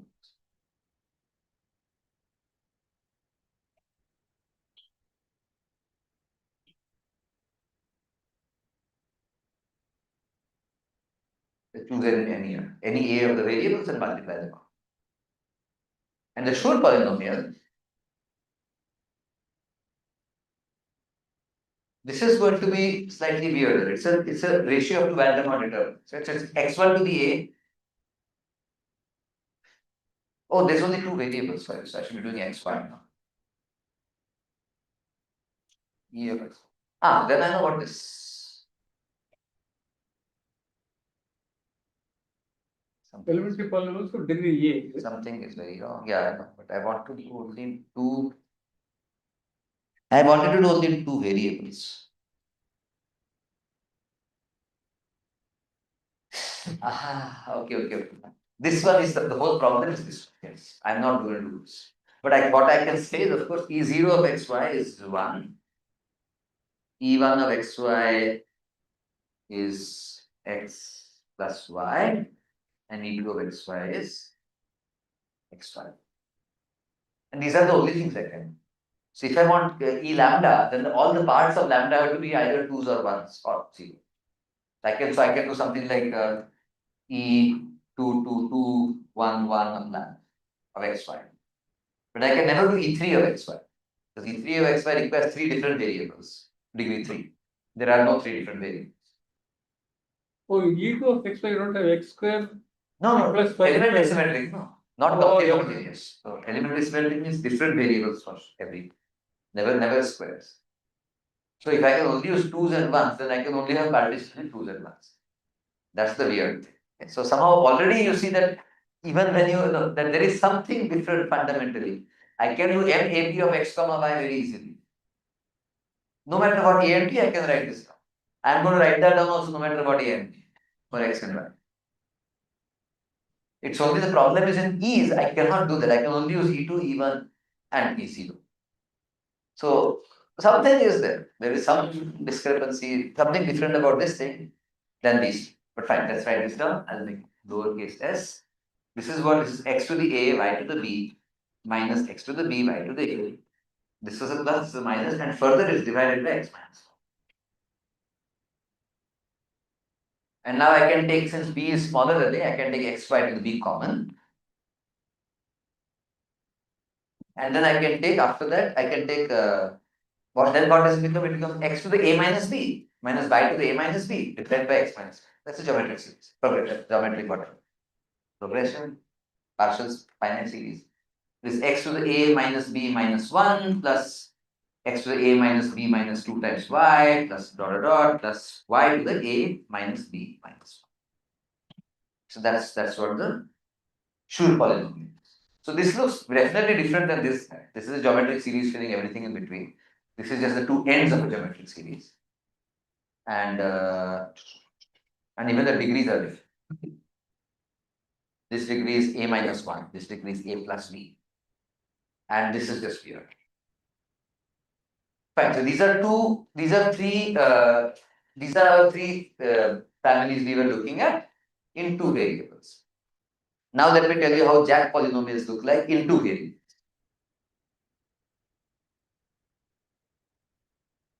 Jack 8, no. Okay, so it should be 9. Now I'm talking about Jack polynomials. So 9 is Jack polynomials. Are this thing? Examples in two variables of these guys. And now let me look at the Jack polynomials. And as I said, since all these three families are special cases of Jack polynomials, we are going to try and see how, once I write down the formula, these are special cases of Jack polynomials. And more precisely, what exactly happened in E is why I can only use 2, 1s, and 0s. What happened to E of A here? That is the whole point. Okay, so Jack polynomial, so let's see. So A bigger than B bigger than 0, so I'll keep the same notation. Part B, so part 9 and 8, 9 C.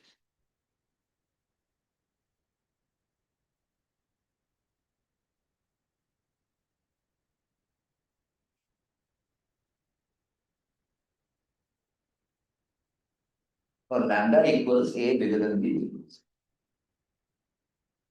Okay, so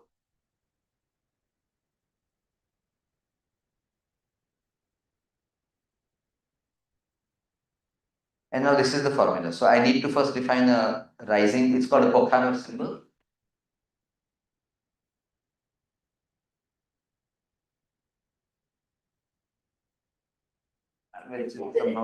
Think of, as I said, think of tau as variable. So tau falling for tau Pochhammer k is tau. It's basically the rising factor. You add 1 and multiply the k as well. So and tau 0 is 1. It's the empty product, so it's 1. Okay.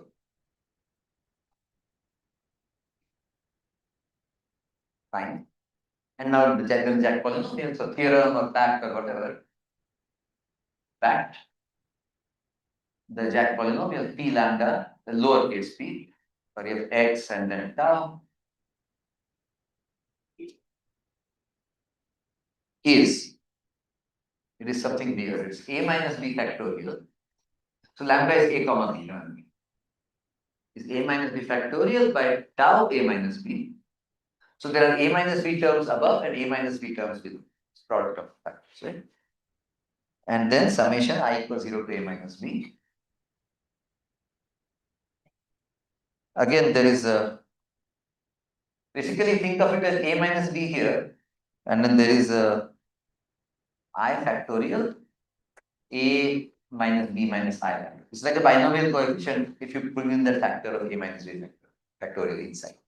And similarly, there's a tau binomial factorial here, tau I, tau a minus b minus I. Okay, that's what it is. Multiplied by x to the b plus I, a to the b minus, y to the a minus I. So the degree is still a plus b.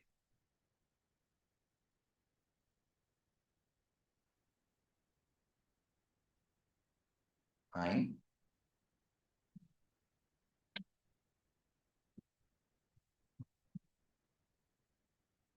So here technically, okay, let me do a slight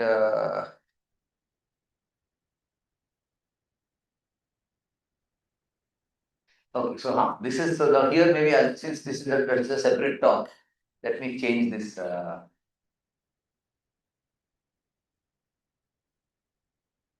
yes, let me change the notation here. So now I will get to the notation. So the earlier notation was this is the Schur polynomial when I said Sm of x. But here now let's make a slight change. It's lambda j plus this j minus 1. Okay, so I'll do that. I'll add an extra. Your device will turn on automatically. Excuse me, your summation, Yeah, one second. Well, maybe Arindra can do something about this. Arindra, if you are seeing it, some button is off here. No, your summation goes from 0 to a minus b. Yes, And if y is equal to a minus b, you get y to the power of some negative power, right? y to the b, a minus b. Okay. So it becomes plus. B minus. Yeah. So I'm just going to make this one change here. If I change the Schur polynomial this way, it should not change. Inequality remains the same. That's fine. Because the determinant for the new part also becomes with the j minus 1. That's not a problem. I should point out that here, SAB, I should call this SAB.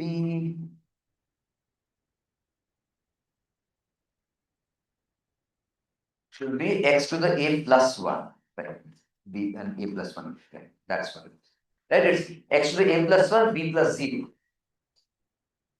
And y x to the b plus y to the b plus 0, and x to the b plus 0, a plus 1. Okay, I don't know if someone can call Arindra and tell him that it is turned off. Maybe this transmission is still going on, but. It's on. So then if it's a plus 1, then here you see the a plus 1 becomes a plus 1 minus 1. This is a minus b minus 1, and so on, and then again y to the a minus 1. Right, this is what it is. And the reason why I am doing this is that again the degree stays as 2b plus a minus b, which is a plus b. So this degree m a b and this degree for they have polynomials of the same degree. Okay. So that was a difference actually. So this fact, so maybe I should point out note. Different definition differs from top 3.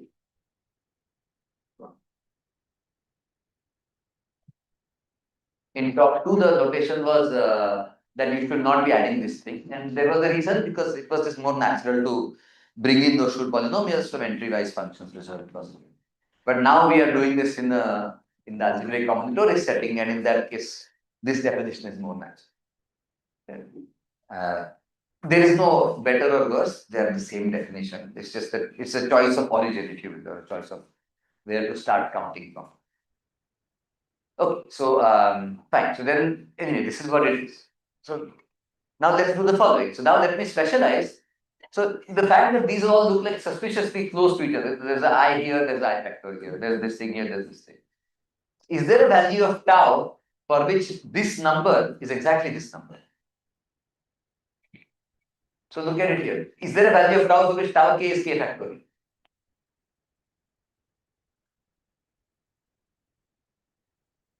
For all k. 1. Right? So all you do is set tau to be 1. Every tau k is 1 times 2 times 3 times k. It's k factorial. So if I look at PAB, x meaning x comma y, sorry, just said x, y, and tau.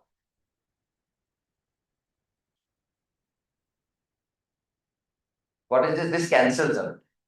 These all cancel out. So you get x to the b plus I, y to the a minus I. Right? X to the b. So that means, in fact, since b is less than a, I take out xy to the b common.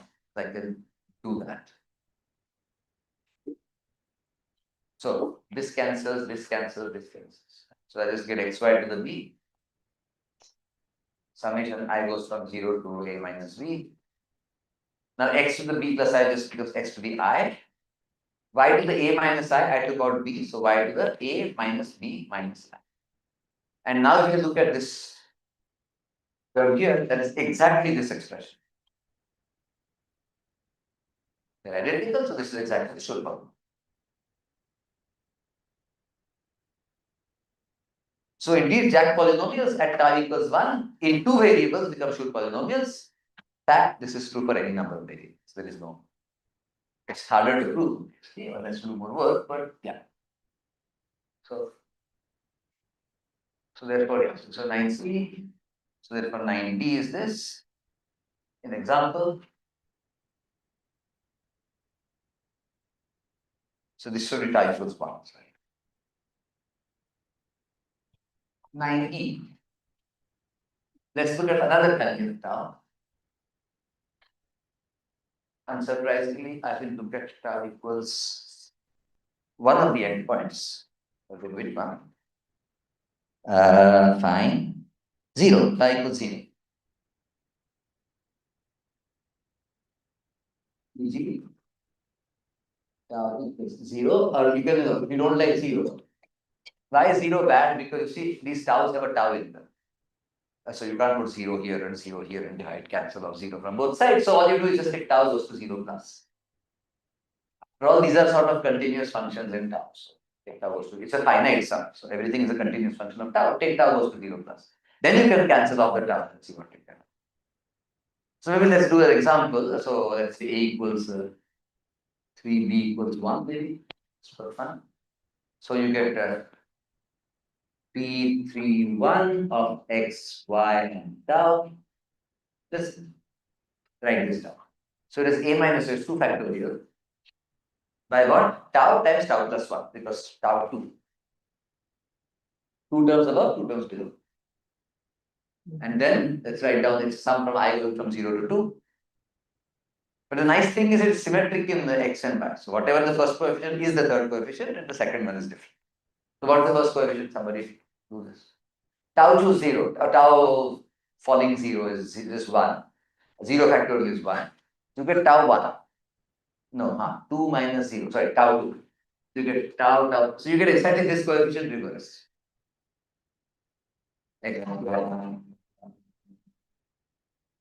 And then because it's symmetric in x and y, I put the y square. And then I get tau square over 1 factorial. Because that is the middle term, xy. Okay? And now I can cancel the tau. I cancel the tau. And now I take tau goes to 1, tau goes to 0. If tau goes to 0, then this term in the middle goes away.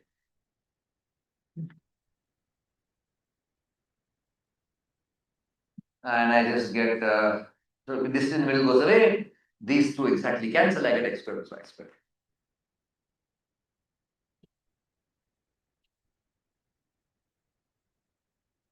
Am I missing something here? The first sum. There is plus b plus I, it should be x square.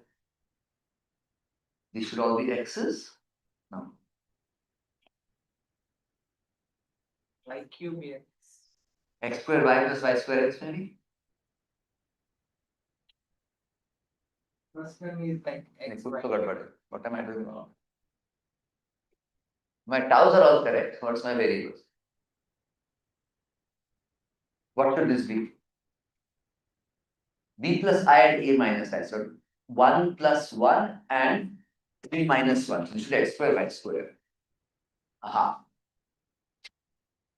And then 1 plus 0.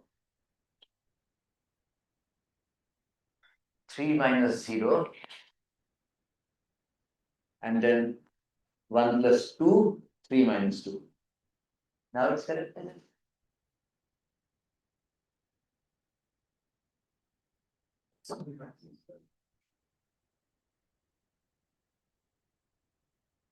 And what is this? So exactly the monomial symmetric function, for example. So Schur polynomials are the Jack polynomials for tau equals 1. Monomial symmetric functions are Jack polynomials for tau equal to 0. Equal to 0 means go to 0, cancel the tau terms and then put the limit at 0. Or just take it to 0. So indeed, two of these things are indeed special cases of Jack polynomials. And of course, it's the whole mystery. Everything now remains to do is how do we get to elementary symmetric polynomials and why can't we do more than this? Why can't we do E3?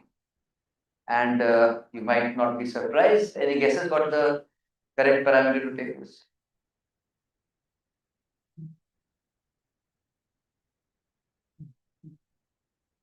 For elementary. Guesses. I'm not asking for informed guesses. Any?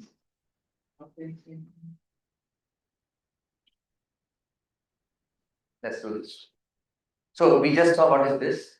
Instead of cancelling tau, notice that everywhere it's a quadratic in tau. So now we just care about the leading term because everything else, no, when you do take infinity, you divide by tau square everywhere, denominator, numerator.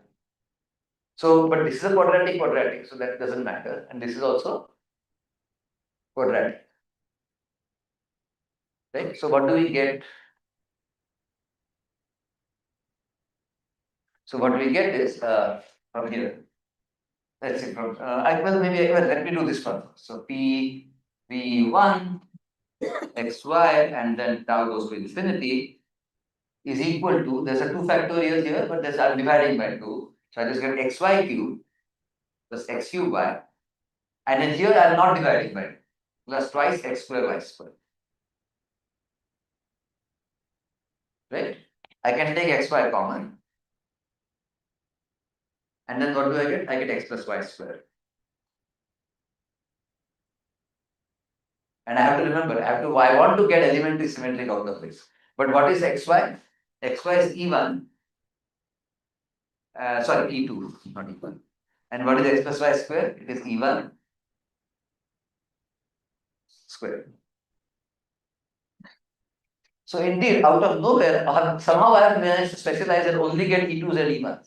And those are exactly what I was using. So what is the partition? What is this? This is E lambda. Or E whatever I want for E question mark.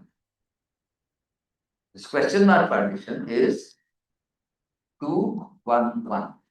Let me draw this partition. Okay, so 2, 1, 1, 2 boxes, 1 box, and 1 box. But we started out with lambda. It was 3, which is 3 boxes and 1 box.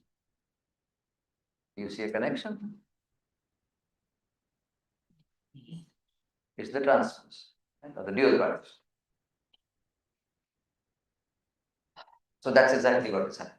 This is somehow the lambda transpose. So when you take tau to infinity, you don't get the usual elementary symmetric polynomials. You get the elementary symmetric for the partition, the transpose partition. And you can check the same thing happens with this one also. In general, even for 2 variables or for any number of variables. So now I'll write down the facts. This was number epsilon g.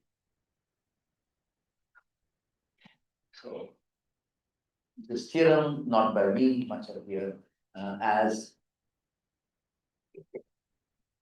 so action tau equals 1, p lambda, any number of variables, any participles, and tau equals Schur. With the Schur polynomials definition being with xi to the lambda j plus j minus 1. That definition. Equals 1 at tau, as tau goes to 0 plus p lambda of x and tau goes to m lambda, the monomial solution. And as tau goes to infinity, p lambda of x and tau goes to the elementary symmetric function at x, but with the transpose, E lambda transpose. And now we can reconcile that discrepancy that was reversing inequality for normalized elementary symmetry, the majorization inequality. So what did we have earlier? So, right? So Newton was doing it in the opposite way, the whole time. Right? So the previous inequality, so the known inequalities,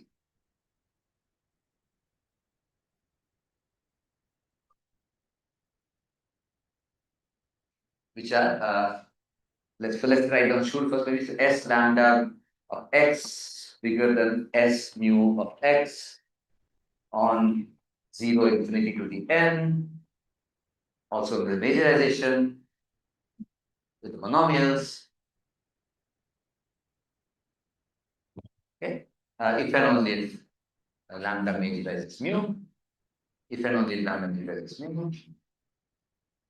And now here, this is the main thing. This is the discrepancy. Lambda majorizes mu if and only if we said E lambda of x less equals E lambda mu. This was the reverse one. This is true by Cutler-Green's container.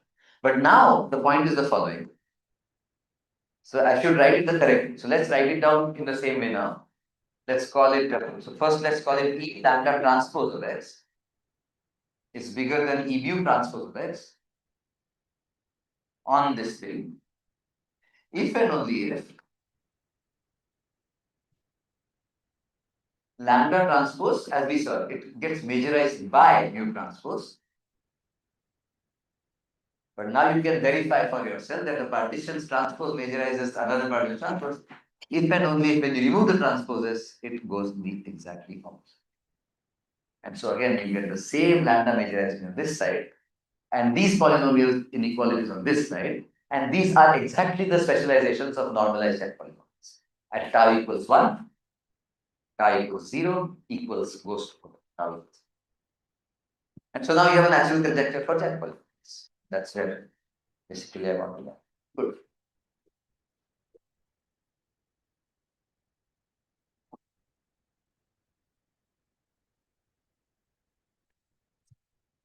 So we have therefore managed, so naturally needs 2 G, so I'll write down the conjecture.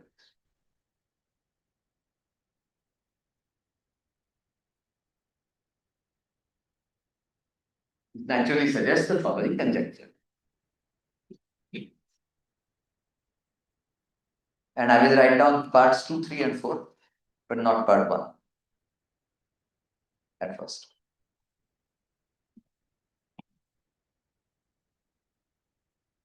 Okay, here we go.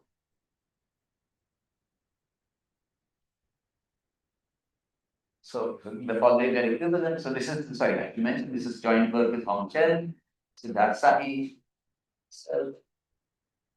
Reprint just a few months old, submitted now.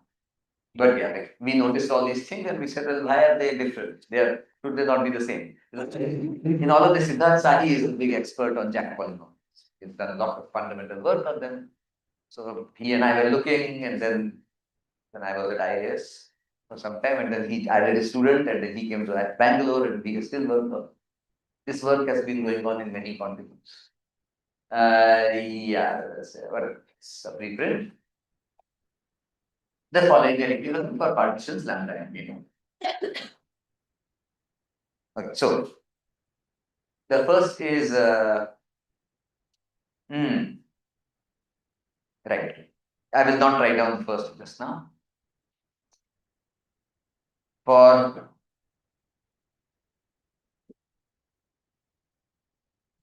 no, I won't write down the fourth one. Fine. For all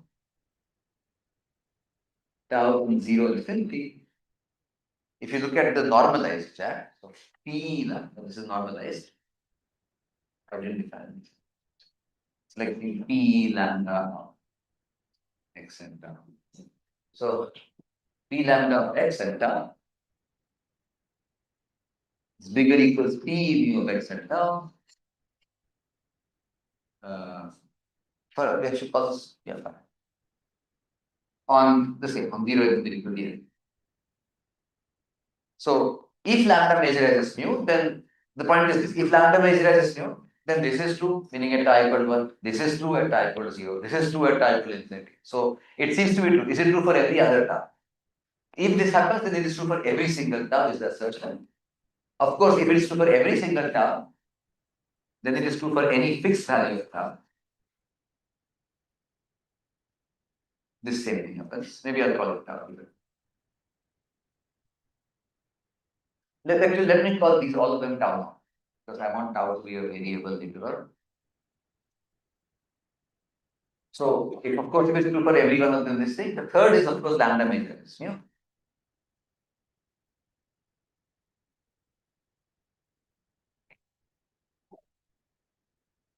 So that's what this is saying so far. I have not yet written down the fourth one. I will. But yeah, so somehow, so the point is 1 implies 2 is obvious. If something happens for every single value of the parameter, it happens for any fixed value of the parameter. 2 implies 3 is also not bad in the sense, I'm not telling you anything about the proof, but we know some of the growth, sort of the order at which some of these polynomials grow as x goes to infinity. It's true of all these operators. So make x very large. And even they're making, like maybe x2 is twice as large as x1, x3 is twice as large as x2. Look at the factor of 2 that occurs, because every variable is twice as large as the next one. So from that you get somehow some asymptotics about these powers in their partial sums. So from that, so 2 implies 3 can be done using error estimates. It's really the hard part is 3 implies 1. And that was where Terence Tao and I had used this Harishchandra super integral, and even in Cutler-Green and Skandera's conjecture, which Subhitra proved, he used the Harishchandra super integral and so on. So one has to do some, use actually some complicated and advanced machinery to prove 3 implies 1. But that's the hardest part. 1 implies 2 is obvious and 2 implies 3 is not. So, okay, but then there's a fourth implication, which was again somehow not recorded anywhere, neither by us nor by previous people or anything. But so, yeah, so for tau not equals 1, you get Cutler-Green, Skandera, and star. For tau not equals 0, you get Muirhead and AMGM. That's why this conjecture implies all of these previous results. And for tau not equals infinity, you get Newton's inequality and Cutler-Green, Skandera in general. So somehow all these inequalities are a special case of using Jack polynomials. And then sort of, for different values of the specialization, you get all these different. The fourth one is sort of maybe the most interesting because it is a priori the strongest. Lambda implies, I'm going to tell you something which will automatically immediately imply this. Let me tell you. So for an indeterminate tau, for a variable tau, let's say, or an indeterminate tau, right? At each point x in here,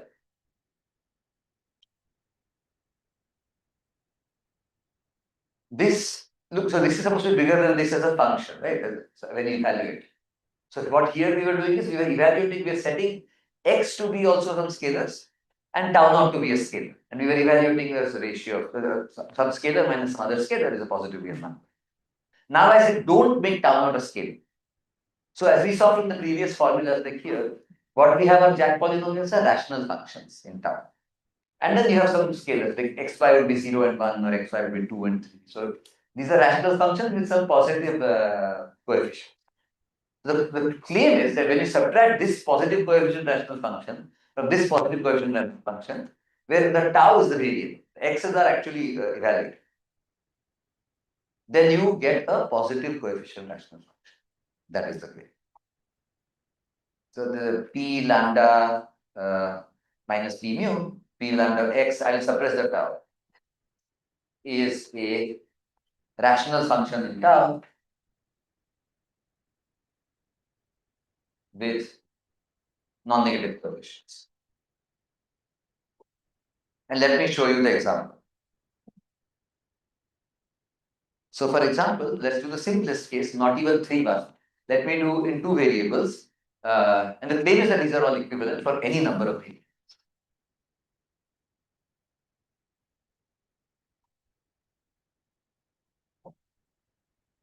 So example, let's say 2 variables, n equals 2. And lambda is the bigger partition, so it's 2 comma 0. It's the lambda max and mu is the lambda min. This is 1 comma 1. Let's write down the Jack polynomial. So then P2 0 and xy tau. This is x squared plus y squared plus 2 tau over tau. Okay, this is what it is. And P11 is just, I think, xy. Yeah. There is no tau in P1. So what happens when you subtract the normalized Jack polynomial?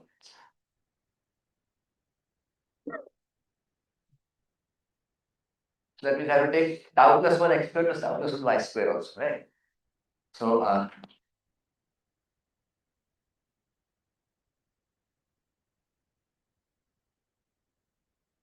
and then forget the denominator, I'm going to normalize it. So divide by how much? Tau plus 1 plus tau plus 1 plus twice tau. That's 4 tau plus 2. Minus xy is already normalized. Fine. So let me subtract this minus this. You get tau plus 1, x squared plus y squared, plus 2 tau minus 4 tau minus 2. So that is just minus 2 tau minus 2.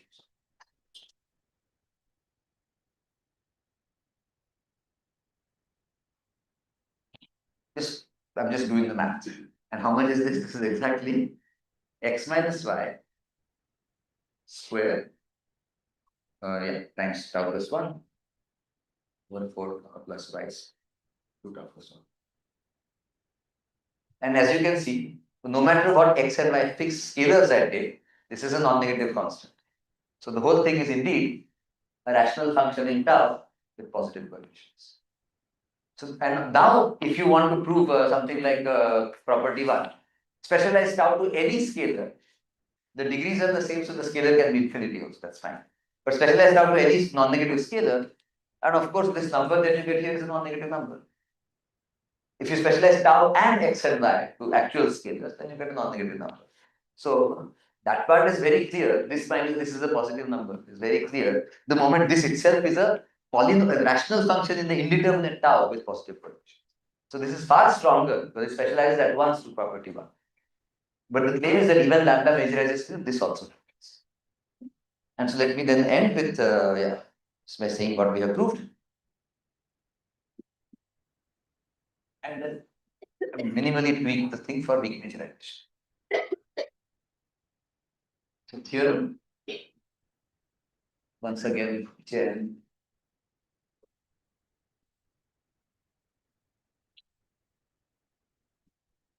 so it's very clearly therefore, again as I said, this was only for 2 variables that we are checking it. This is for all variables. Right? So very clearly, 4 implies 1 because you can now specialize, it's a rational function in tau. Now put tau equals tau naught, so you get positive. So 4 implies 1, implies 2, implies 3, all these holds.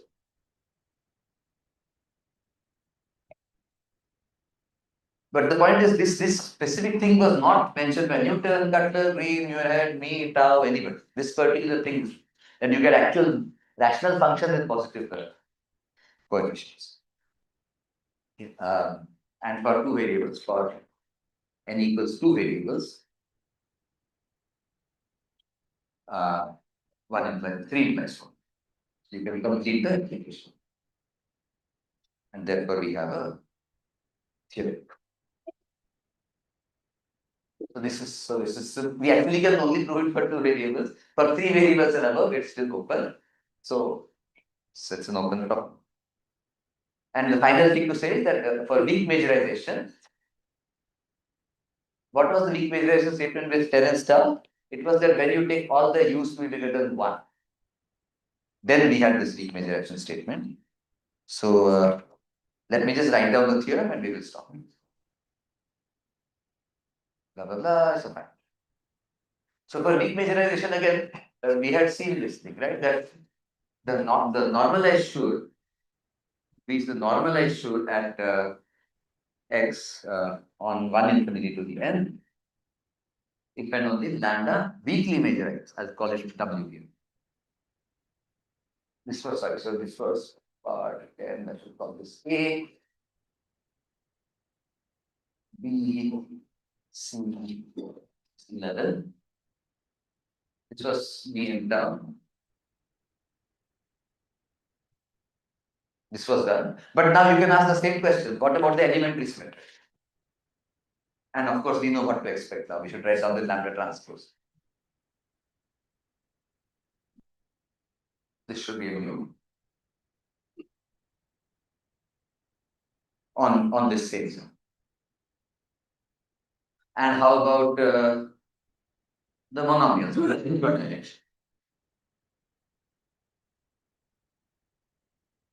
No, this was lambda transpose should have the same inequality. No, lambda itself would have a different inequality, and the monomials would. You can always ask, what about these two? Because this was done by us.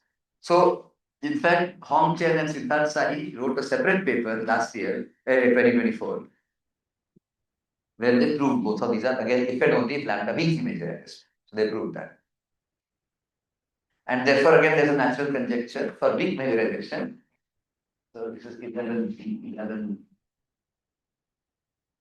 probably C. Right? No, B.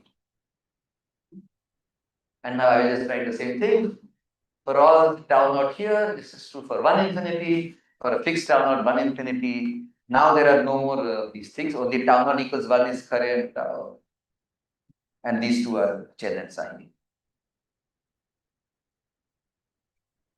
Lambda weakly measured as mu, and this should probably do this. So you can again write down the exact same conjecture, there is no difference. And let's see. Conjecture, blah, blah, yes, for all x equals 1, and then x1. Perfect. And the theorem, you can skip all of this.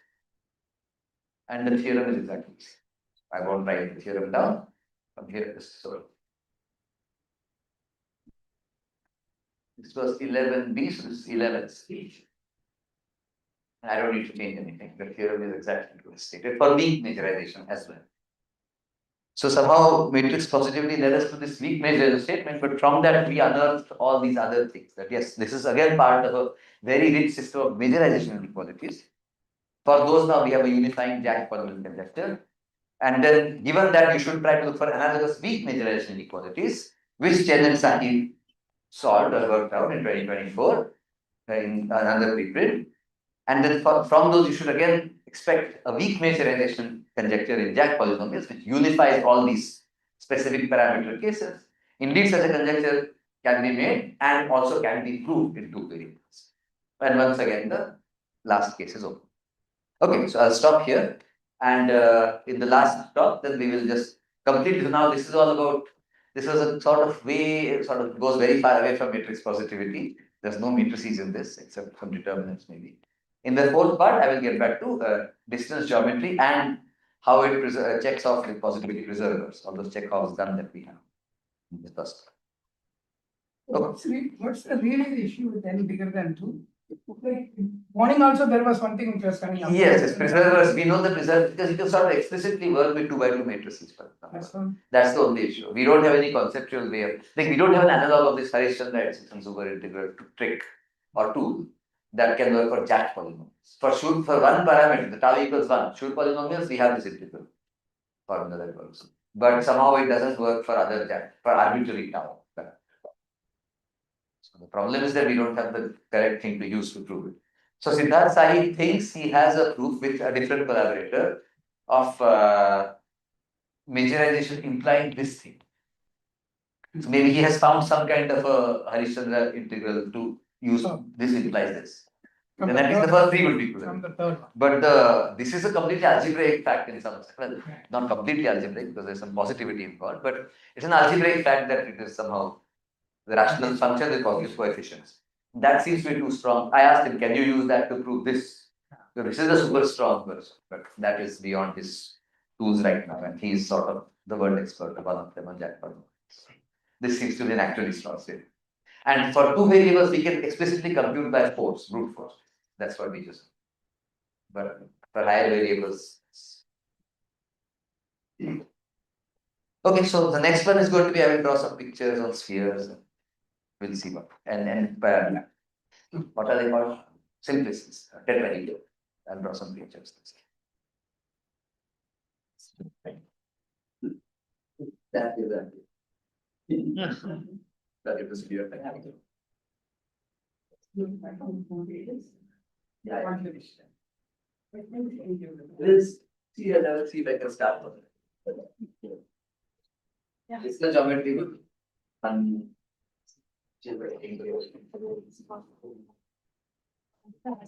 Oh, okay, go ahead.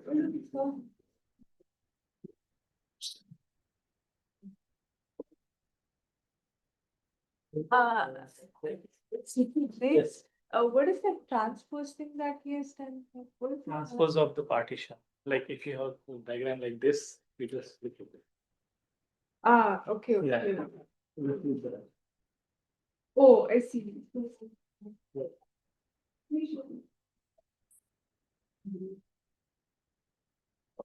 I have it written.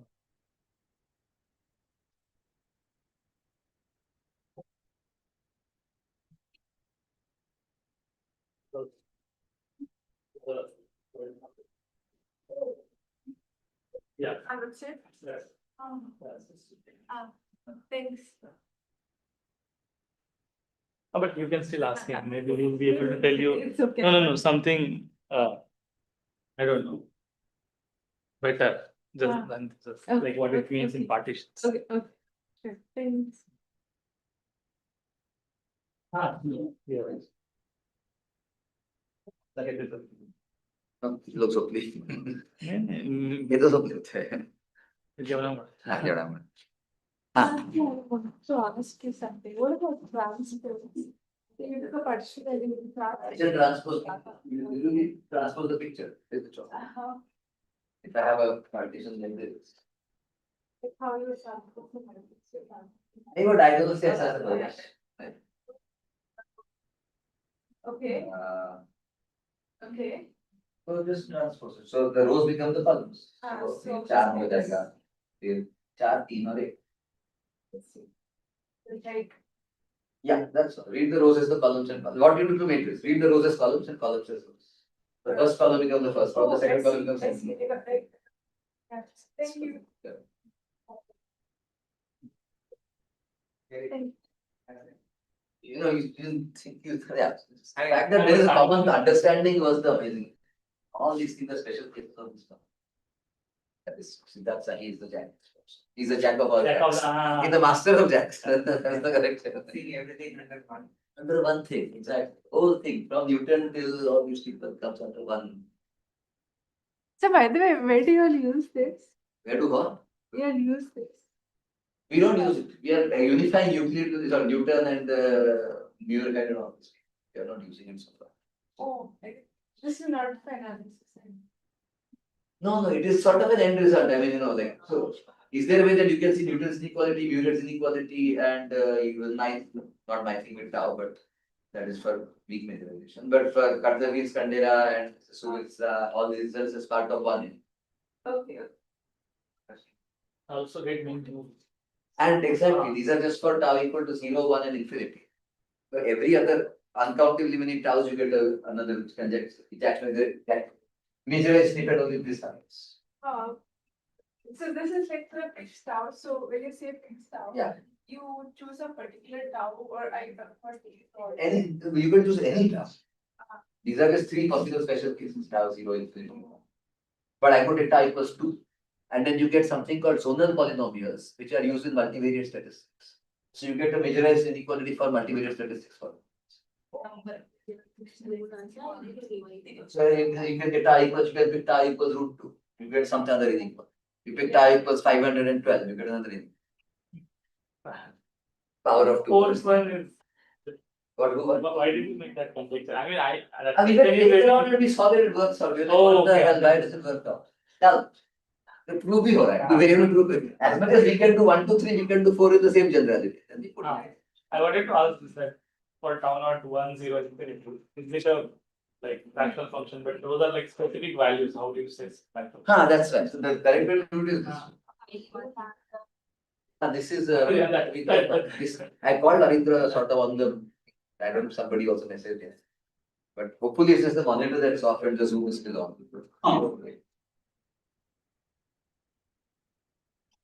Partly, I don't think Calvin could know.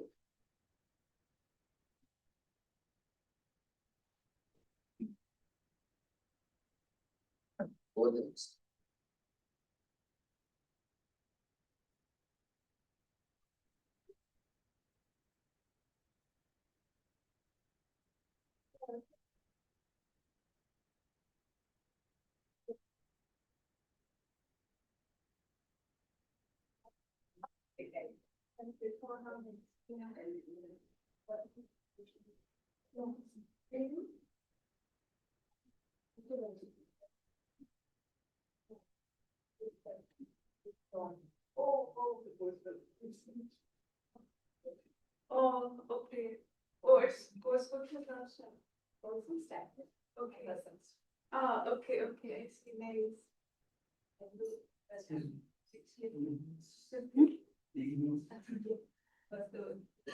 Yeah, it's okay. Yeah, it's. Hi. Yeah.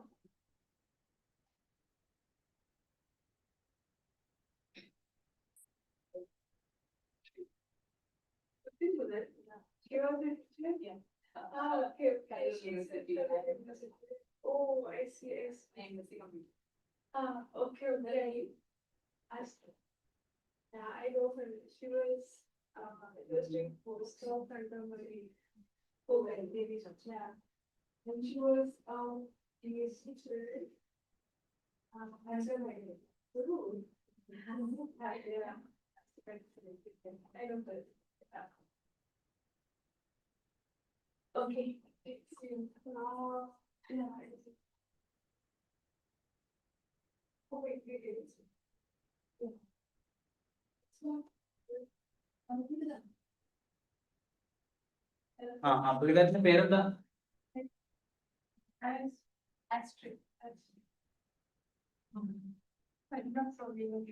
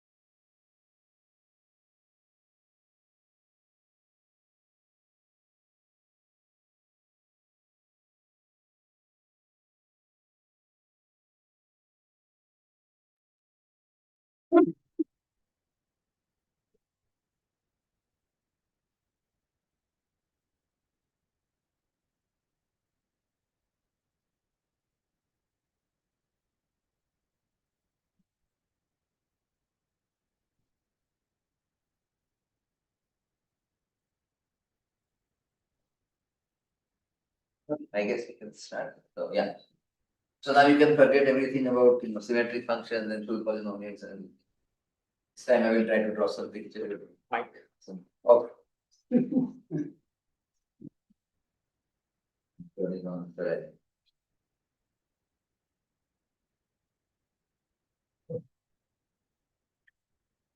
Okay, so yeah, so. No. Yeah.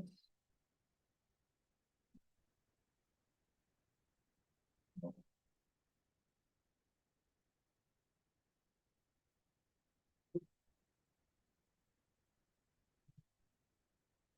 Not really. Oh, wait, something else. Now, it's the battery now. There's a beep here. But it is not. Hello. Ah, yeah. Some loose contact. It is still loose. Hello. We just take out and. Hello. Hello. Hello. Now. The good thing about this noise is that it microphone's working. What? Okay, hello. Tell it better. Hello.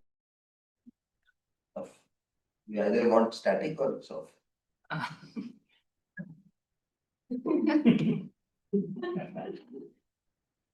It's a pass through. Isn't it? Hello. Now it's gone. Yeah. Then you mic on.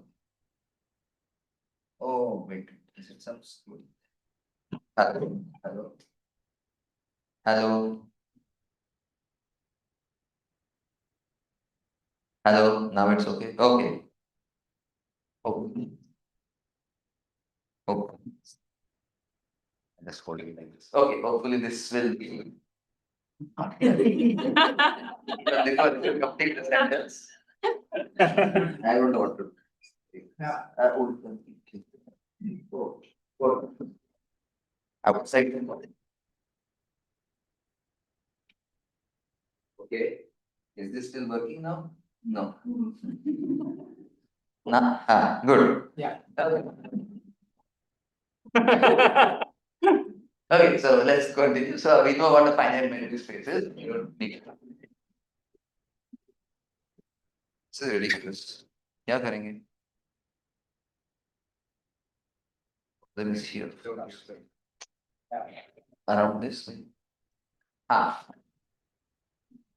Now what was the? Okay.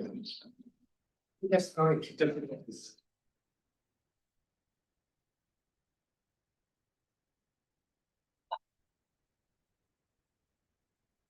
Luckily, this didn't happen in the first three talks.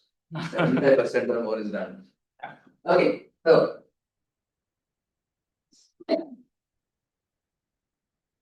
I will denote the finite matrix space by this thing.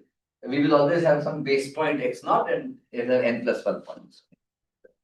I don't want a singleton space anyway, n will equals 1, E is the metric. So all the information about this metric space is of course carried in the distance matrix, right? So it's the same information as the distance matrix,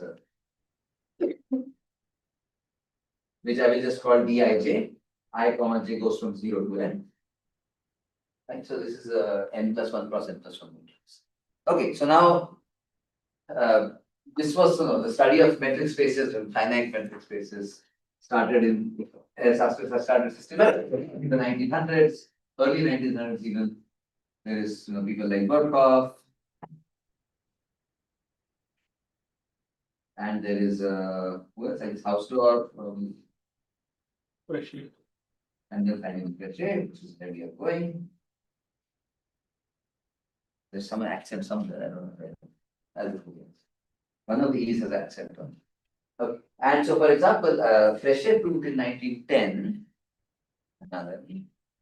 that, yeah, so Frechet showed zero.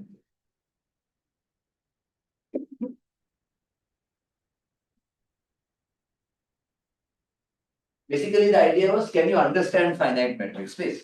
And so Frechet said that every finite metric space, what is x is n plus 1, then it does embed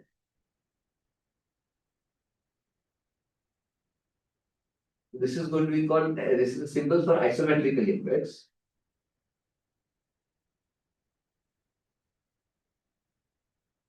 Isometric embeds means that I will identify x with some set of points in this set y, such that the distance between xi and xj is the same as distance between yi and y, xi going to yi, and that's what it means. It isometrically embeds in Rn with the L infinity in the soup. That's the theorem of Frechet. Why Rn? Why not bigger? Because, for example, I could, look, anyway, this now is translation in failure. So I can say, I can take x naught to the origin. And now there are n points, I can take them to any points. Then you should not look at the span of those points. That's where the weight will sit, and there are n points, so the span is at most n dimensional. So you don't need to go beyond Rn. Fine. So x embeds into this thing with the super. Fine. And then interestingly, you can ask, can we improve on this end?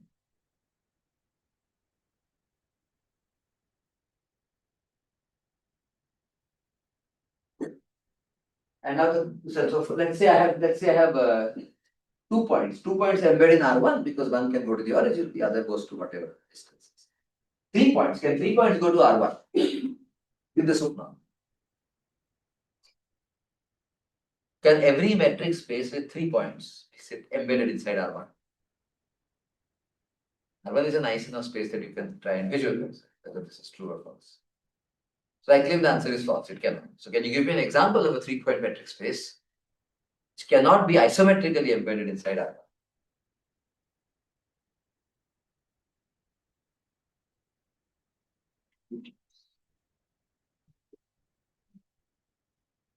Yeah.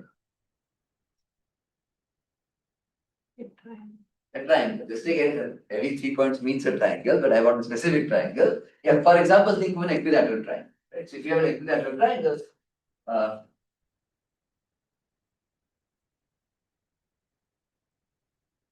I could take the equilateral triangle, and now I can't find 3 points on the real line which are exactly distance 1 away from each other. 2 points 1, yes, 2 points 1, yes, but then these 2 points are 2 away from each other, not 1. So this can't be done. Right? But so for x equals 3, it can't be done. But for x bigger equals 4, when there are at least 4 points, then it can be done. This is something I learned just before the pandemic or during the pandemic. This is 19, so Frechet was 1910, Witzenhausen was 1986.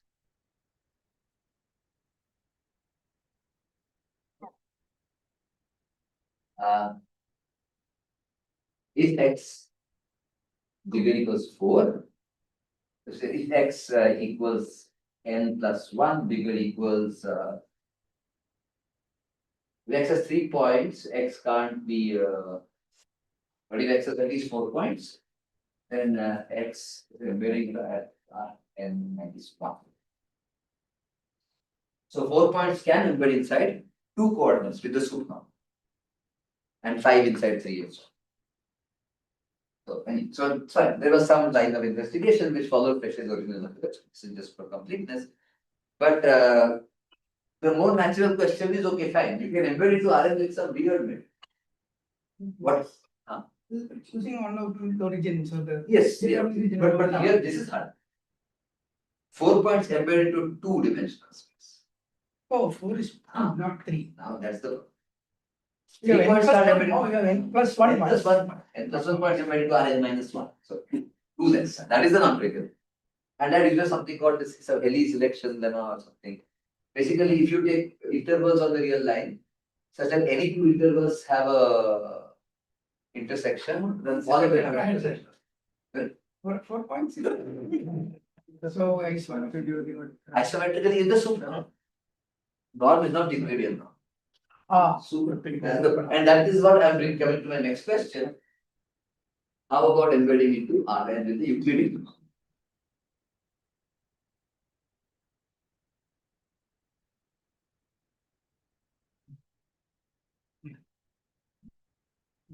Euclidean space. Meaning Rn in the L2, the Pythagoras space. That is the question. First of all, is it true that every finite metric space can be embedded in some sufficiently large or high enough Euclidean space, dimensional space? The answer is no. So, what is the necessary and sufficient condition such that is? And this was worked out by tell you the result, I guess. Yeah.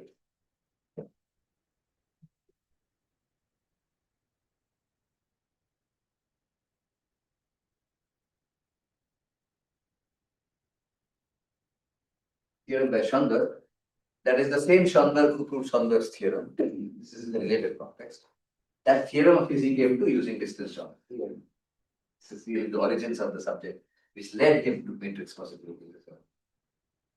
Afterwards, he also discovered something called Fourier frequency functions and total positivity. He also invented splines.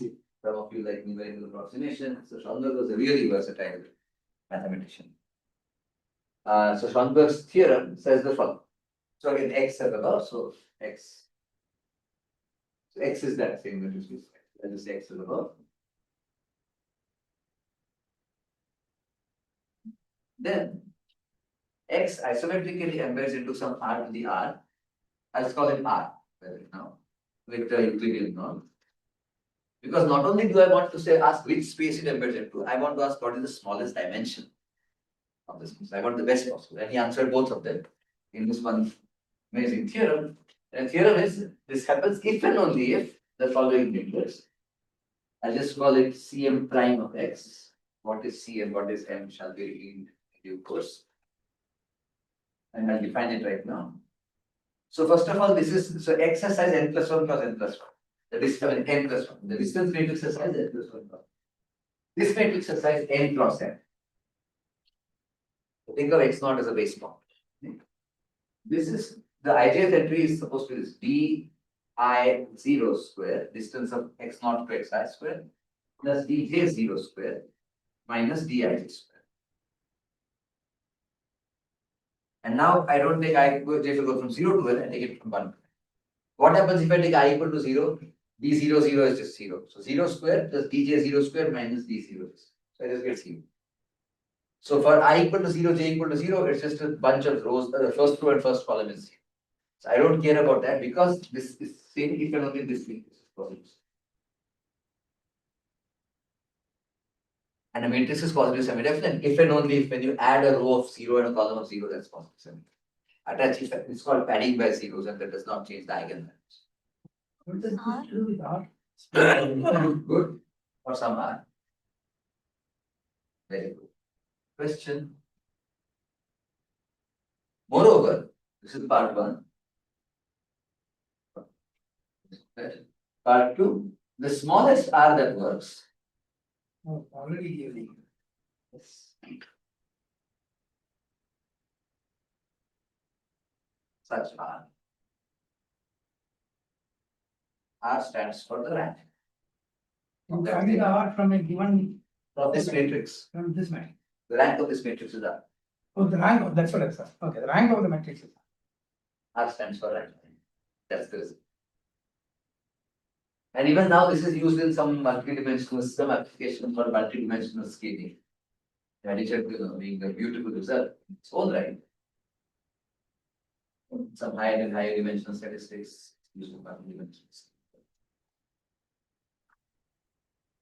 But look, so let me prove one implication.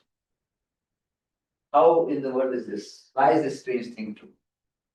And the point is, it is not strange. It is extremely natural. Once you see the calculation, you get it.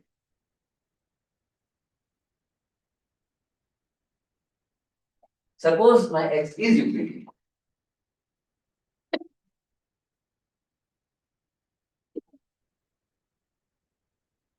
Proof part 1. and depend only a forward. Suppose x is Euclidean, then I might as well identify x with the point inside R. Identify x or xi, each xi with its isometric image.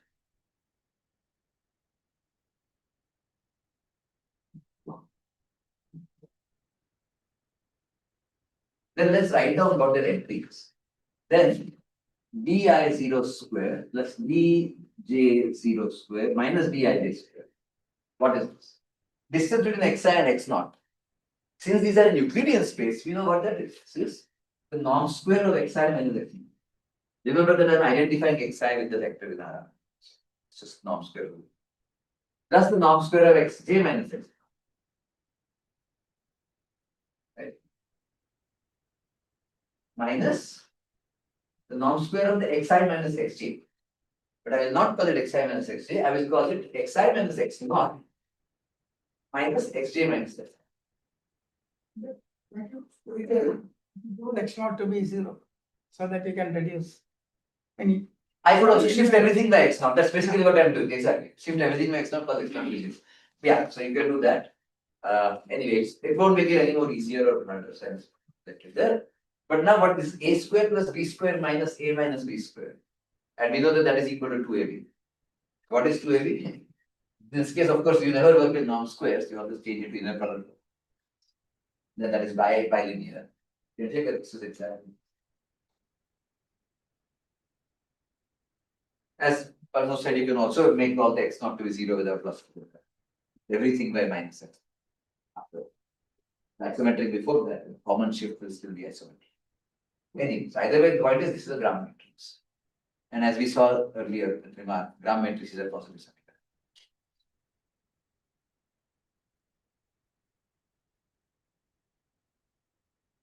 Yeah. So that is why. So it looks somehow strange to start with, but at the end of it, all you do is you're just getting a Gram matrix. So it's just positive semiconductor. So this is Schoenberg's theorem. And now what about this R? Well, this is the thing, this is the one of the Chekhov's guns that I told you about. If you draw vectors from Rn, the maximum, no matter how many vectors you draw, the rank will always be at most n.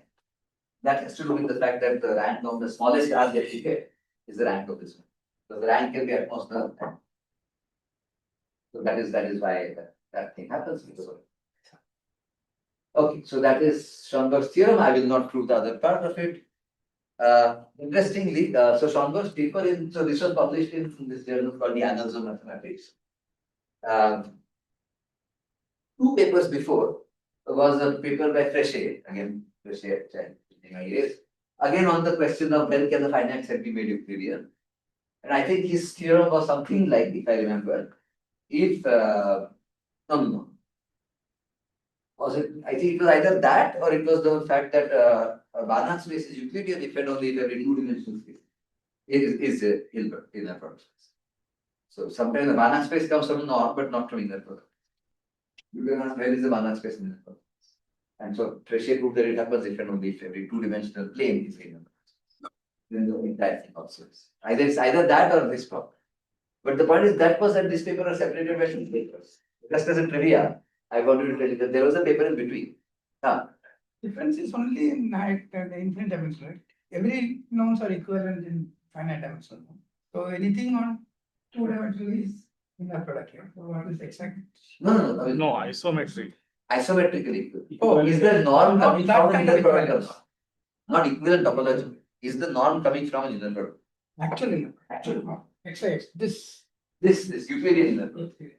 So the thing in between, the paper in between Frechet's paper and Schoenberg's paper in that same volume was by Jordan and von Neumann, where they proved this thing called the parallelogram law. That's Banach space is a Hilbert space if and only the parallelogram law. X plus y squared plus x minus y squared equals twice norm square x plus norm square. That. So somehow that volume of the analysis was very fundamental analysis. Okay. Most volumes of the analysis are fundamental work. Anyways. Okay, but so now this why this C and why this F? Who are these or what are these C and M? So C and M are Cayley and Vector. Menger was a student, since you mentioned Banach, Menger was a student of Hahn. And he was in Vienna. And this whole distance geometry business that I'm going to tell you about happened in Vienna from the mid 1920s to the mid 1930s, before the war started. So CAM, so CAM is Kerry Menger. But except I also called it CM prime. So the point is, this is good. This is basically called the modified Kelly-Menger matrix. There is an actual original Kelly-Menger matrix, which I will tell you. So, now for telling, so what we have been doing right now is what I am calling distance geometry. You're understanding when a finite matrix space, you only know the distances among them, is sitting inside. It has a Euclidean geometry. So since I'm talking about Euclidean geometry, so here is, for example, so something we will tell you about. So first of all, nowadays when we talk of random points in a plane and you do some question like parallelogram or syntheses and so on, we are used to describing these points in terms of coordinates, like 0, 0, x1, y1, x2, y2. And then we very well know that this is vector addition, so this is x1 plus x2, y1 plus y2. And so on and so on. But so as we all know, I'm sure, the idea of working with coordinates comes from Descartes. He introduced this Cartesian called Descartesian, I don't know what it's called. I don't know why it's not called Descartesian. But anyway, he introduced Cartesian coordinates, and then people have been working with them for the last 400 years, almost 400 years. But before Descartes, for 2000 years, people were working with Euclidean geometry and the Euclid's postulates and everything. And that means that people work with points, lines, distances, angles, that kind of stuff. And we had a ruler, we had a compass. That's about it, right? So for example, one should be able to do things using Euclidean geometry that is easier to do maybe with Descartes, but maybe not. So for example, let's see. So for example, let me tell you a specific formula. So for example, the question, this is the question, maybe I will try to, I can focus my talk on answering this question. Yeah. So for example, for a triangle, right? So suppose this was 0, 0, I shift my origin so that one of the points is the origin, this is x1, y1, this is x2, y2. What is the area of the triangle in terms of these x?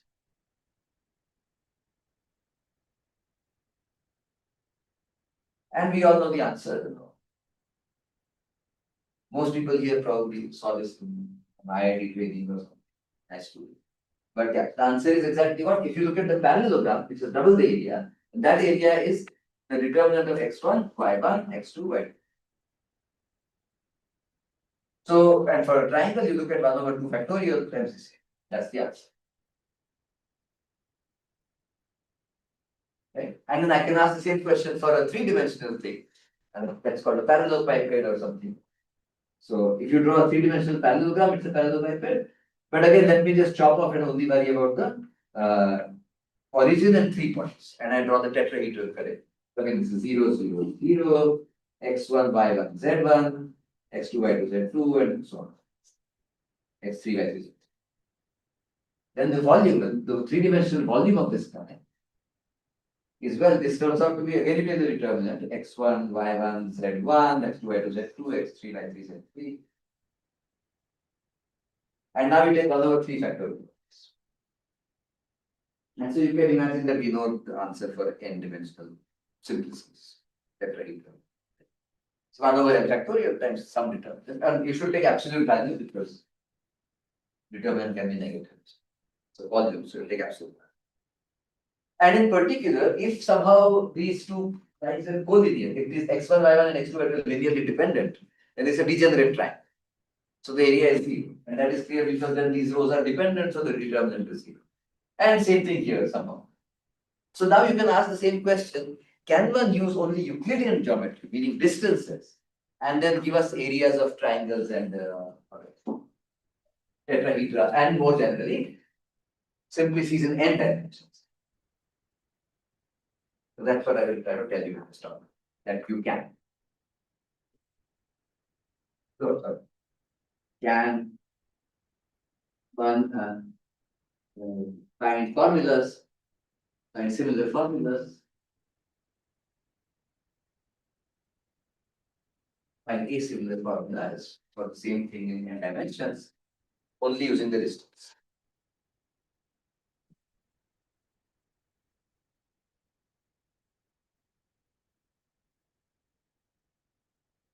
So this is what I meant by saying x has size n plus one. And so this is the simplex in Rn, and I want to talk about the distances. So for example, let's say x has size 3 in R2.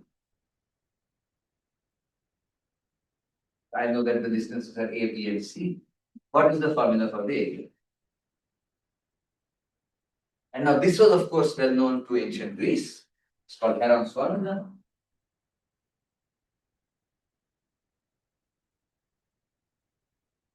The area is equal to square root of S, S minus A, S minus B, S minus C. S is the semi-perimeter. A plus B is C over 2. But now the question is, can you do this in n dimensions, not just 3 dimensions? 2 is done, not just 3, in n dimensions.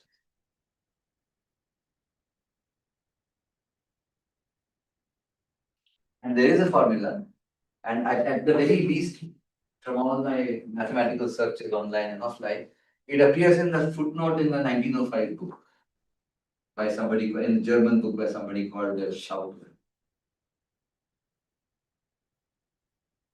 Maybe it occurs earlier also, I don't know.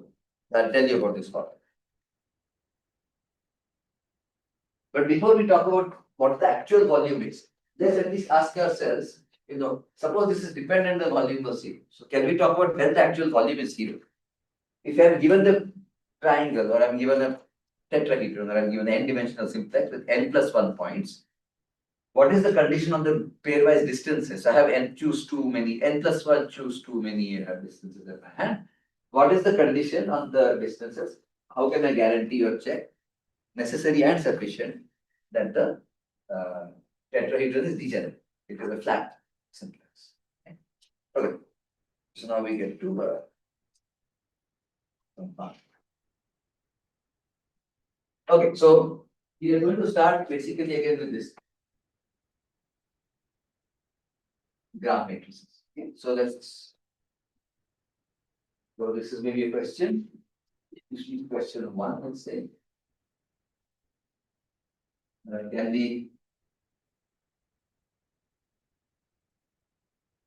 we say that a simplex is flat?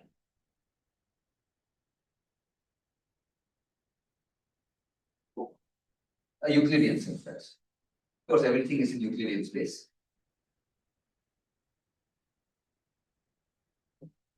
X with size n plus 1 has n volume 0, n dimensional volume 0. Right? A triangle should have a 2-dimensional area 0. A tetrahedron should have a 3-dimensional volume 0. And n plus 1 vertex simplex should have an n volume 0. That's when it's flat. So the question is, can we say that? So we will look for answering that question.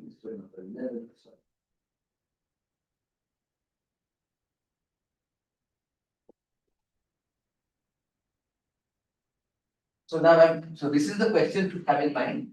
Now forget about the question, start from scratch with ground. So let's see.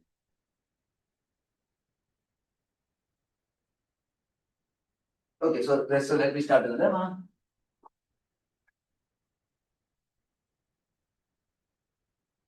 Given let's say vectors x1, x2, there are x3 also. And xn in some Rn, I don't care what n is independent, dependent, like bigger than smaller. The Gram matrix.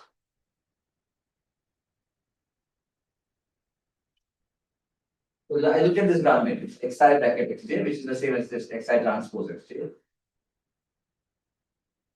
This is invertible, sorry, yeah. This is invertible if and only if these x's are linearly independent.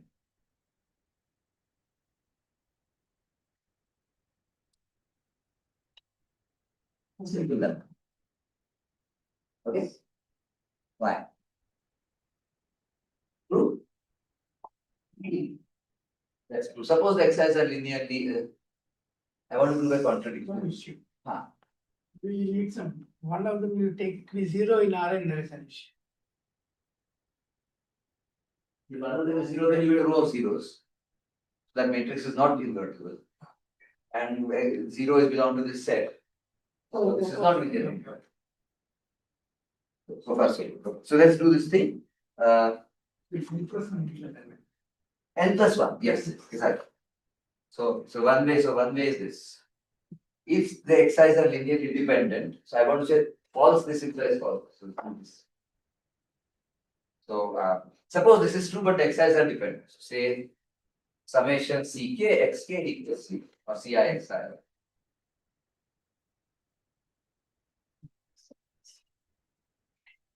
Then what happens if this is true?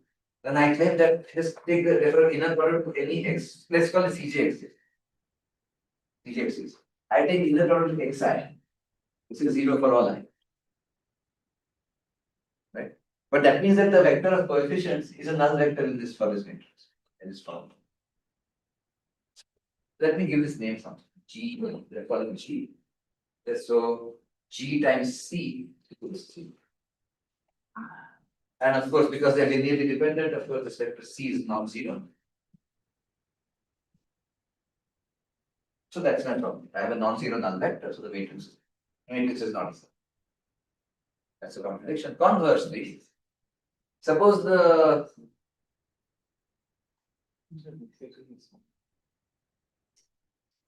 other, so suppose now this matrix is not invertible. Then again it has a null vector. So say GC equals 0, but C is not equal to 0. Then what do you do? Well, since GC equals 0, you could trick which is C transpose GC is 0. Because it's C transpose times anything times a 0 vector is 0. But when you calculate C transpose GC, what is it? It is summation Ci, double summation Ci times Cj times this vector. But this C transpose GC, I'll say it the other way. 0 equals C transpose GC. But this thing you can just check is literally the summation Ci, Cj, Xi, Xj. And that is equal to what? That is literally the norm square summation Ci.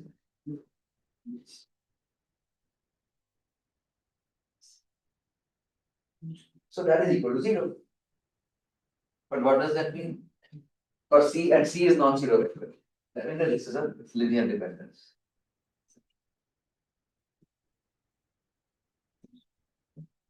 So it's a trivial lemma. There's nothing, so it's hard. But the point is this comes. So because of this now,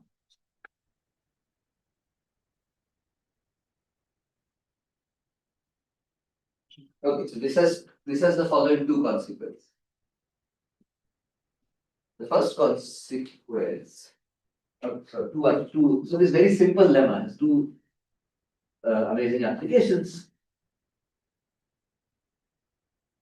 So I'll just call it application 1 and application 2. This is a theorem by Arthur Cayley, 1841, and he was in his college, his undergraduate to this theorem. And this theorem answers question 2. When can we say that the Euclidean simplex has n-dimensional continuity? So x equals Euclidean simplex, size x equals n plus 1, x equals Euclidean simplex.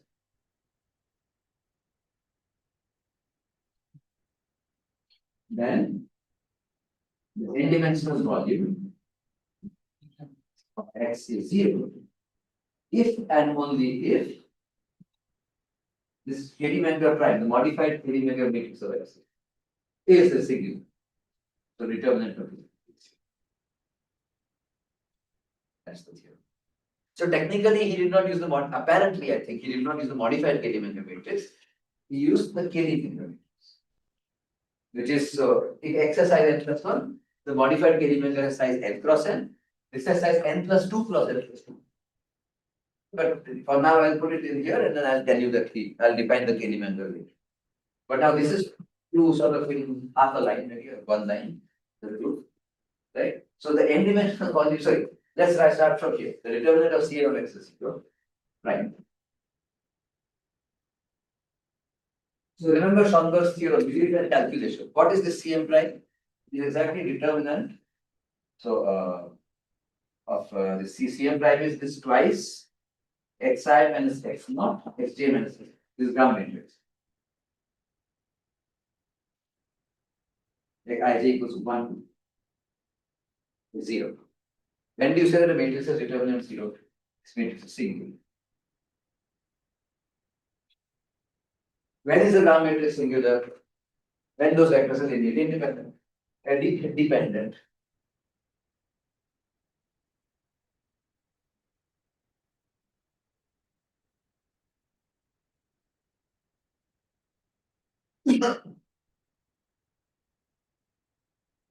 When you say that n plus 1 vectors, their differences like this are linearly dependent. It means that when you shift the origin to this, then they are actually linearly dependent. So when you don't shift the origin, all it means is they lie on some affine hyperplane.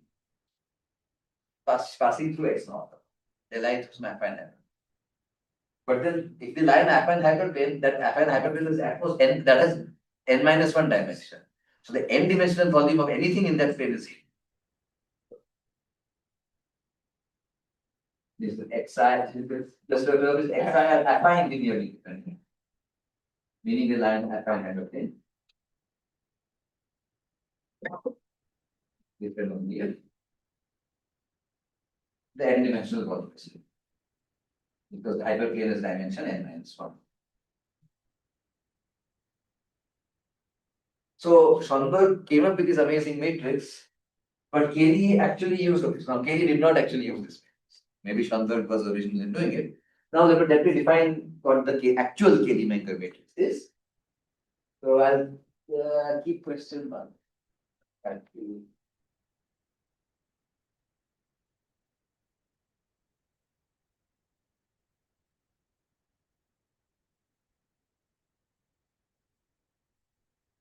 So question 2 is answered. And I want to just do question 1. Should be probably time to call it a day. Okay, so what is the Cayley-Menger matrix? So note, remark. Also do some alphabets. This was 12A, 12B, 12C. Remark, Cayley probably use the Cayley-Menger matrix.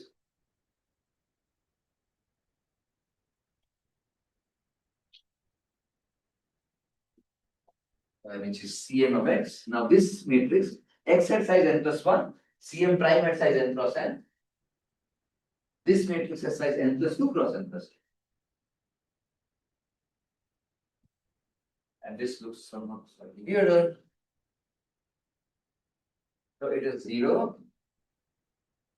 I don't need to do this, right? It's just dij square. So you just do dij square. So of course the diagonals are all zeros. Ij equal to 0 to m. And then you put lots of ones. 1, 1, 1, 1, 1, 1, 1, 1, 1, and a 0. This is the matrix. So no dij square, di0 square, dj0 square. Just dij square. Just square all the entries. So it's the Schur product of the distance matrix itself. D Schur D, and then ones and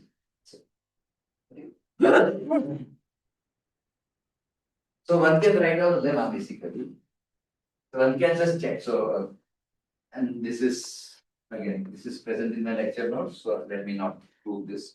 It's just some elementary row operations and column operations. The point is the determinant of this Cayley-Menger matrix.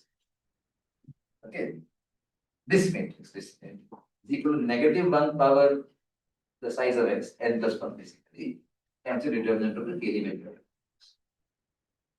Basically, you can do some row and column operations and get from one matrix to the other with some up to some -1 signs. Okay, so there should be some -1s or some rows are permuted, so. Okay, so because of this now, so what KD is saying is this determinant is 0 is the same as saying this determinant. Because they differ by a sign. Okay, so that was, I think, KD's original result. And because of this lemma, it doesn't matter which matrix you use here.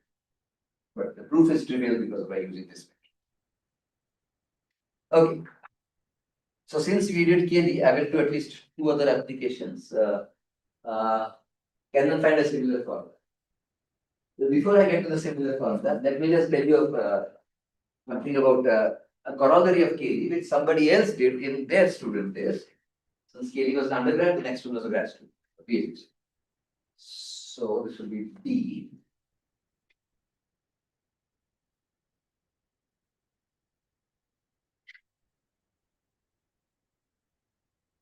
Maybe I'll call them application 2 and 3. This is technically an application of KD's theorem, but let's just call it an application for now.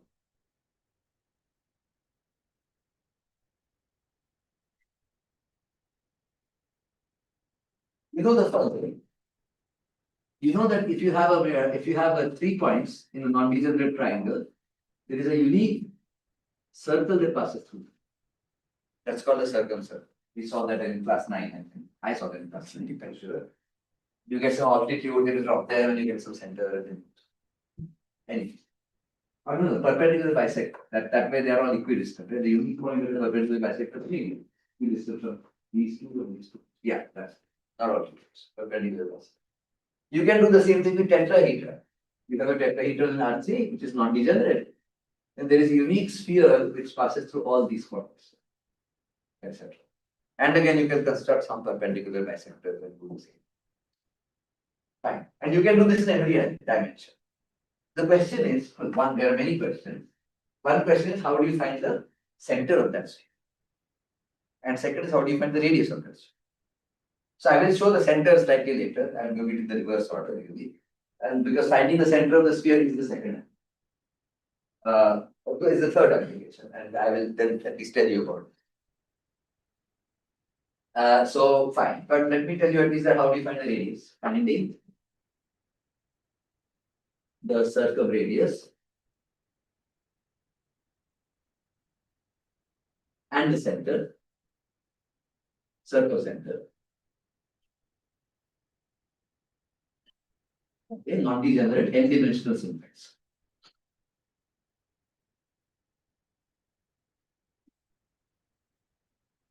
But if you have 3 points on the line, so this is and they form a degenerate triangle, then there is no point in the plane equidistant from all 3. You really need the third point to be non-degenerate, and then you can find the circle. So you really need the non-degenerate one. That is not for sale. Okay, so how do you do that? And the idea was very simple. So what this person said is that let us again I have the points of the x are like x naught, x1, x2. Suppose I know that the circumcenter exists, there exists a unique point, this radius. What can the radius be? So let's call this third. So what he said is let's call this circumcenter as x3. Now there are 4 points in 2 space. And they are lying in R2. But 4 points form a tetrahedron. So the tetrahedron is degenerate. And therefore some determinant is 0. So let's write down this K-dimensional matrix. Proof for answer. Let the circumcenter be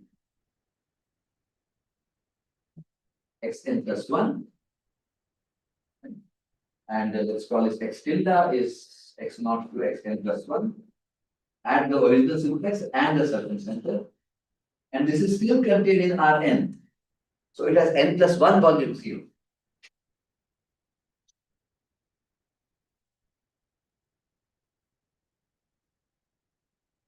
So if the circumradius, if rho is the circumradius, let's say.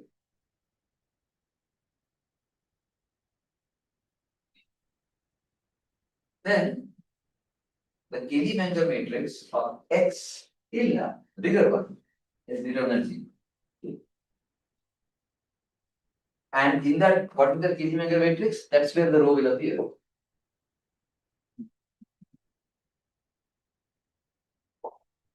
So I have this full matrix. There is this Kelly-Menger matrix. Here, this one.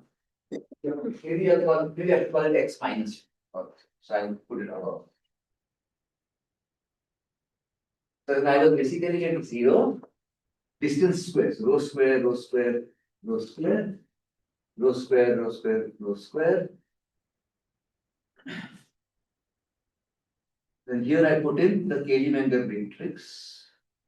Let me put what? Principle of Kelly-Menger matrix of X. It's a 1 here and 1 here. And this determines the C. And then you can actually do linear algebra and solve for this. Some like not linear algebra, you can do matrix manipulation. Solve for row square. Use the matrix manipulation. Matrix that determinant manipulations.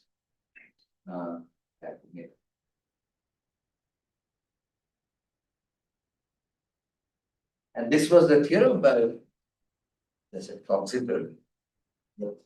In geometry. So, since Radhika Gupta told you all about Coxeter groups yesterday, same Harold Coxeter, and it was his theorem in geometry. And this is the theorem.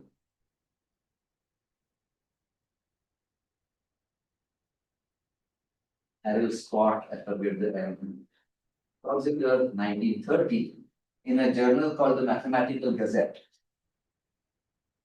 And the journal still exists online. The article still exists online. I have the PDF with me, downloaded from the journal. But this article is not recognized on MathScience. And this is before Coxeter finished his PhD. And the formula for this thing, the row. So row square satisfies, or 1 over row square satisfies this. It is twice. You take the 1 n plus 1 vector. You take the Kelly-Menger full matrix of X, of X, that is n plus 2 plus n plus 2. Right? But you cut off the last row and last column.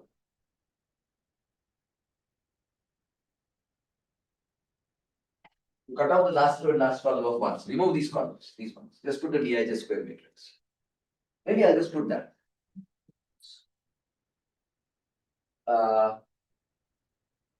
Yeah.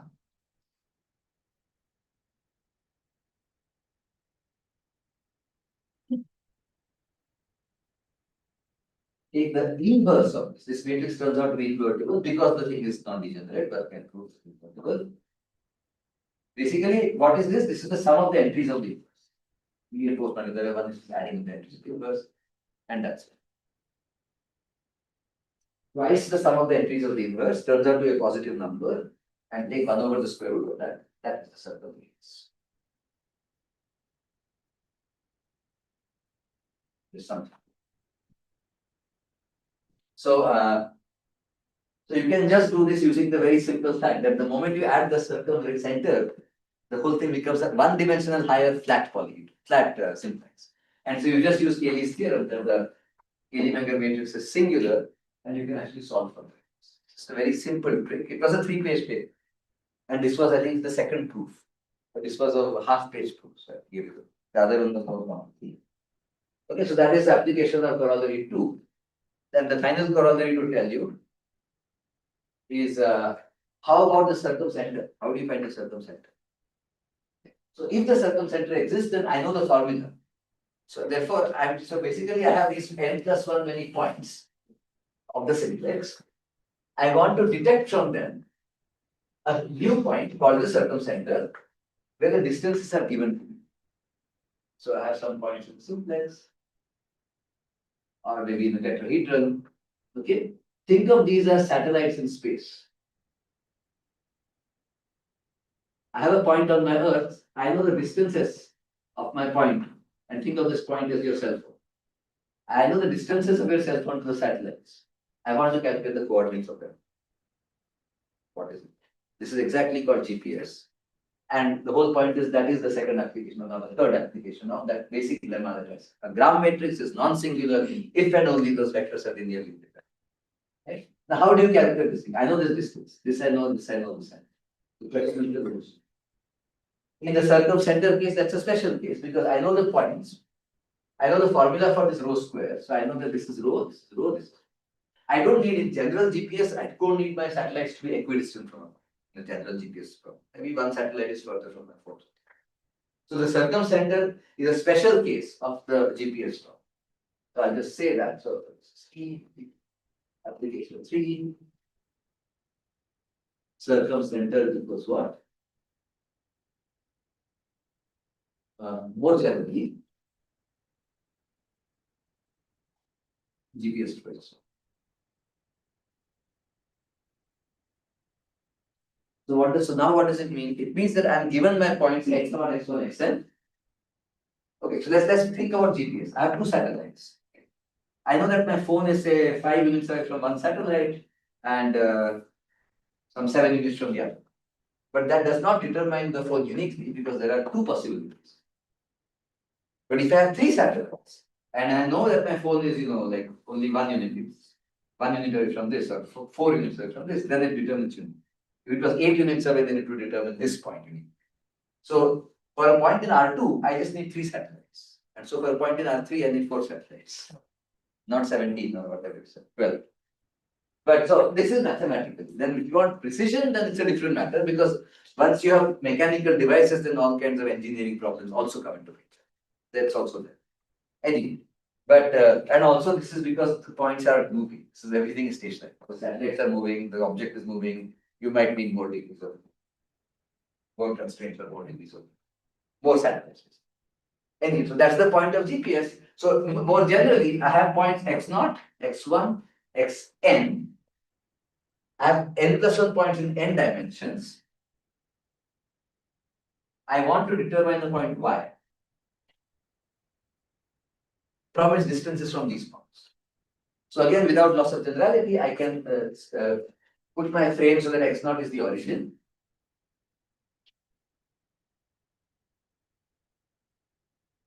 But now what I do want to say is that I need the x. So I need these points to be, I don't want these points to all be on the straight line. I want them to be forming not degenerate simplex. Which means that I want, so still B or E or B. So B. Continue. So this to formulate, so can be formulated as follows.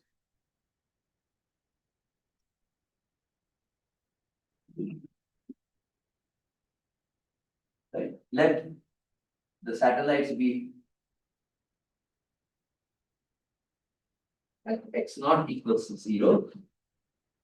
Okay. x1, x2, xn.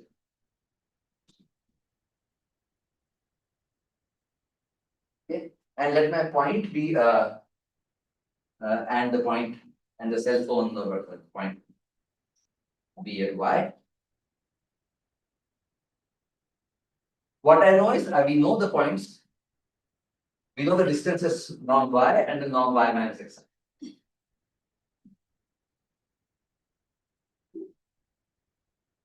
From that, and I also want to assume that these guys are linearly different. In Rn. There are n plus 1 satellites, one at the origin and Rn is 3 independent. So they form a non-degenerate sequence. And the cell phone is at the point y. And I know all these distances. I just know the distances to my phone from all the satellites. From that, find y. So the point is, if I know these norms, then I know the norm squares. And so I basically know inner products, right? And that is where you can find y then. So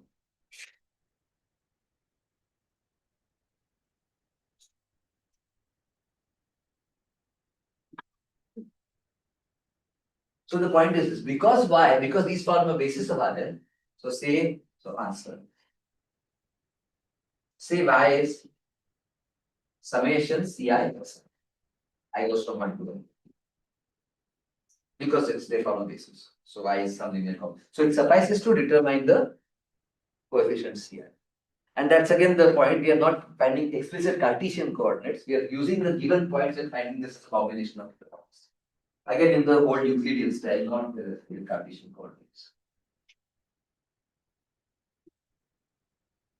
Okay, so I'll just tell you the formula because there's nothing much to do here. What you do is,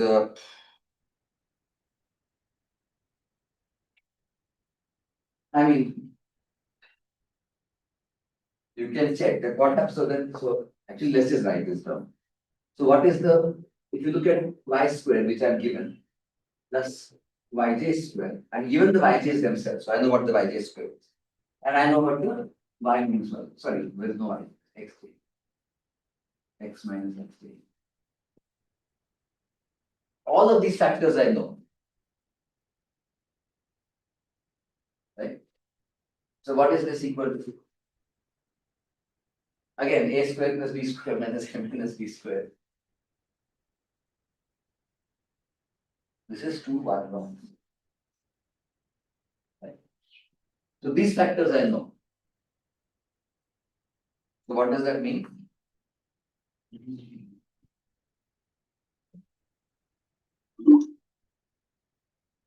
But what is this? This is equal to twice summation ci xi comma k. I know this, so basically I know these things, these quantities I know. Because that is equal to the left hand side, and the left hand side are all given quantities. I know what these positions are, so I know what norm square xj is. I know what y is, and I know what is. So the left hand side is completely known from the data. It is equal to this amount. But what is this? This is exactly the twice the gram matrix of y's, gram matrix of x's. I call that G, right? Times C.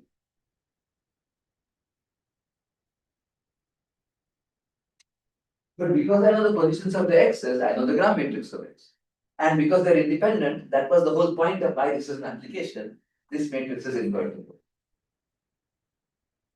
Now I'm only considering the independent from y equals 1 to n, not from 0 to n. So they're linearly independent, so this is invertible. So that's the C equals 1/2 G inverse left hand side.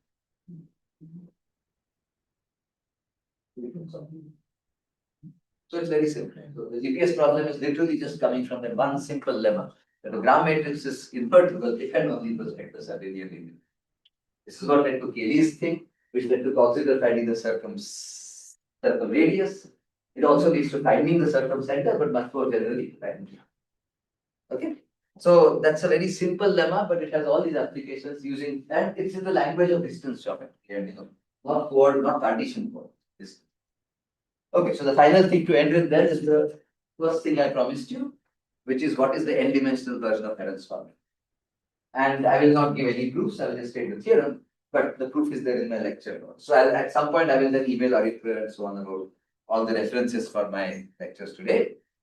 This particular stuff is in one chapter of my book that I wrote. My book is a subset of this online. And it is probably my favorite chapter in the online lecture, because it's also so intuitively, so natural, and yet somehow we never see this in school or college or anything. But this was how people worked for 1600 years before Descartes came along. So I should know this better. It should be better known, I feel. And it is still relevant in things like GPS, and it's not even something that's dead. So finally, the final thing then is number 13.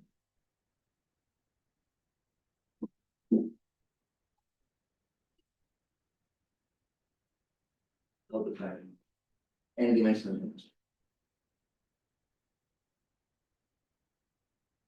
And I'll just tell you the theorem. So, and as I said, the proof is not too long, it's just that I'm out of time. So, yeah, it's at 5:01, so I should probably stop. So, here we go, blah, blah, blah. So if x is n equals 1, and x is an n-dimensional simplex, x is a contained in Rn. So it's n plus 1 points in Rn, that means it's a simplex. So, the n-dimensional volume of x is equal to 1 over n factorial times the determinant of the modified Cayley-Menger prime matrix of x divided by 2 to the n. Yes. That's what it is. So purely in terms of the distances. And and as we know that this you can write as you take the usual KD matrix determinant of CM of x, like -1 power x, and then by 2 power n. That's what I said it was equal to. Yeah, exactly. The point is, in particular, this number is not always positive, but this number times -1 power n plus 1 is always positive. Because that is exactly the term under the square root. And that is also always positive because what is this after all? This is a gram matrix, as we know. Gram matrices are PSD, so the determinants are non-negative. So of course this is non-negative. Right? So this is the formula. And just for fun, let's end by, as a proof in my lecture notes. Size of CM, right? This is n cross n. This is n plus 2 cross n plus 2. That we do from here. That is 1. That is 1 less because I take. For all n bigger than equal to 1. I suppose so.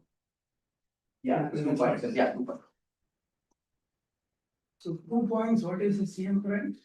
It is a 1 cross 1 matrix, right? So let's Yeah. check. Yeah. So yeah, let's do 2 special cases and stop. Yeah. So wait, Actually, why you divide by 2? that is the formula. I will show you that it works. So the example n equals 1.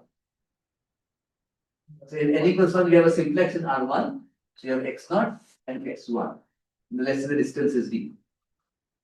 Let's check what this means. So I hope that I will get d. So 1 over 1 factorial. Well, first let's calculate what is CM prime over x.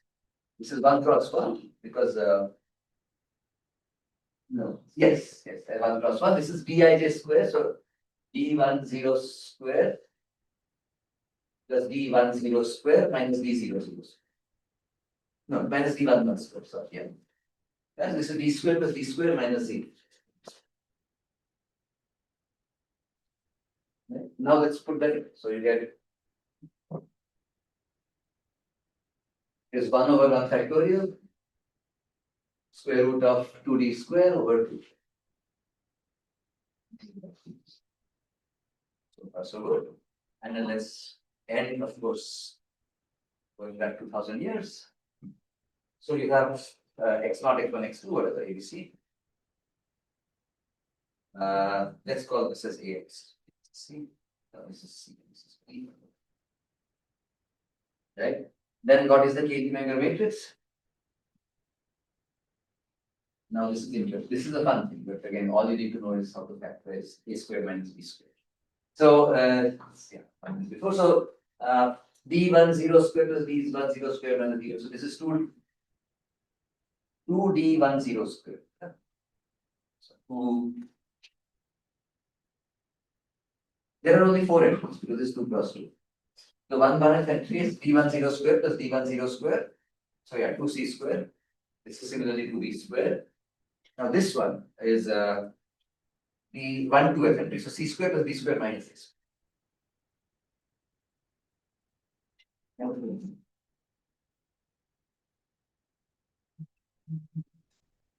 Yeah, fine. Because this is symmetric cases, right? CM is symmetric. So now let's do the answer. So what you get is 1 over 2. And inside is also 2 power n. That is 4, so square root comes out. So it's 1 over 4.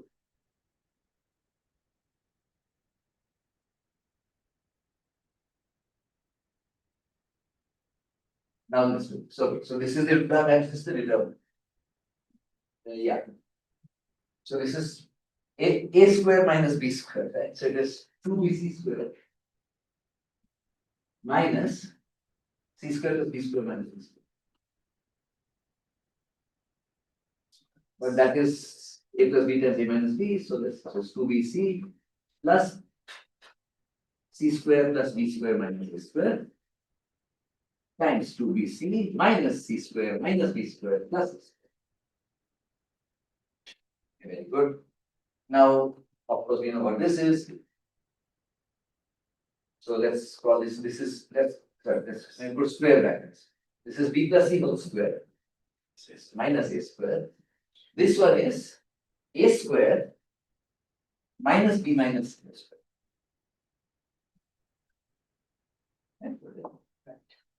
And now again, it's a difference of squares. So basically, we have done the same thing 3 times.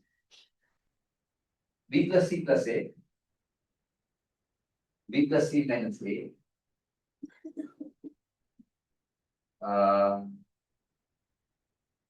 Okay, and I don't have to put this 1/4 inside, so then it is 1/16. And then A plus B minus C and A plus C minus B. And as we all know, this is the square root of S minus A, S minus C.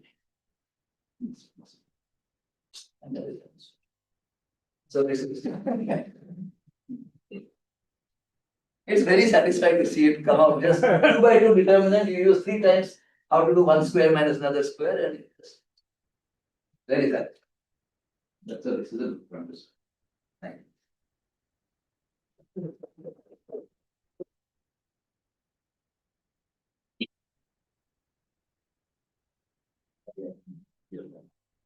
This is satisfying.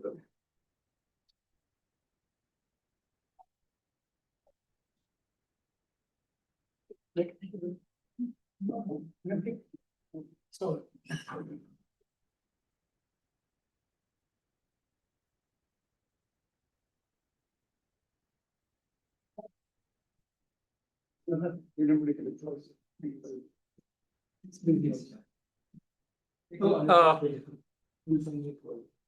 Well, with this, we have just come to the end of this program.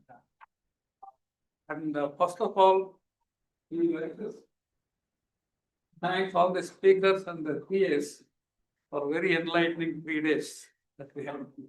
So we can give them a good hand. And this your participation here is actually something which I just added to this success of this program. Thank you all also for coming. I think we'll like just have facility for just food again in the hostel. Yeah, I don't know what's arrangement. Yeah. So I think we'll just check. I think it should be available. And let's find out what the possibilities are. If there are any arrangement for breakfast tomorrow, because some of you might access leave. Yeah, anyway, We'll find out. So maybe that's outside. If any people are staying here again tonight? Yeah. Then I think there should be something for tomorrow. We'll just check it. So we'll find out. Yeah, but anyway, I think thank you all, particularly the speakers and so for the very nice program that we had for the last 3 days. Thank you.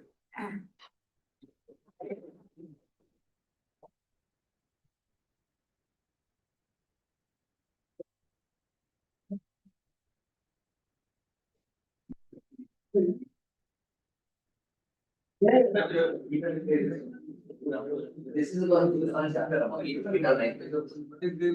Yeah. Yeah, I will send the email. So whoever is done, they will have breakfast. I mean, I thought you'll take 1 or 2. But you still have enough time. I hope.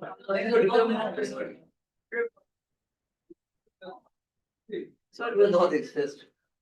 It will be on the But I could website also. Or like, see, for example, Naisar Bhuvaneshwar, when is that? Naisar Bhuvaneshwar. it is there. Yeah.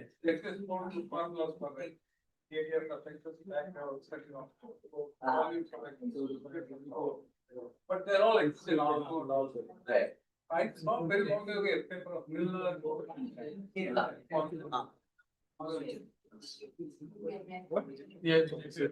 Oh, regarding a departure, any inform to Vishnu? I'll tell him that tomorrow I'm. Okay, just like My flight is tomorrow 9 o'clock. So when should I start? Yeah, you tell me. So it's better from where I Monad. tomorrow you are coming to. I'll be in Monad. Probably I'll come if like. Breakfast we are providing it. Okay, then morning I'll come. Then after you will go to mosque. Ah. From there. Yeah. What time should I go? Like because flight I'll show you the time. So that, 9:30, right? I think so. Yeah, 9:30. Also, we could except for the next. Actually, I'm learning. What is the guy? I think like someone. Not, comment.